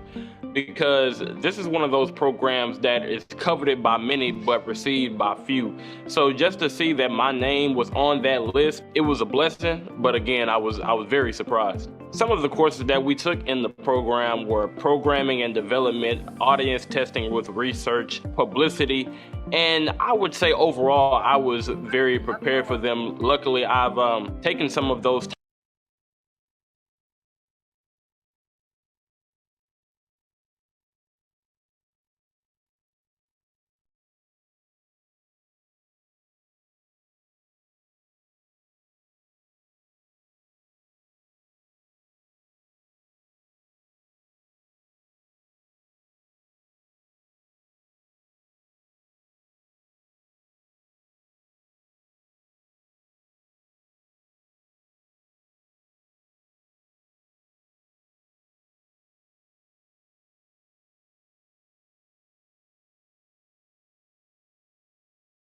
one word.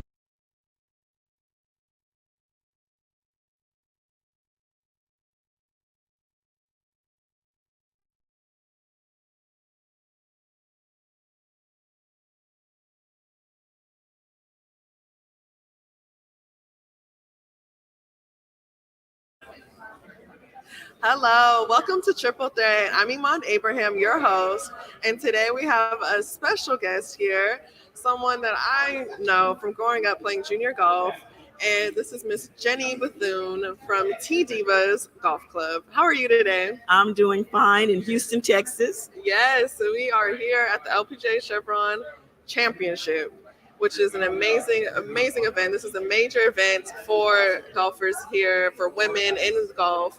And I really want to highlight the events happening here. There's also juniors here being able to play in the Pro-Am and having events here. How has your experience been so far? My experience has been wonderful. It's been great. We came in a week early and we played, we had junior girls participate in the MAC Champ. So 9 girls from Southern California came in and played, and they had a total of about 48 girls in the competition, and they played this exact same golf course. Yes. And there was even, you were telling me earlier, there was a playoff. Yes, we had an amazing playoff. One of our young women, the class of 2024, I want the PB coach to hear that, she had to birdie the last hole to get into a playoff, and then she birdied the playoff hole with a 40-foot putt. Yes, that is an amazing way to win a playoff. Yes. That is awesome. And I feel like being able to grow the game and being able to have juniors see that they can have this opportunity, that they can make it to the LPGA and play at these amazing courses, I think is amazing.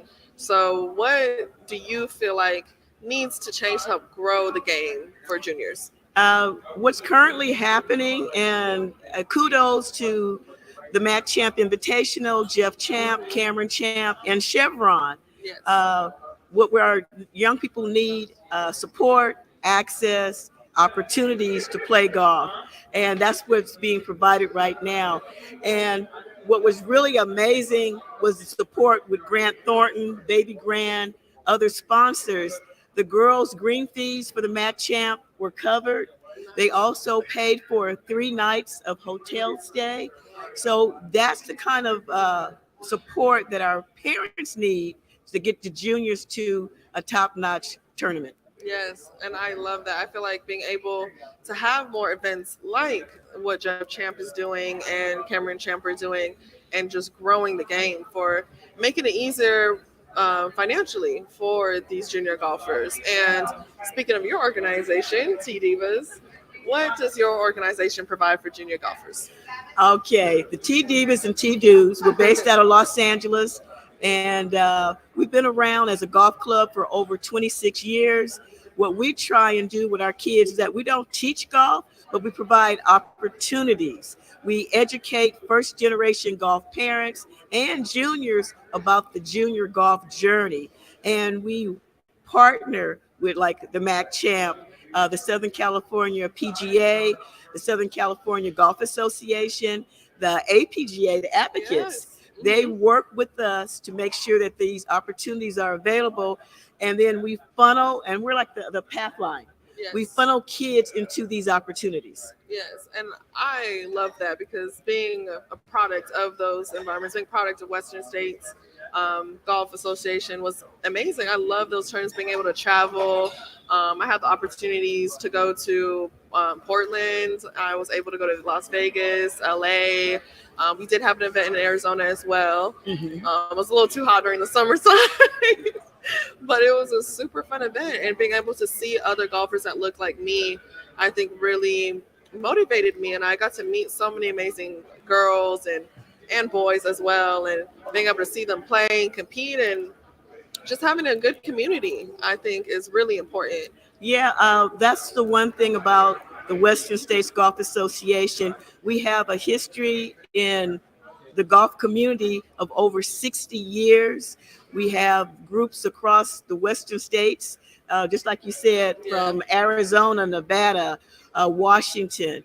And we try and grow junior golfers, and we bring them into our golf clubs. And then when we get the opportunity to bring them together so they can play golf and meet each other and know that they're not the only ones out there. Yes, and I agree with that. And speaking, and we're touching on these amazing tournaments and amazing junior golfers. Speaking of the future, is there anything that you have any goals for Western States or T Divas and Dudes? I think for us is we currently have over 40 juniors. This year in 2023, we will have 5 juniors heading to college. 3 of them will be on college golf teams. What we're hoping to do is partner with other college coaches so that they can see that we have kids that are exceptional golfers, not just recreational golfers, but they're competitive golfers and the kind of kids that you will want on your golf team. That's our goal. Yes, and that's awesome. And I'm super excited to have you out here and to be able to be here at this amazing event. And I am super happy that we got to have this discussion and be able to talk about growing the game, not just with adults, but with juniors as well. Yes, so, thank you. Thank you so much for being on my show, and I'm looking forward to seeing the future of T Divas and Dudes. All right. Yes. Okay. So thank you guys so much for tuning in to Triple Threat. I am Iman Abraham, and make sure to stay tuned. This whole week, we will be covering at the LPGA Chevron Championship. We'll have more special guests on here, so make sure to tune in Friday, Saturday, and Sunday. We'll have more coming. Thank you so much for watching. Okay.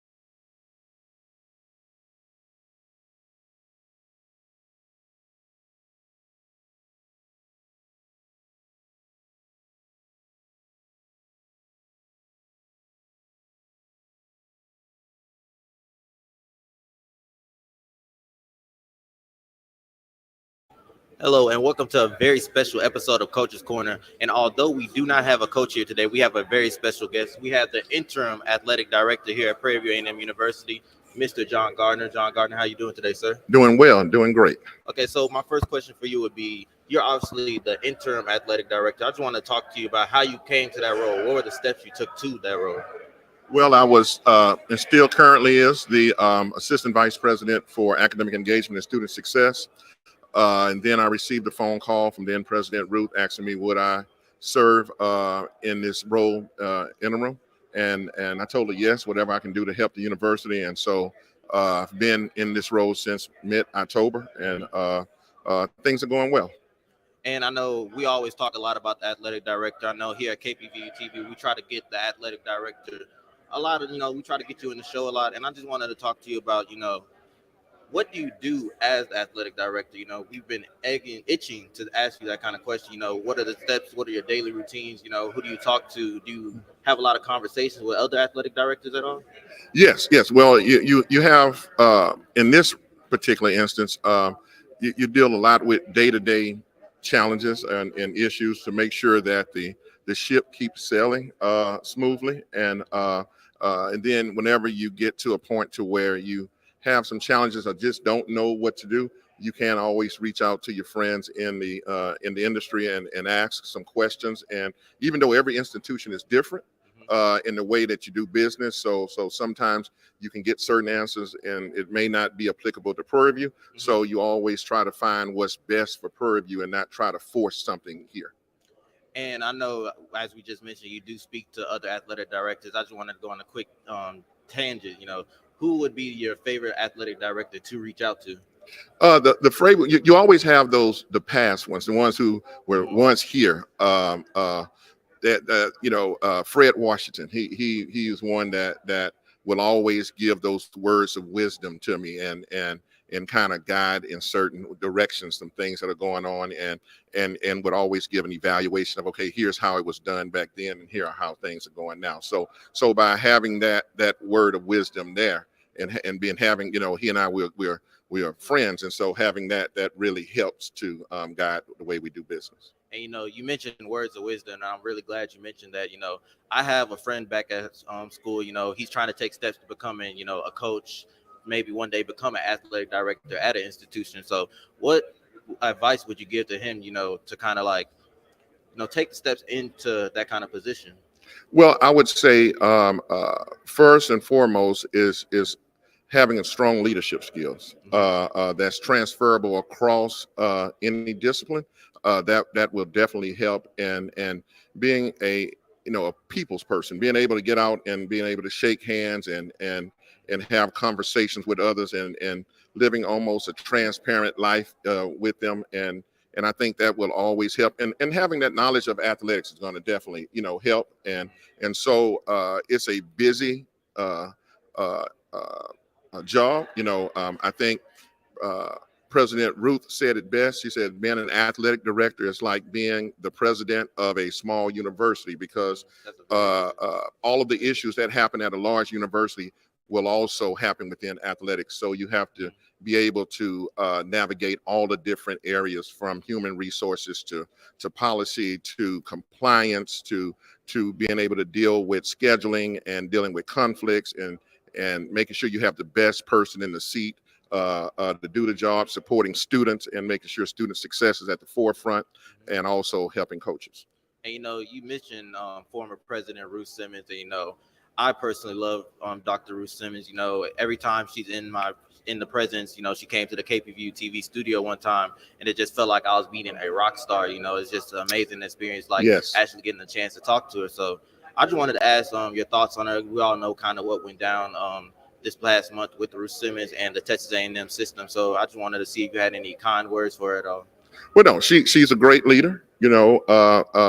She is one that I will always be able to send an email or pick up the phone and call and ask questions, because she is seen as one of the, if not the top college administrator across this nation, if not the world. So she is who she is. She is the Michael Jordan of college presidents. And you mentioned earlier that you are the assistant vice president of student engagement and success. Can you talk a little bit more about that role? I know I really haven't heard about that role at all, but it sounds absolutely very important. Oh, it is. It is. It's more of a behind the scenes role, where my area will cover most of the academic support areas. So we oversee academic advising, we oversee tutoring, we oversee the testing center, summer bridge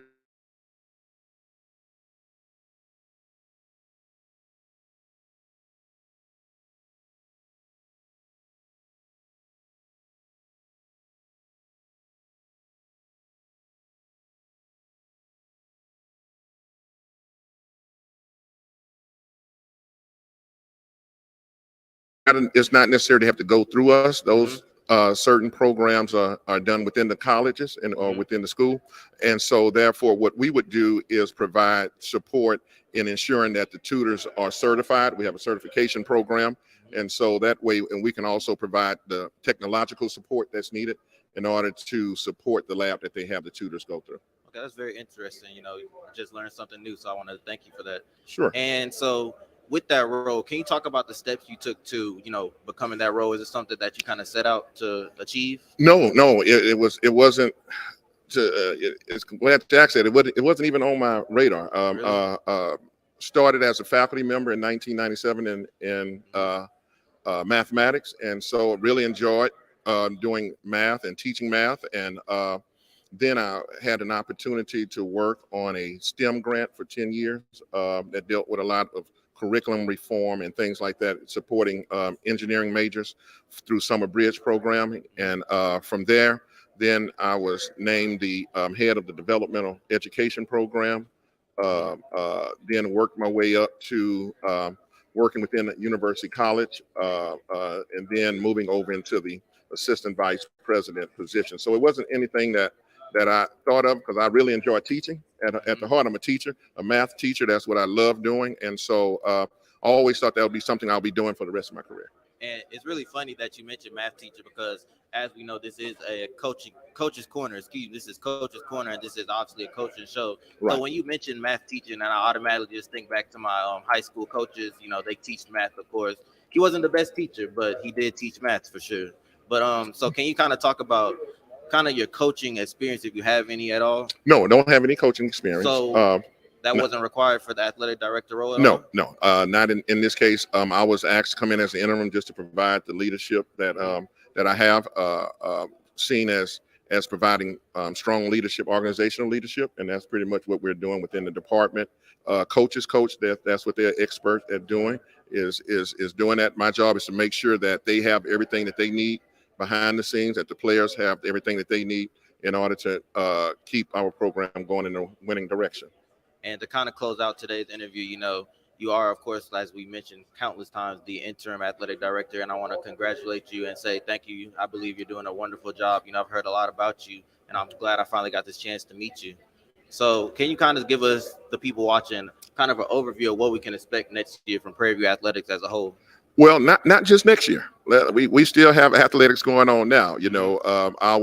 Our bowling team won the SWAC bowling championship, and we have them here with us at the LPGA golf tournament today. And so we're looking forward to what our women's golf team placed second in SWAC, and our coach was named Coach of the Year, Women's Coach of the Year. And so we have a lot of exciting things going on. We're looking forward to championship that's coming up for tennis. We're expecting great things. We're looking forward to the championship that will happen in softball and baseball, as well as the SWAC outdoor championship that we'll be hosting on campus. And so we're still in the middle of this season, even as we prepare for next year for our fall sports. But we are really focused and locked in right now and preparing to make sure that we can bring home as many championships as possible. Well, I just want to say it is truly a blessing getting to cover your athletics program here at Panther Sports Zone and Coach's Corner. I wanted to thank you all again for watching. Mr. Gardner, I want to thank you for coming in. Sure. It is definitely my pleasure.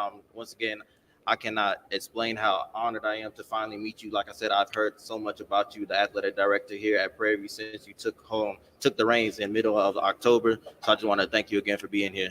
Thank you. Well, we're going to be right back. We're going to have another 15-minute segment of Coach's Corner with Gabriel Williams. Stay tuned.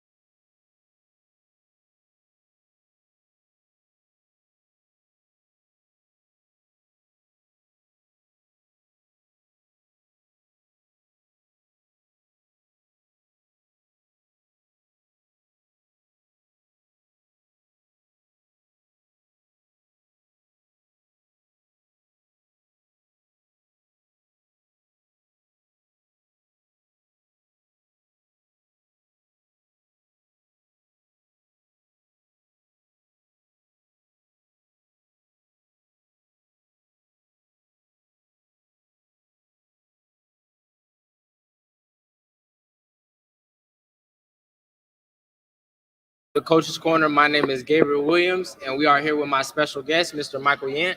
Thank you for coming. Thank you for having me. So, how's your experience so far being at the LBGA? This is a great experience, especially in this capacity. Understanding the business of the game, understanding the business of golf, and how it impacts the world and how it impacts the sports world. What is, for those that are curious, what does your job as the associate athletic director consist of? Okay, as an associate athletic director for strategic initiatives and athletic facilities, I sort of work a little bit with our corporate sponsorships and partnerships. What was your path like? What led you to finding your coming to PV, or what led you to being at PV? Where did you find your love for what you do? Okay, well, I think I had an interesting path in particular to athletics. I spent my first 5 years at Prairie View as a senior contract negotiator, so I had an insight in athletics that a lot of the athletic sponsorship agreements, the game day agreements, and so forth, I was one that was executing those agreements. With your background in business management and marketing, how does that play a role in the job of an associate athletic director? Well, I mean, in particular, when we talk about athletics, we always think about the game, the athletes, the players. But in my particular role, I always say it's the business of athletics, right? It's leveraging our partnerships, leveraging our brand, creating opportunities for our program, so that we'll be able to have the best travel accommodations, where we'll be able to have the best living accommodations and so forth. How big is business a part of sports? Like how for those that don't know, how big of a role does business play, the business side of things besides just sports? Well, I mean, again, the business side of it is what fuels, like without the business, without the funding, without the finances, then you won't see the fancy uniforms, you won't see the latest in technology, all the support things that you need to participate in these particular activities. What did you feel like you saw in Prairie View's program that made you feel like you can have an initial impact?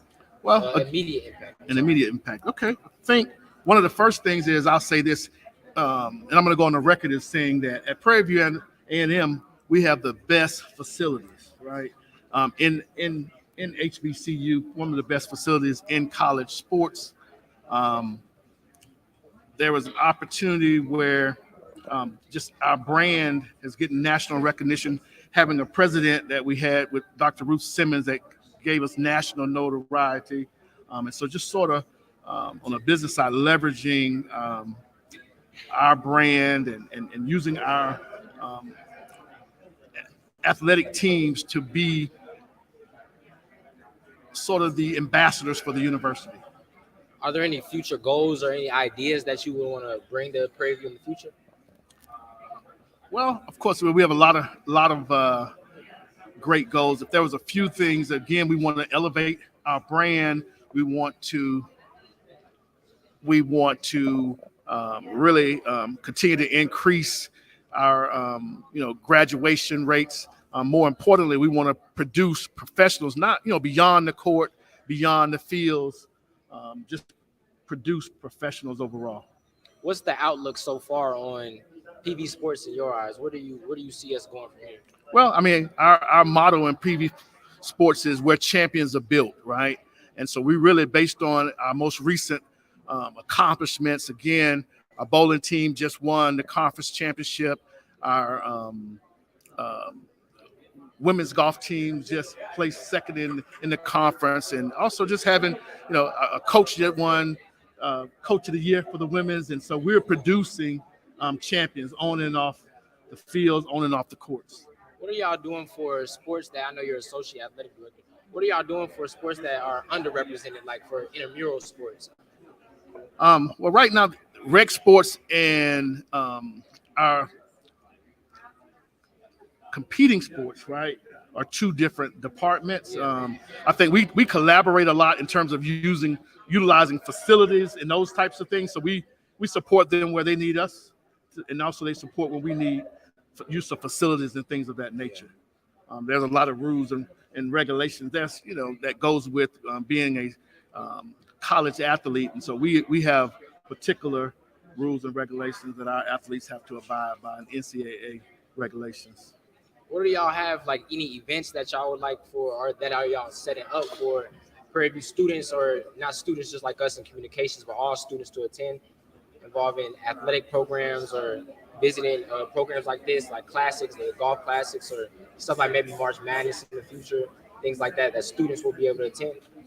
Well, I mean, outside of the regular games that we have on campus, I mean, I think we're working a lot with career services, where we're going to have a lot of dual events where, although the particular companies are looking for athletes, we're really doing a lot of collaboration with career services. We're doing a lot of collaborations with the kinesiology department. We're doing some collaborations with agriculture, where we really are, the student athlete, right? So we're students first and athletes secondary.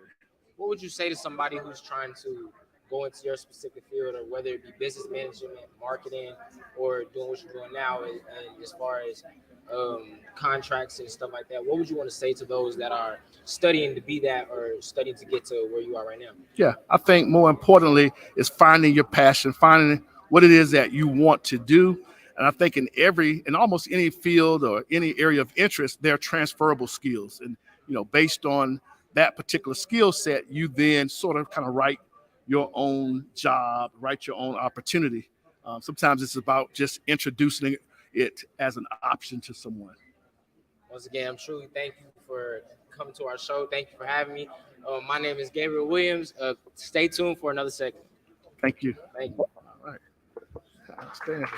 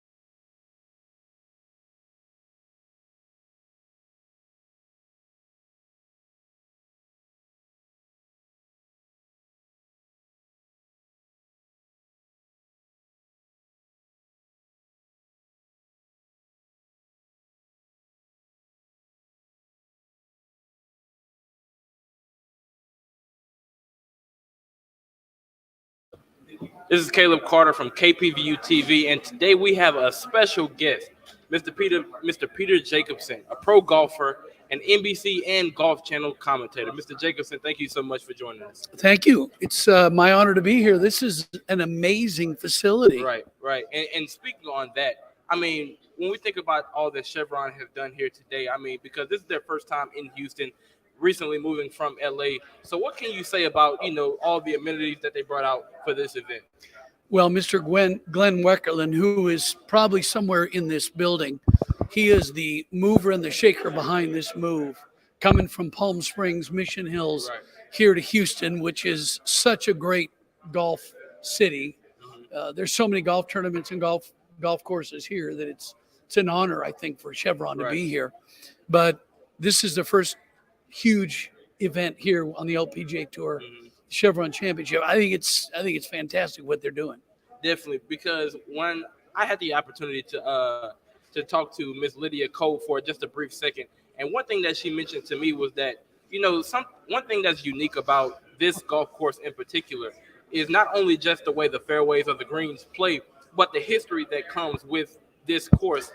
Right? They have the I believe it's called the Pontiac Dive, where they jump into the lake.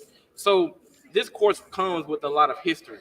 So what is your take on, some of these golf courses? Well, this tournament started out as the Dinah Shore in Palm Springs, and now it's the Chevron Championship. And they had a tradition on the 18th at Mission Hills called Poppy's Pond, where the winner would jump in with their caddy and mom and dad and friends, whatever it may be.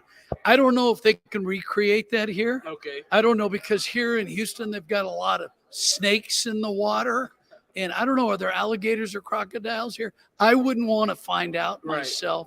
So if I were to win the event, which I couldn't, I wouldn't want to jump in the lake. So I might throw my hat in, but I'm not jumping in. Right.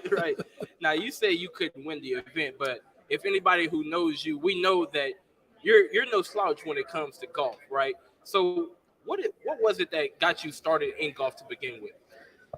I started caddying from my dad and my mom, and I kind of grew into the game that way, and got better in high school. Then I went to University of Oregon, played on the college golf team there, and I got my tour card my very first year, and I've been playing ever since. So it kind of was in my blood. Everything that I wanted to do, I could do through the game of golf. And it took me to TV. Right. And it took me here with you on your show. Okay. So I would say that is a huge success. Right. And speaking of being a commentator, right, what has it been like making that transition from on the course to off the course? I was pretty lucky. When I was about 25, I got a call from ABC. Okay. And they asked me to do some on-course broadcasting at the Skins game way back. Nobody watching would probably remember that, but it was with Nicholas, Palmer, Trevino, and Watson and Gary Player. And I had the opportunity to just get started. I didn't know what I was doing, but I was trained. I learned how to do it. And when I stopped playing, I jumped into a career with NBC and Golf Channel. Okay. So it was an easy transition for me because I had done it and I'd worked on doing it for so many years. Right.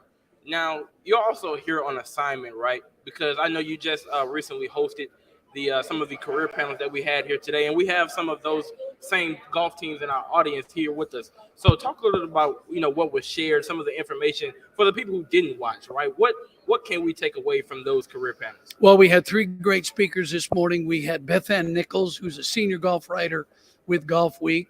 We had Malana Dotch, who from right here at Herman Park Golf Club in Houston.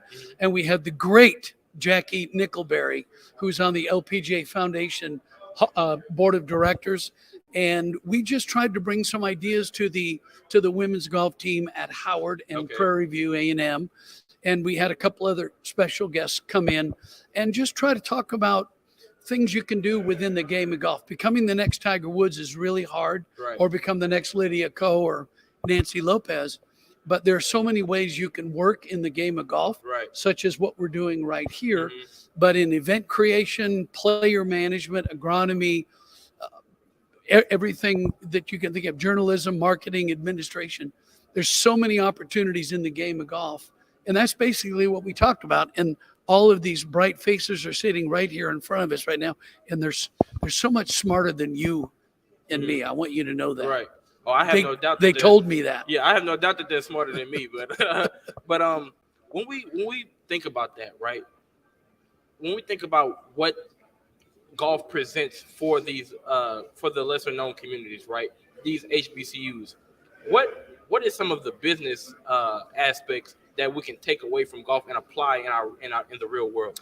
Well, as you know, the game of golf has historically been white men, and which I think is the biggest black eye on the game that we ever could have, and that's one of the things that we need to work toward to make the game of golf look much like the society we live in today. Right. So what we're trying to do is just bring those ideas and those concepts to HBCU golfers, right, to plant that seed, hopefully to find out which direction they want to go, because as you know, when you get older and when you get out of school and you become an adult, whatever gets you out of bed, whatever is your passion, that's what you need to focus on and move in that direction. Right. So there's so many ways, so many different avenues you can take in the game of golf, because game of golf is at the intersection of just about every aspect in business, from legal to financial to all operations. And that's the one thing that we try to bring to everybody within the program. Right. And you spoke about, how the game of golf touches all aspects of life. And then earlier we talked about how you got into the game of golf. But what was it that kept you? I'd like to say success, but it took me a while before I was any good at golf. Okay. I got into college. I never thought about being a pro golfer. I hoped to be, but I didn't really have a lot of success, but I just stayed the course, and I went to the qualifying school and got my card first time. And then I went out on the tour and literally had no idea what I was doing. I was driving a car with my new wife of a couple of months and her yappy little dog who liked to crap everywhere in the car. And that was not a good thing to do when I'm trying to play golf. But I think just the love of the game kept me going. I enjoyed the people and I enjoyed the challenge. Right. And it's 47 years now since I got my card. Right. Now, transitioning from the game of golf to your now field of broadcasting, right? Because I know we sure have many future broadcasters out there. So what are some, tricks of the trade that you've picked up over the years into becoming that better broadcaster? The most important thing you can do is practice. Mute the TV at a golf event, whether it's Tiger Woods winning the Masters or Rory McIlroy winning the Open Championship. Mute the broadcast and do your own broadcast. That's how you're going to learn to present. Just talking on TV and presenting are two different things. And I think a lot of the things that you learn is look at the camera, speak clearly, don't overtalk. Brevity is really key, especially when you're talking about live golf. Right. Nobody wants to hear somebody go on and on and on and on, because the last time I checked, television is a visual medium. Right. You need to leave the viewer to their own imagination by looking at the shot, the swing, the putt, whatever it may be. And if you as an announcer is over talking the scene, that's distracting and gets in the way. Right. That's more than true, because one of the things that I've learned as a broadcaster is, kind of trying to slow yourself down, right? Make sure all your thoughts match your lips, so to speak, right? But going back to the game of golf, right?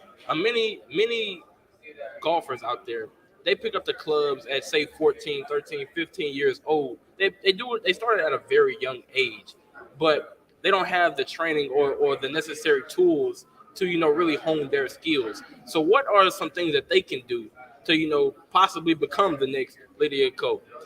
Well, it helps so much if you've got family members like a mom and dad that play the game. I did the broadcast for NBC and Golf Channel at the most recent drive, chip, and putt at Augusta. Okay. And just about every boy and girl that competed in that, started at the age of 2, 3, or 4 with a plastic set of clubs that you might get at Target. So try to get out on the golf course as early as you possibly can with a club. It could be a plastic club or a cut down club, and just get out there. And it helps to have a mom and dad or a family member to be able to take you out there. And that's really how you're going to get proficient at the game and understand the game. I started caddying, so I learned the game from a caddying aspect. I learned the etiquette of the game, how fix a ball mark, how to tee the ball up. Okay. Just stupid little things that don't seem to be a big deal, but they really are when you're trying to play. Right. Now, Mr. Jacobson, first of all, thank you so much. I mean, this has been a dream, just honestly, just speaking with you.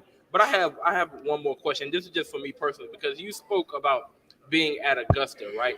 And one thing that I always hear about, being in Augusta and the Masters in general is that it has a magical atmosphere.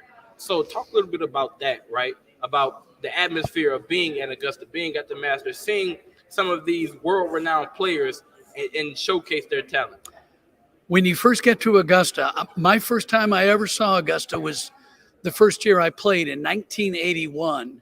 And when I got on property and you walk through the clubhouse and you get on the first tee and you can see the 9th green and the 10th and the 18th, it's almost like angels start singing and the harp starts to play because you think you're in heaven because it looks like a big national park with some people out there with sticks and balls whacking a ball around this beautiful park. But the grass almost looks like it's fake. It almost looks synthetic. Okay. It's so green and so beautiful.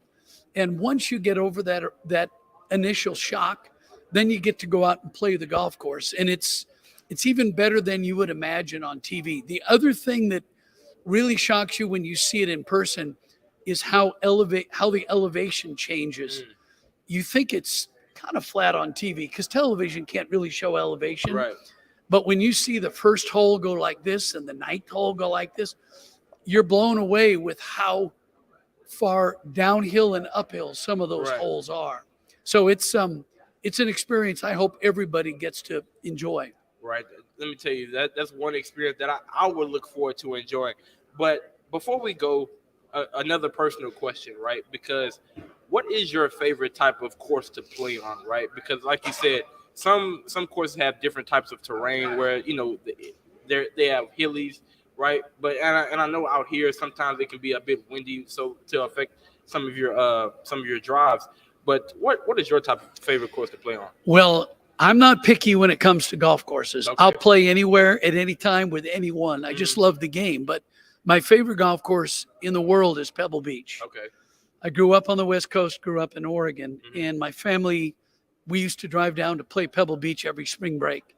So to me, Pebble Beach is home, and I played in the AT&T many times with crazy celebrities like Clint Eastwood and Bill Murray and Jack Lemmon and people like that. Crazy. You've got to really focus to worry about your game. But to me, Pebble Beach is absolutely magic. And we have a student, Kendall Jackson, who told me she's going to be playing at the U.S. Women's Open at Pebble Beach this summer. She's sitting right out here somewhere. I don't know where she is, but I expect her to be at Pebble this summer for the Women's Open. Okay, well, we'll definitely be wishing her well. I'm not sure if we got to lay eyes on her, but we'll definitely be wishing her well. And Mr. Peter Jacobson, thank you so much for joining us. Thank you. It's really been a pleasure.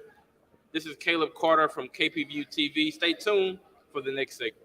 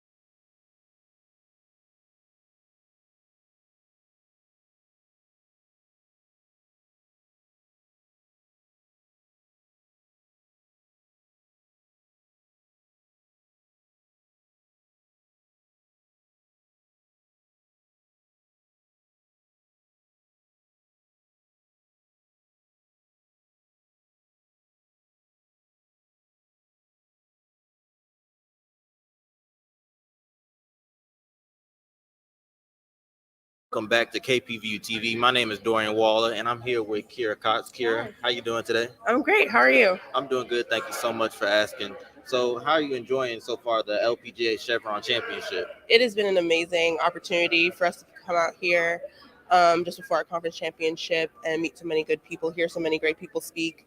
It's a great opportunity that the whole team was able to come out and see some of the best players in the world, get to speak with some of the best players in the world. So it's been awesome. And I know you mentioned that you are a part of the conference here, the career panel that was taking place earlier this morning. Can you talk a little bit about that in detail? Yeah, it was amazing. We heard from 3 great panelists and just kind of hear about their career paths, the different areas that we can go through with golf. The golf industry is just so big, and I feel like all of us as college athletes, as young women in the sport, especially as minorities, it's so important to hear about women in the industry and where they're going and what we can do as well when we're done with school. And, you know, I did not give a proper introduction. She is from the famous, around, I believe, about 5,000, 6,000 Instagram followers combined on Instagram with the men's and women's Howard golf team. So you came all the way from Howard. Is this your first time in Houston? Are you enjoying the area at all? Yeah, this is my first time in Houston, Texas. Never been here before. Definitely haven't seen that much because we came straight here, but am loving it so far. And you say you're loving it. Can you tell me about your favorite part of the city so far? Favorite part of the city? We got off the plane pretty late last night, but I know that the weather when we came right off the plane was super humid, super hot. I'm from New York, so I'm used to it being pretty cold. So definitely warm weather is pretty exciting. And you're not a warm weather fan at all? I think I'm a warm weather fan. I think I prefer it more than cold weather. So, and we mentioned you're coming from Howard. Can you talk a little bit about your season and the achievements that y'all accomplished? Yeah, so we have had a great season. We won an event in the fall at the SAS Invitational, which was amazing. We are preparing to go to our conference championships, which is going to be super exciting as well.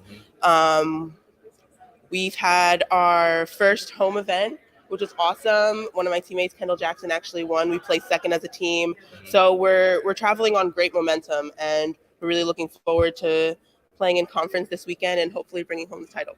So the expectations are championship or bust? Exactly. I like that mentality. Yeah. So can you talk about your own personal aspirations, you know, where you want to go with golf or where you want to go with your career, your major at all? So I'm a 5th year grad student at Howard. I got my bachelor's from Furman University, which is a PWI. So being a grad student at a HBCU, being in the golf industry, I have a focus in sports communications and media. I did broadcasting at Furman, and that's a really big focus of mine. So after grad, hopefully I get to work in the golf industry, hopefully work for a channel of some sort to do golf broadcasting. I also enjoy tournament operations and just kind of giving golf some more Black representation. So you mentioned broadcast, so you kind of right at home in the setting, you know. Exactly, yeah. Okay, so that's good. That's good. I can honestly tell. Yeah. So you mentioned coming from Furman, you know, obviously as you mentioned a PWI, and that's very funny that you mentioned it. You know, yesterday, I don't mean to go on a tangent about myself, but I had an assignment, you know, that kind of mentioned, you know, PWIs versus HBCUs. Yeah. So can you talk a little bit about the difference between an HBCU and a PWI, you know, the cultural differences? You know, we hear a lot on social media about the clothing differences. You know, they say at HBCU, you got to step every day or you're not doing it right. So can you just talk about the cultural differences and as well as the academic differences? Yeah, definitely. Coming from a small Southern PWI, I'd be lying if I said I wasn't nervous going to a HBCU, especially Howard. So being able to kind of see the differences is definitely, I mean, I loved Furman. I loved going there, but Howard is just a whole different culture. It's more family-like, you know? And then also I feel like HBCUs specifically put a lot of emphasis on making sure once their students graduate that they have a good career path. You know, they really care about their students. And I feel like I've seen that as a huge difference from the resources that I've gotten at Howard, that they really want me to succeed once I finish. I feel like PWIs kind of lose that a little bit. So that was really refreshing to come. And I just feel like I've gotten the best of both worlds. And, you know, you mentioned Howard, you know, everybody knows Howard is pretty much one of the most, if not the most famous HBCU in America. Really, one of the most famous black schools, high school, middle school, anywhere really. So can you just talk about really your own personal experiences at Howard, the people you met? I know you're here obviously with some of your amazing teammates, can you just talk about the connections that you built?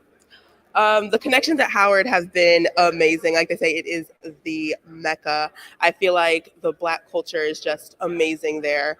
The people I've met, the people that I continue to meet as my time there, I've been there for not even a year. And I feel like the opportunities that I've had, the resources I've come in contact to have been endless. And I feel like the people are amazing there. I've definitely so blessed and so grateful for my time there. So it's definitely amazing. Well, I want to thank you so much for your time. You are absolutely a natural on the microphone. I can Thank tell you. that you've done this before. We're going to take a very, very short break. We're going to be right back with more. Awesome. Thank you.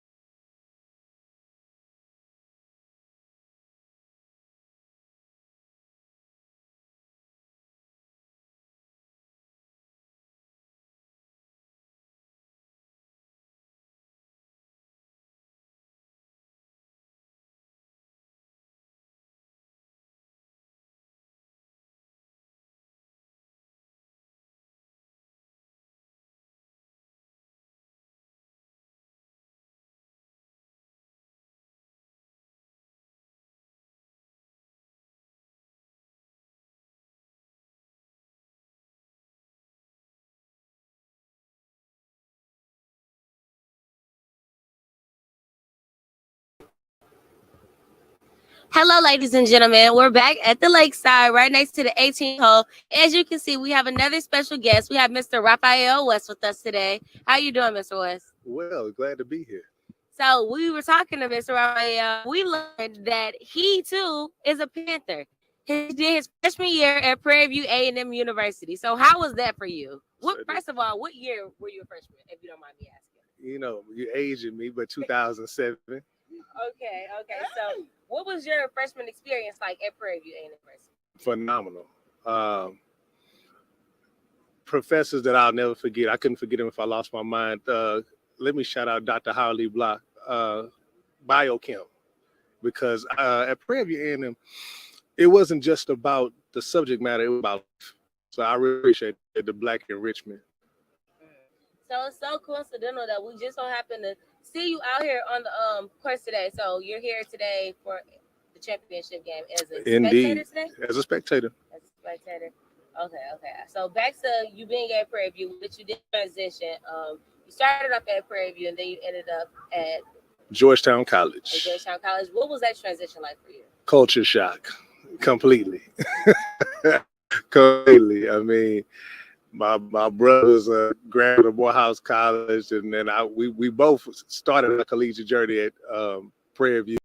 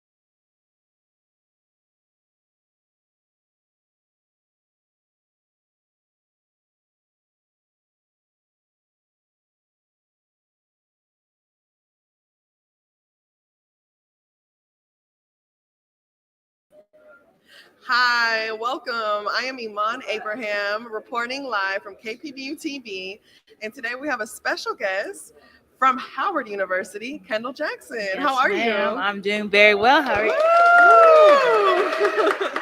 Thank you. Thank you. So happy to have you here. Appreciate You have literally flown in to come to this event, the LPGA Chevron Classic Championship. Yes, How ma'am. are you? How are you feeling? I'm doing very well. How about yourself? I'm doing well. I am happy that you're here. I'm happy to be here.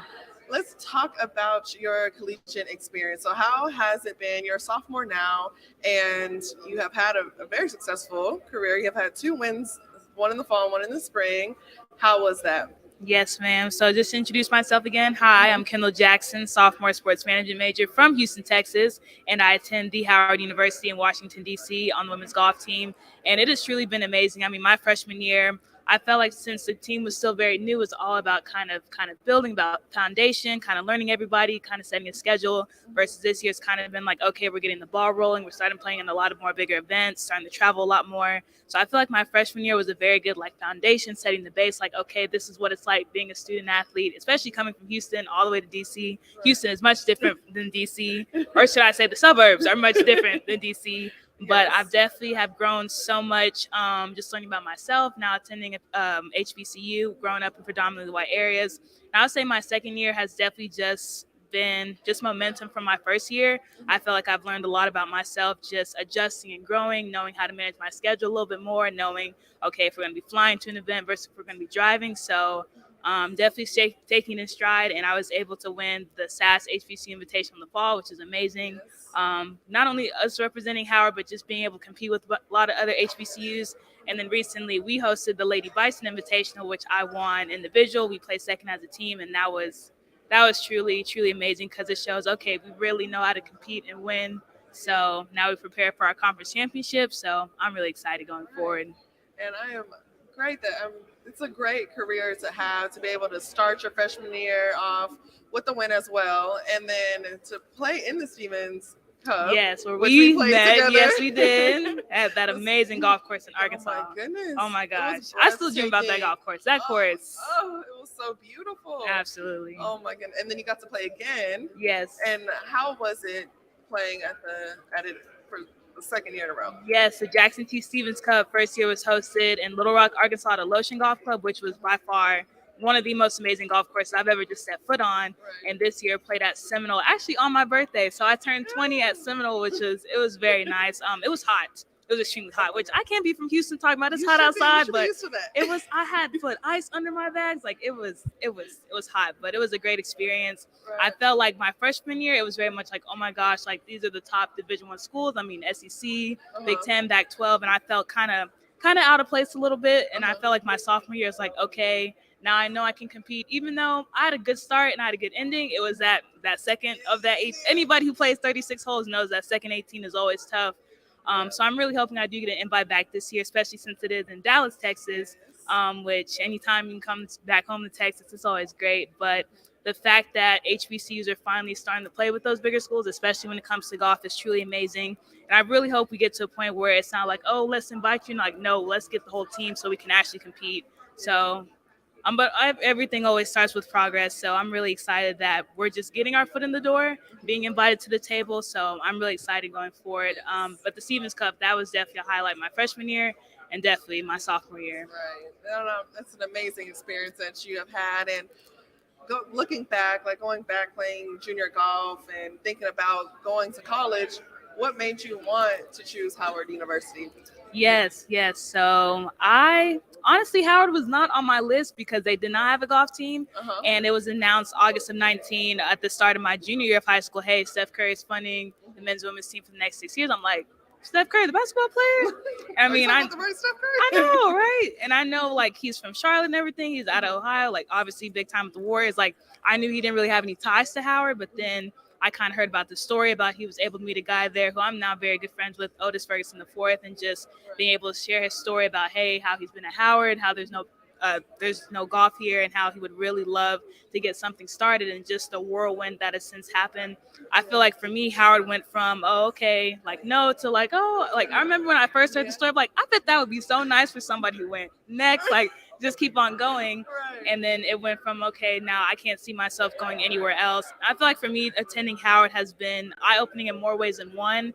Just learning about myself as a Black woman, playing on a Black golf team, working with Black coaches, having Black professors. For someone who's grown up pretty much my entire life around white people, I remember I first got there and I was like, I have never seen so many Black people my entire life, like a culture shock within my own culture. But just being able to grow, to adjust, to learn, and just the people truly make Howard University. I've been able to meet so many amazing golfers, so many amazing, so many people, either with Howard, with athletics. So I think I've definitely made the right decision. It has now opened. I mean, I'm here because I play for Howard. It has just opened up so many doors that I don't think anywhere else, especially no other PWI, would have offered. So I definitely think I made the right choice. I know I made the right choice for sure. And I am happy that you did choose Howard University. And I think it's important to continue to have Black females, Black golfers, Black women golfers to continue. Since we make up less than 1% of the entire golf industry, which is in a predominantly white sport, it is important to, I feel like, come together and grow the sport as a whole. And I'm so happy that you guys are here, that you're able to have HBCUs come together for an amazing event like this. Absolutely. And I guess my next question is, what is next for Kendall Jackson? What is next for Kendall Jackson? Well, we have our conference championship, the Northeastern Conference, coming up this Sunday, Monday, Tuesday, that I will be winning. So that way we can advance as a team to NCAA regionals. And then just go from there. I know this summer I have a few, like the U.S. Women's AM qualifier, U.S. Women's Open. So really hoping to go to the U.S. Women's Open, since that's at Pebble Beach. And Howard Golf has an event at Pebble Beach every year, which is like the week before the Women's Open. So that's definitely a goal. Exactly. So I'm really excited for how my summer's going to look in regards to playing tournaments. But then I know last year I did an internship with the USGA, the Lee Elder internship, which kind of showed me more. I've always been a competitive golfer, so seeing what all golf has to offer. Because I know myself personally, my goal is to play professional, but I know just like with any plan A, you need a plan B, C, and D. So that's what I'm kind of wanting to figure out now, especially since I am about to be a junior in college. I still can't, like, I feel like I just graduated 2 years ago, and now I'm about to graduate 2 years from now. So really looking forward to, like, okay, what is next? I mean, not rushing, not always living in the moment, staying present, but knowing you have to plan for the future. So biggest thing now is just playing as best as I can now, improving my rankings, trying to get invited to the Stevens Cup again, get to those big events. And my biggest thing before I graduate is the Augusta National Women's AM. Playing there, that really solidifies you as the best of the best. So we have a long ways to get there, but we are making progress. You will get there. I appreciate it. I know you will get there. And with your successful career, you're on the right path. You have to play in the Women's Open. I mean, how do you feel about that? I have to do a qualifier. So we haven't gotten there yet. Yes. It's in, I'm thinking, my qualifier is in Galveston, I believe, at the end of May. So close to home. Yes. Same with the Women's AM. I have a qualifier in Houston that will determine we go on to the championship, which any of those can lead you to Augusta National Women's AM, which is definitely a goal. What is a day in the life for Kendall Jackson? So let me know, when you wake up in the morning, what is your routine? Man, it honestly depends on the day. I actually changed my major. I was finance at first in Howard School of Business, which was amazing. Howard School of Business was amazing. Accounting Principles 1 made me rethink my entire life, mainly because of how much we travel for golf. So I feel like my freshman year was a lot of heavy in School of Business. We had early morning workouts. We had practice in the afternoon. So it was a very busy schedule. I feel like now with me being sports management, it's a little bit more flexible. So my classes either are not as early or they only be once or twice a week. So usually I'll get up, depending on class, probably go work out in the morning, attend class, have lunch, do whatever evening class I have, do practice in whatever evening class. So I feel like it's just a lot better pace, especially with our spring schedule. It's been extremely chaotic and crazy, which in the best way possible. But now coming back to work, it's a lot more flexible with my schedule. So stuff I'm coming back to is either not as demanding as it would have been in the past. I'm writing a lot more papers versus a lot of more daily assignments. So you have more free time to practice. Exactly. Especially since I don't have classes on. Not having a class on a Friday, I said I at least want one semester with no class on a Friday. It's amazing. I don't know how I'm gonna go back to 5 days a week, but I say just a lot more the day really changes on the daily, but I just feel like it's a lot more flexible now. I say we have switched to now evening workouts, which have been a little bit different. We were doing that a little bit earlier first semester, so it kind of changes practice around. But how often do you guys work out? we see as a team, because our gym is now getting renovated, so we were working out like Tuesday, Thursday morning, then it was Tuesday, Thursday evening. Now it's kind of work out whenever you have a chance to, but then once we come back in the fall, I think we'll be back to a morning schedule. But next year I'll be off campus, so I don't know how I feel about that. So You have to get accustomed to it. exactly. Now, yeah, because I'll be in Maryland going back and forth like a real college student. Oh, really grown now. I know you're growing up on me. But no, that's going to be exciting. I think that's going to be great. I feel like you guys' team has done so much, and being able to highlight just women in golf in general. Absolutely. Black women in golf, Yes, especially. exactly. And I love what you guys are doing. I think it's super important. And even being at this event, I feel like it's also important for junior golfers to see you guys. Oh my gosh, this whole event. Who are those women in the red cardigans? Oh my God, it's Howard University. Yes, ma'am. HU.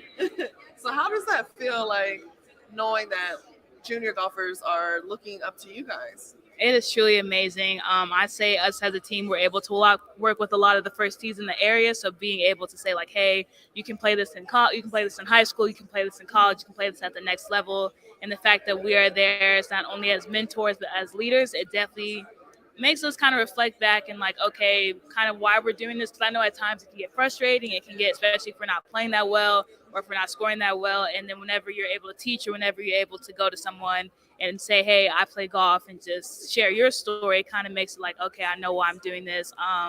So I say it's very special, especially being in a place like DC where golf is not as popular as it was like maybe down south in Texas or other areas. So I'm really glad that we're able to represent not only at Howard, but in the DC area. And just really excited for whenever I do come back home. It's always great showing them where you can go.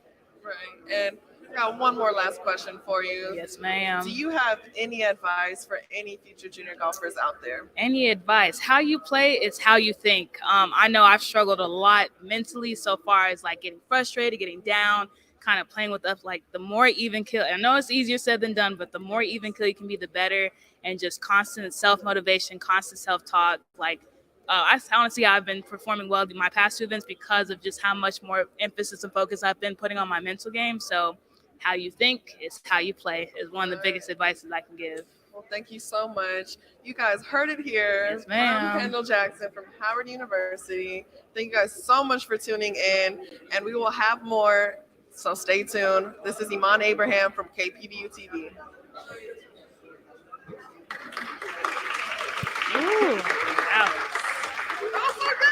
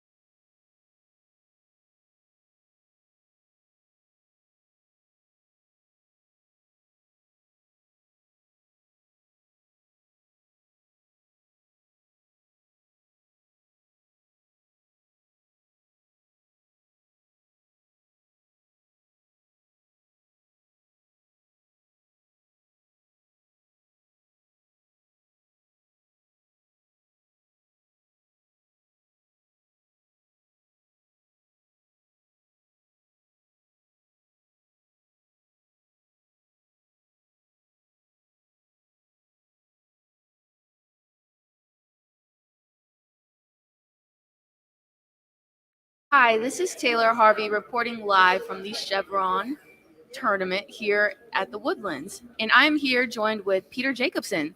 Hi, Peter. How are you doing? I'm good, Taylor. It's good to be with you, as always. Yeah, I know. Nice to see you. Long time no see. Long time no see. So, what brings you here to Houston? Well, first of all, just to come here to have a chance to hang out at the Chevron Championship is always fun. To be able to see you and everybody with Prairie View, A&M, and also the Howard University women's team.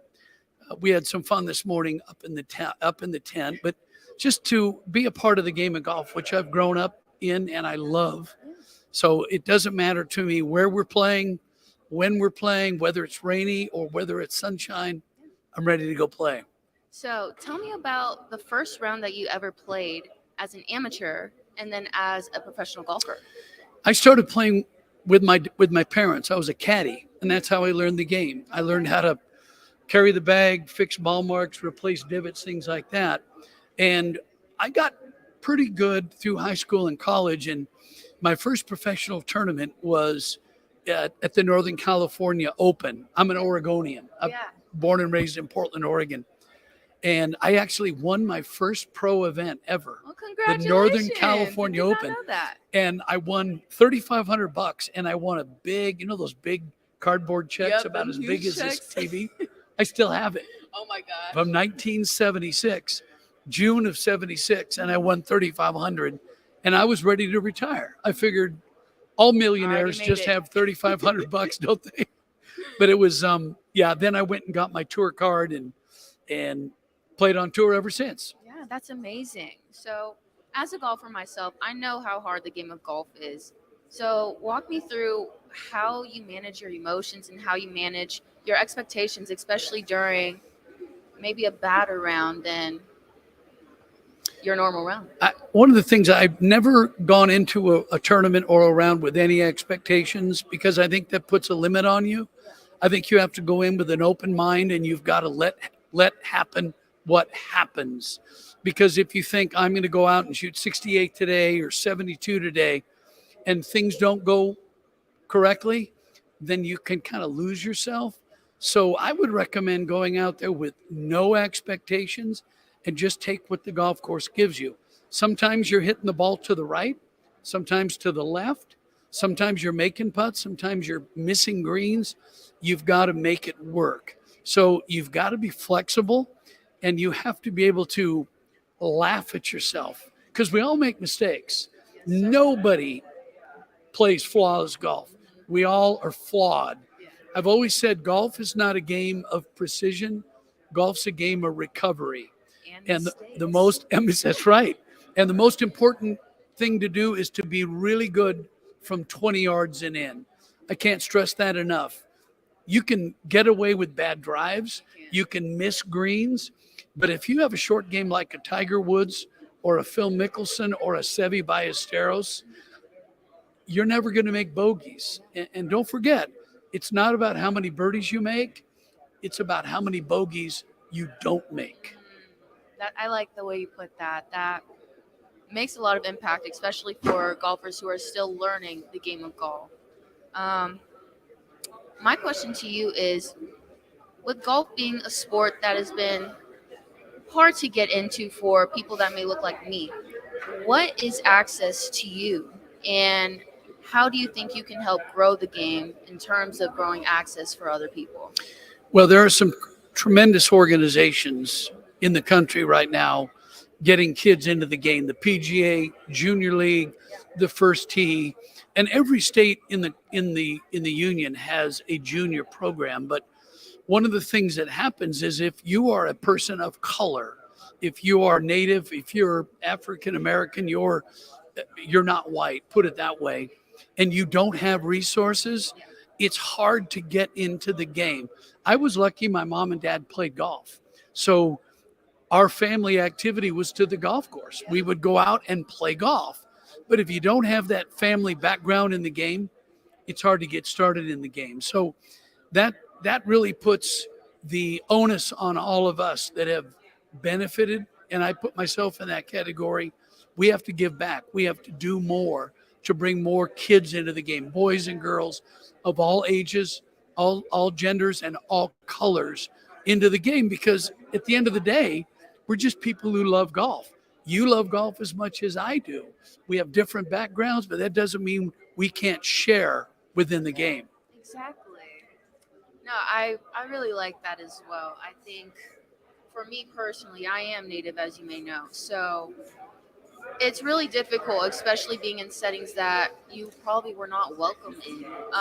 So I think it is super important to see color, to see diversity, and to have more opportunities for people that look like me on the golf course. Well, as you know, the game of golf was very exclusionary. There were only white men allowed in the game until literally the 60s. And it took players like Charlie Sifford and Renee Powell and Lee Elder to break that color barrier. In fact, I as I sit here today, I still can't think back to why the game of golf would exclude or oppress anybody, because it's a game, one we all love and share. So it's up to us to make those changes. And you and your good friend Nota Begay, who's a great pal of mine, I know you're making inroads into the Native world, trying to bring more kids into the game of golf. And there's just so many challenges right now with getting different groups of people into the game. That's our challenge and that's our goal. Yeah. I mean, I told you before, I'm big on First Tee, and we did have a conversation earlier about how you're going to these conferences and these dinners with the First Tee. What do you think First Tee can do to help build the game, and what can you do with the First Tee to help? I think it's just education, letting kids know that you can come through the junior program. I came through a junior program in the state of Oregon, and I made it all the way to the highest level, and I played at the highest level for a long time. So it's really incumbent on the coaches and the instructors at the First Tee to give the kids a real solid background in the fundamentals, how to grip the club, how to address the club, the backswing, the downswing, all the fundamental aspects of how to hit a shot, whether it's a flop shot over a bunker or a chip and run with an 8-iron. And that's really where you're going to learn the basics at the First Tee. But more than anything, just giving the building blocks of life. You could probably recite the 9 core values. You probably have them memorized. I don't, but they're the core values of life. How to treat people with respect and kindness and sportsmanship and honor and integrity. All of those values that we need to live our life by. I know you do. I try to. And that is the key to building a better society and doing it through the game of golf.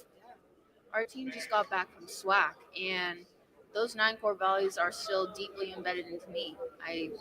Whenever I'm having a bad round, I try and think of at least one that I can stick to for the day. And honestly, it always comes back to perseverance and confidence, judgment as well. But well, we all have those challenges when we play. And the one thing that I did my whole career was to stop when I was having a bad day and remind myself, I choose to be here. I want to do this. I'm putting myself through this agony. So deal with it. Be the best I can be at that moment. And remember, we always represent ourselves. We always represent our moms and dads and our families. So I tried not to be a fool, tried not to make a jerk of myself out there, tried to carry myself in the highest proper respect for everybody and the game. No, that's super important, especially when playing with a competitor.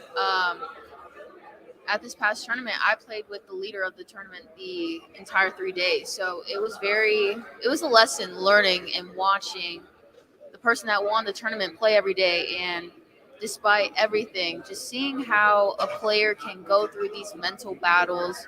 So we see everything as a playing opponent. You see the good, you see the bad, and Well, what did you learn? What did you learn playing with the leader? Because when you teed off, you were tied, and you played with her for 3 days, and she went on to win. Did you know that she was leading, or did you have a feeling that she was probably going to win?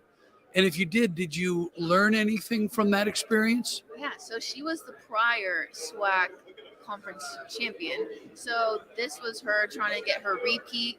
We're all rooting for her at the end of the day. What I learned the most was I'm a fast player. I like to play fast. I don't really like playing with slow people. And it just so happened that she's a slow golfer. And my dad flew out and surprised me at the tournament. And we were talking about the round, and he was noticing some things about me and my demeanor while I played. And really, it boils down to you can't control other people, especially their golf game. So if she needs to play slow to get the job done, then so be it. But if you allow that to affect how you play, if you allow that to affect your demeanor, then she's already won.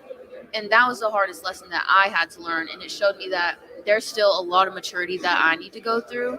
And I'm just going to take this on the chin and allow this to help me move forward in my journey. That's an excellent point. I've played with players that are ridiculously slow, and it's frustrating because I want to get on with it.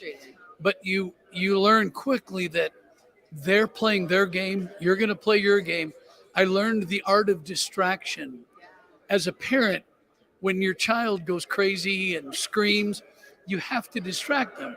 You have to point out something. Oh, look, there's a teddy bear, or there's a grizzly bear.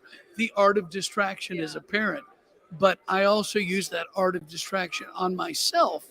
If I'm playing with you and you're ridiculously slow, I have to do something to distract myself. What I did, I used to write musical lyrics. I wrote songs, I played the guitar. I had a rock and roll band with Payne Stewart. We have a couple albums out. Our band is called band is called Jake Trout and the Flounders. We're on iTunes. You can pull them up. But that's how I distracted myself. I wrote lyrics. Wow. And then my caddy would say, let's go. My caddy was Fluff, Mike Cowan, caddy for Tiger. Now he caddies for Furyk. So you have to distract yourself to stay in your own brain. See, I was a little late to figuring that out. I figured that out the third round, but it's okay. So I have a bad habit of taking notes during practice rounds and then not using them during the tournament. So instead, I was like, you know what? I'm going to use this notebook, and I'm just going to write down what I'm feeling after a hole. Regardless if it's good or bad, I feel like it'll be important for me to look back onto and see the patterns and see why you're choosing to go down this route instead of choosing to believe and have faith that there's always the next hole. I always kept a journal, and you're wise to do that. I would write thoughts down during the round, and I always took that journal home, and I always referred to the journal because I wanted to get better. I wanted to know what I did that day that wasn't working, and then I would have a spark to help me the next day. The other thing I did is I kept stats after every tournament. Yeah. How many fairways hit, how many greens hit, how many up and downs, how many putts, how many 3 putts, because then that gave me a direction, go work on my game for the next week. I might have driven it well, my irons were bad, my putting was bad, my chipping was good. So it made me really focus in on what needed to improve. So you're smart to write those thoughts down, but you have to refer to them always. You know, I feel like at some point in people's golf game, you realize that this is more than just golf. This is more than just the stats within how you're playing. This is mental. I mean, they don't say that the game of golf is 90% mental for no reason. And, you know, I'm still young, so I'll give myself a little bit of consideration and compassion. I feel like I'm at that stage now where it's like, okay, your mindset is what's hindering you from winning a tournament and losing it. So this week was amazing. I got to watch my teammates play amazing golf, and we really showed out and showed that we are more than capable. But as a team and as an individual, I think that mentality and belief in ourselves is what's going to help us move forward. Well, I think it's 90% mental and 60% physical. Last time I checked. Okay. Does that add up to 100? I don't think so. I'm not it the best doesn't. at math, but... Okay. Well, I struggle with math, but you're right. it plays more internally with you than it does physically with you. And with that said, this is Taylor Harvey with KPVU-TV with Peter Jacobson, and we will come back to you next.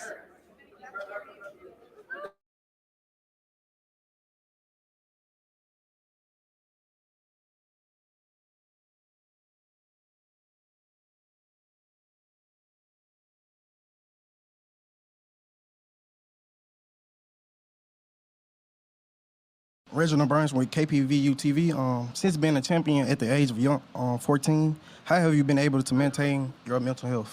I think I've had my ups and downs. Sometimes I've been, some things came a lot easier than, it was never easy, but it seemed easier looking from outside in.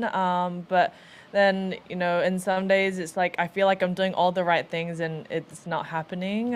But golf, I feel like there is no perfect score. It's not like bowling where you have a max 300 points, I think. And then, whereas in golf, if I was to hit a perfect score, I'd make a hole-in-one on every par 3, eagle on every par 5, and albatross on every reachable par 5. That's just silly, right? There's just no perfect. And I feel like even players who shot 59, they know they maybe could have shot a 58. And I think that's the continuous challenge of it. And sometimes I think to myself, why am I continuing to play this crazy game and trying to be good at it? But I think because of its challenges, it makes me be more motivated and just keep wanting to do better. And I think that's why no matter what rank player you are, every player is out there trying to improve, and you can see that people working with their coaches or their team or their club reps to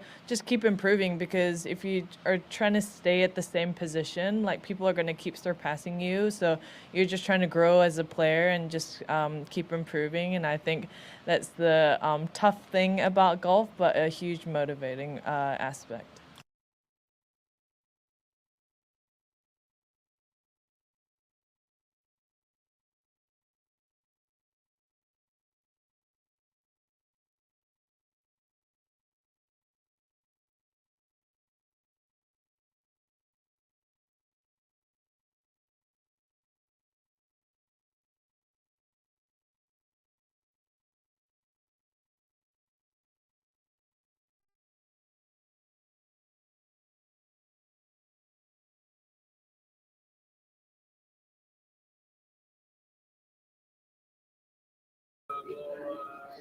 Welcome back to Panther Sports Zone, KPVU TV. I'm Malaysia Davis, and I'm here with our Amani Moore. She has been at Prairie View A&M University for 2 years. She is on the women's bowling team.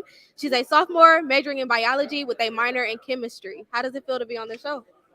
It feels great. Thank you you for having me. Yeah, for sure. Okay, so I have a couple questions for you today. You guys had a very successful season, making it to SWAC, winning the SWAC championship. Congratulations. So from the beginning of the season to now, post-SWAC, how has your mindset and the trajectory of the team changed for you? I'd say definitely being in SWAC really made us all come together. We had to be a team. We had to be very, team oriented, and it couldn't be a single-minded sport. Yes, for sure. So we had to really just dig deep, find our grit, make sure that we wanted just as much as the other teams. And we wanted enough to win, and we did. That's good. That's interesting that you say, it's a team sport. It's not just a mindset, because when you think about it, it's only you, rolling the bowling ball. So how do you kind of switch that into your mind to get into the frame of this is a team? Basically, if your teammate, let's say, opens, then you need to come be ready to pick them up, come after them to strike or spare, just really build off of each other in a team aspect, Yeah, that's how you of would do course. it. Sure. So how did you get into bowling? My dad actually introduced me to bowling. So, Okay. Yeah, he bowled all throughout his life. His dad bowled, and then he just carried it on. He said it's great for school, and that's what we did. That's good. Was he Prairie View A&M University? No, he went somewhere in Arkansas. Okay. Sounds good. All right. So what role has your coach, Glenn White, played in the success of your team? Coach definitely is good at motivating the team to do better. Mhm. He makes us all dig deep and really find it within ourselves to, just be the best we can and produce the best results we can. Yeah, for sure. So at Prairie View, for like football as well as basketball, they've kind of had multiple coaches coming and going. However, for you, in your experience, you've had the same coach. How do you think having the same coach, someone that's stable, they're not coming and going, you're not constantly having that traffic, if you will, with coaches, how do you think that plays to the stability of a team and the overall just dynamic?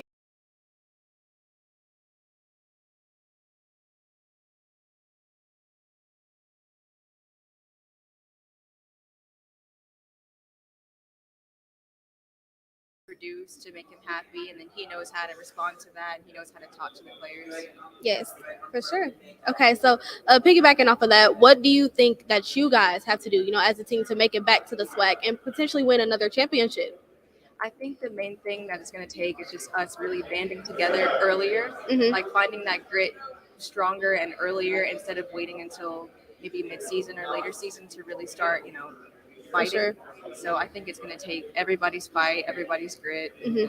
For sure. What are some ways you think you guys could capitalize on that, like earlier on in the season? I think if we just do more team building exercises, if we do more tournaments with competition, that will help bring that fire out of us, more HBCU tournaments, more SWAC tournaments. I think all of that will help us build that fire quicker. Yeah, for sure. It's good for you guys. You guys have a bowling alley on campus. So you always have somewhere to practice, meet up, kind of get that team bonding experience for sure. They got food in there, so, eat as well.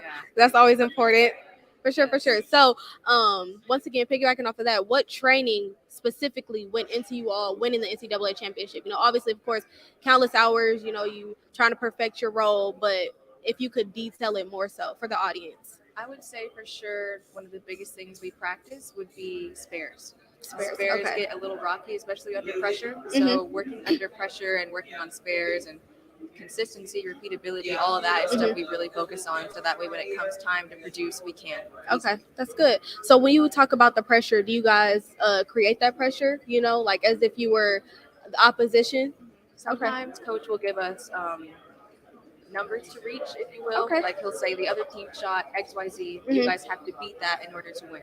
Yes. So we'll kind of put ourselves into high pressure situations or say you have to, bowl over this for this game, or as a team you have to bowl over this set to beat the imaginary team. So we kind of just put ourselves in stressful situations, so that way whenever we are in those real situations, we'll be ready. Okay, I like that. I think that, stress management, that's a good life skill in general, not just, specific to bowling. So how do you personally feel, especially, within biology, because that's a lot of numbers, a lot of science, a lot of tests and everything. So how do you feel as though your adaptability, to stress stemming from bowling plays into your academics as well? I think definitely being able to think on my feet, being able to work quickly, work with speed. Yeah, I think that's definitely translated from bowling to my test, being able to pivot quickly throughout questions or, just learning material. Everything's very fast paced in bowling and in biology. So take everything. For sure. All right, so last question. Your teammate, Ibelis Reyes, she recently went on to the 1876 podcast, and she said that her goal is to have a ring on every finger. How do you feel about that? I think that's a great mindset to have. It's a great goal to set in place, especially since she did play for 5 years. She really could have had one on each hand, but it definitely takes a lot of dedication, a lot of focus to make that goal, and I think we're fully capable of doing that. That's good. What preparation do you feel as though goes into making that a reality? I think, like I said earlier, the main thing that goes into it is just really fighting, being dedicated to the end goal, making sure you're working properly towards that, and focusing when you need to focus throughout the whole year and not just start at the end. For sure. So for anyone else out there who may like bowling, and they might want to take it serious and end up actually being a part of a professional organized team, what advice would you be able to give them? I would definitely say never give up on your dream. Like always pursue what you want to do. There is something out there for everyone. There's a spot for everyone on a team. For sure. That's your goal, then fight to pursue it. Really work to better yourself, better your craft, and you'll find a spot on a team. For sure. Well, thank you so much. That was Amani Moore, and I'm Alasia Davis, and we will be back with more after this short break. Okay. All right, you're good.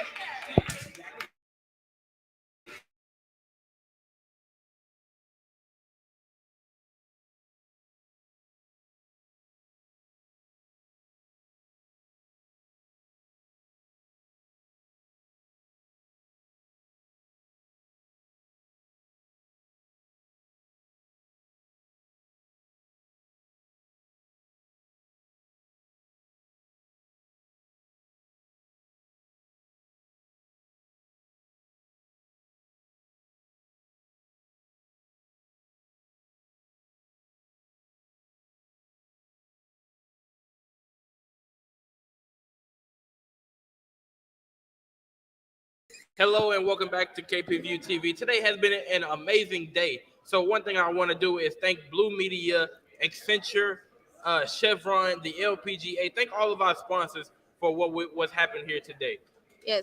I'm Elijah Davis. And I'm Caleb Carter, and we're signing out.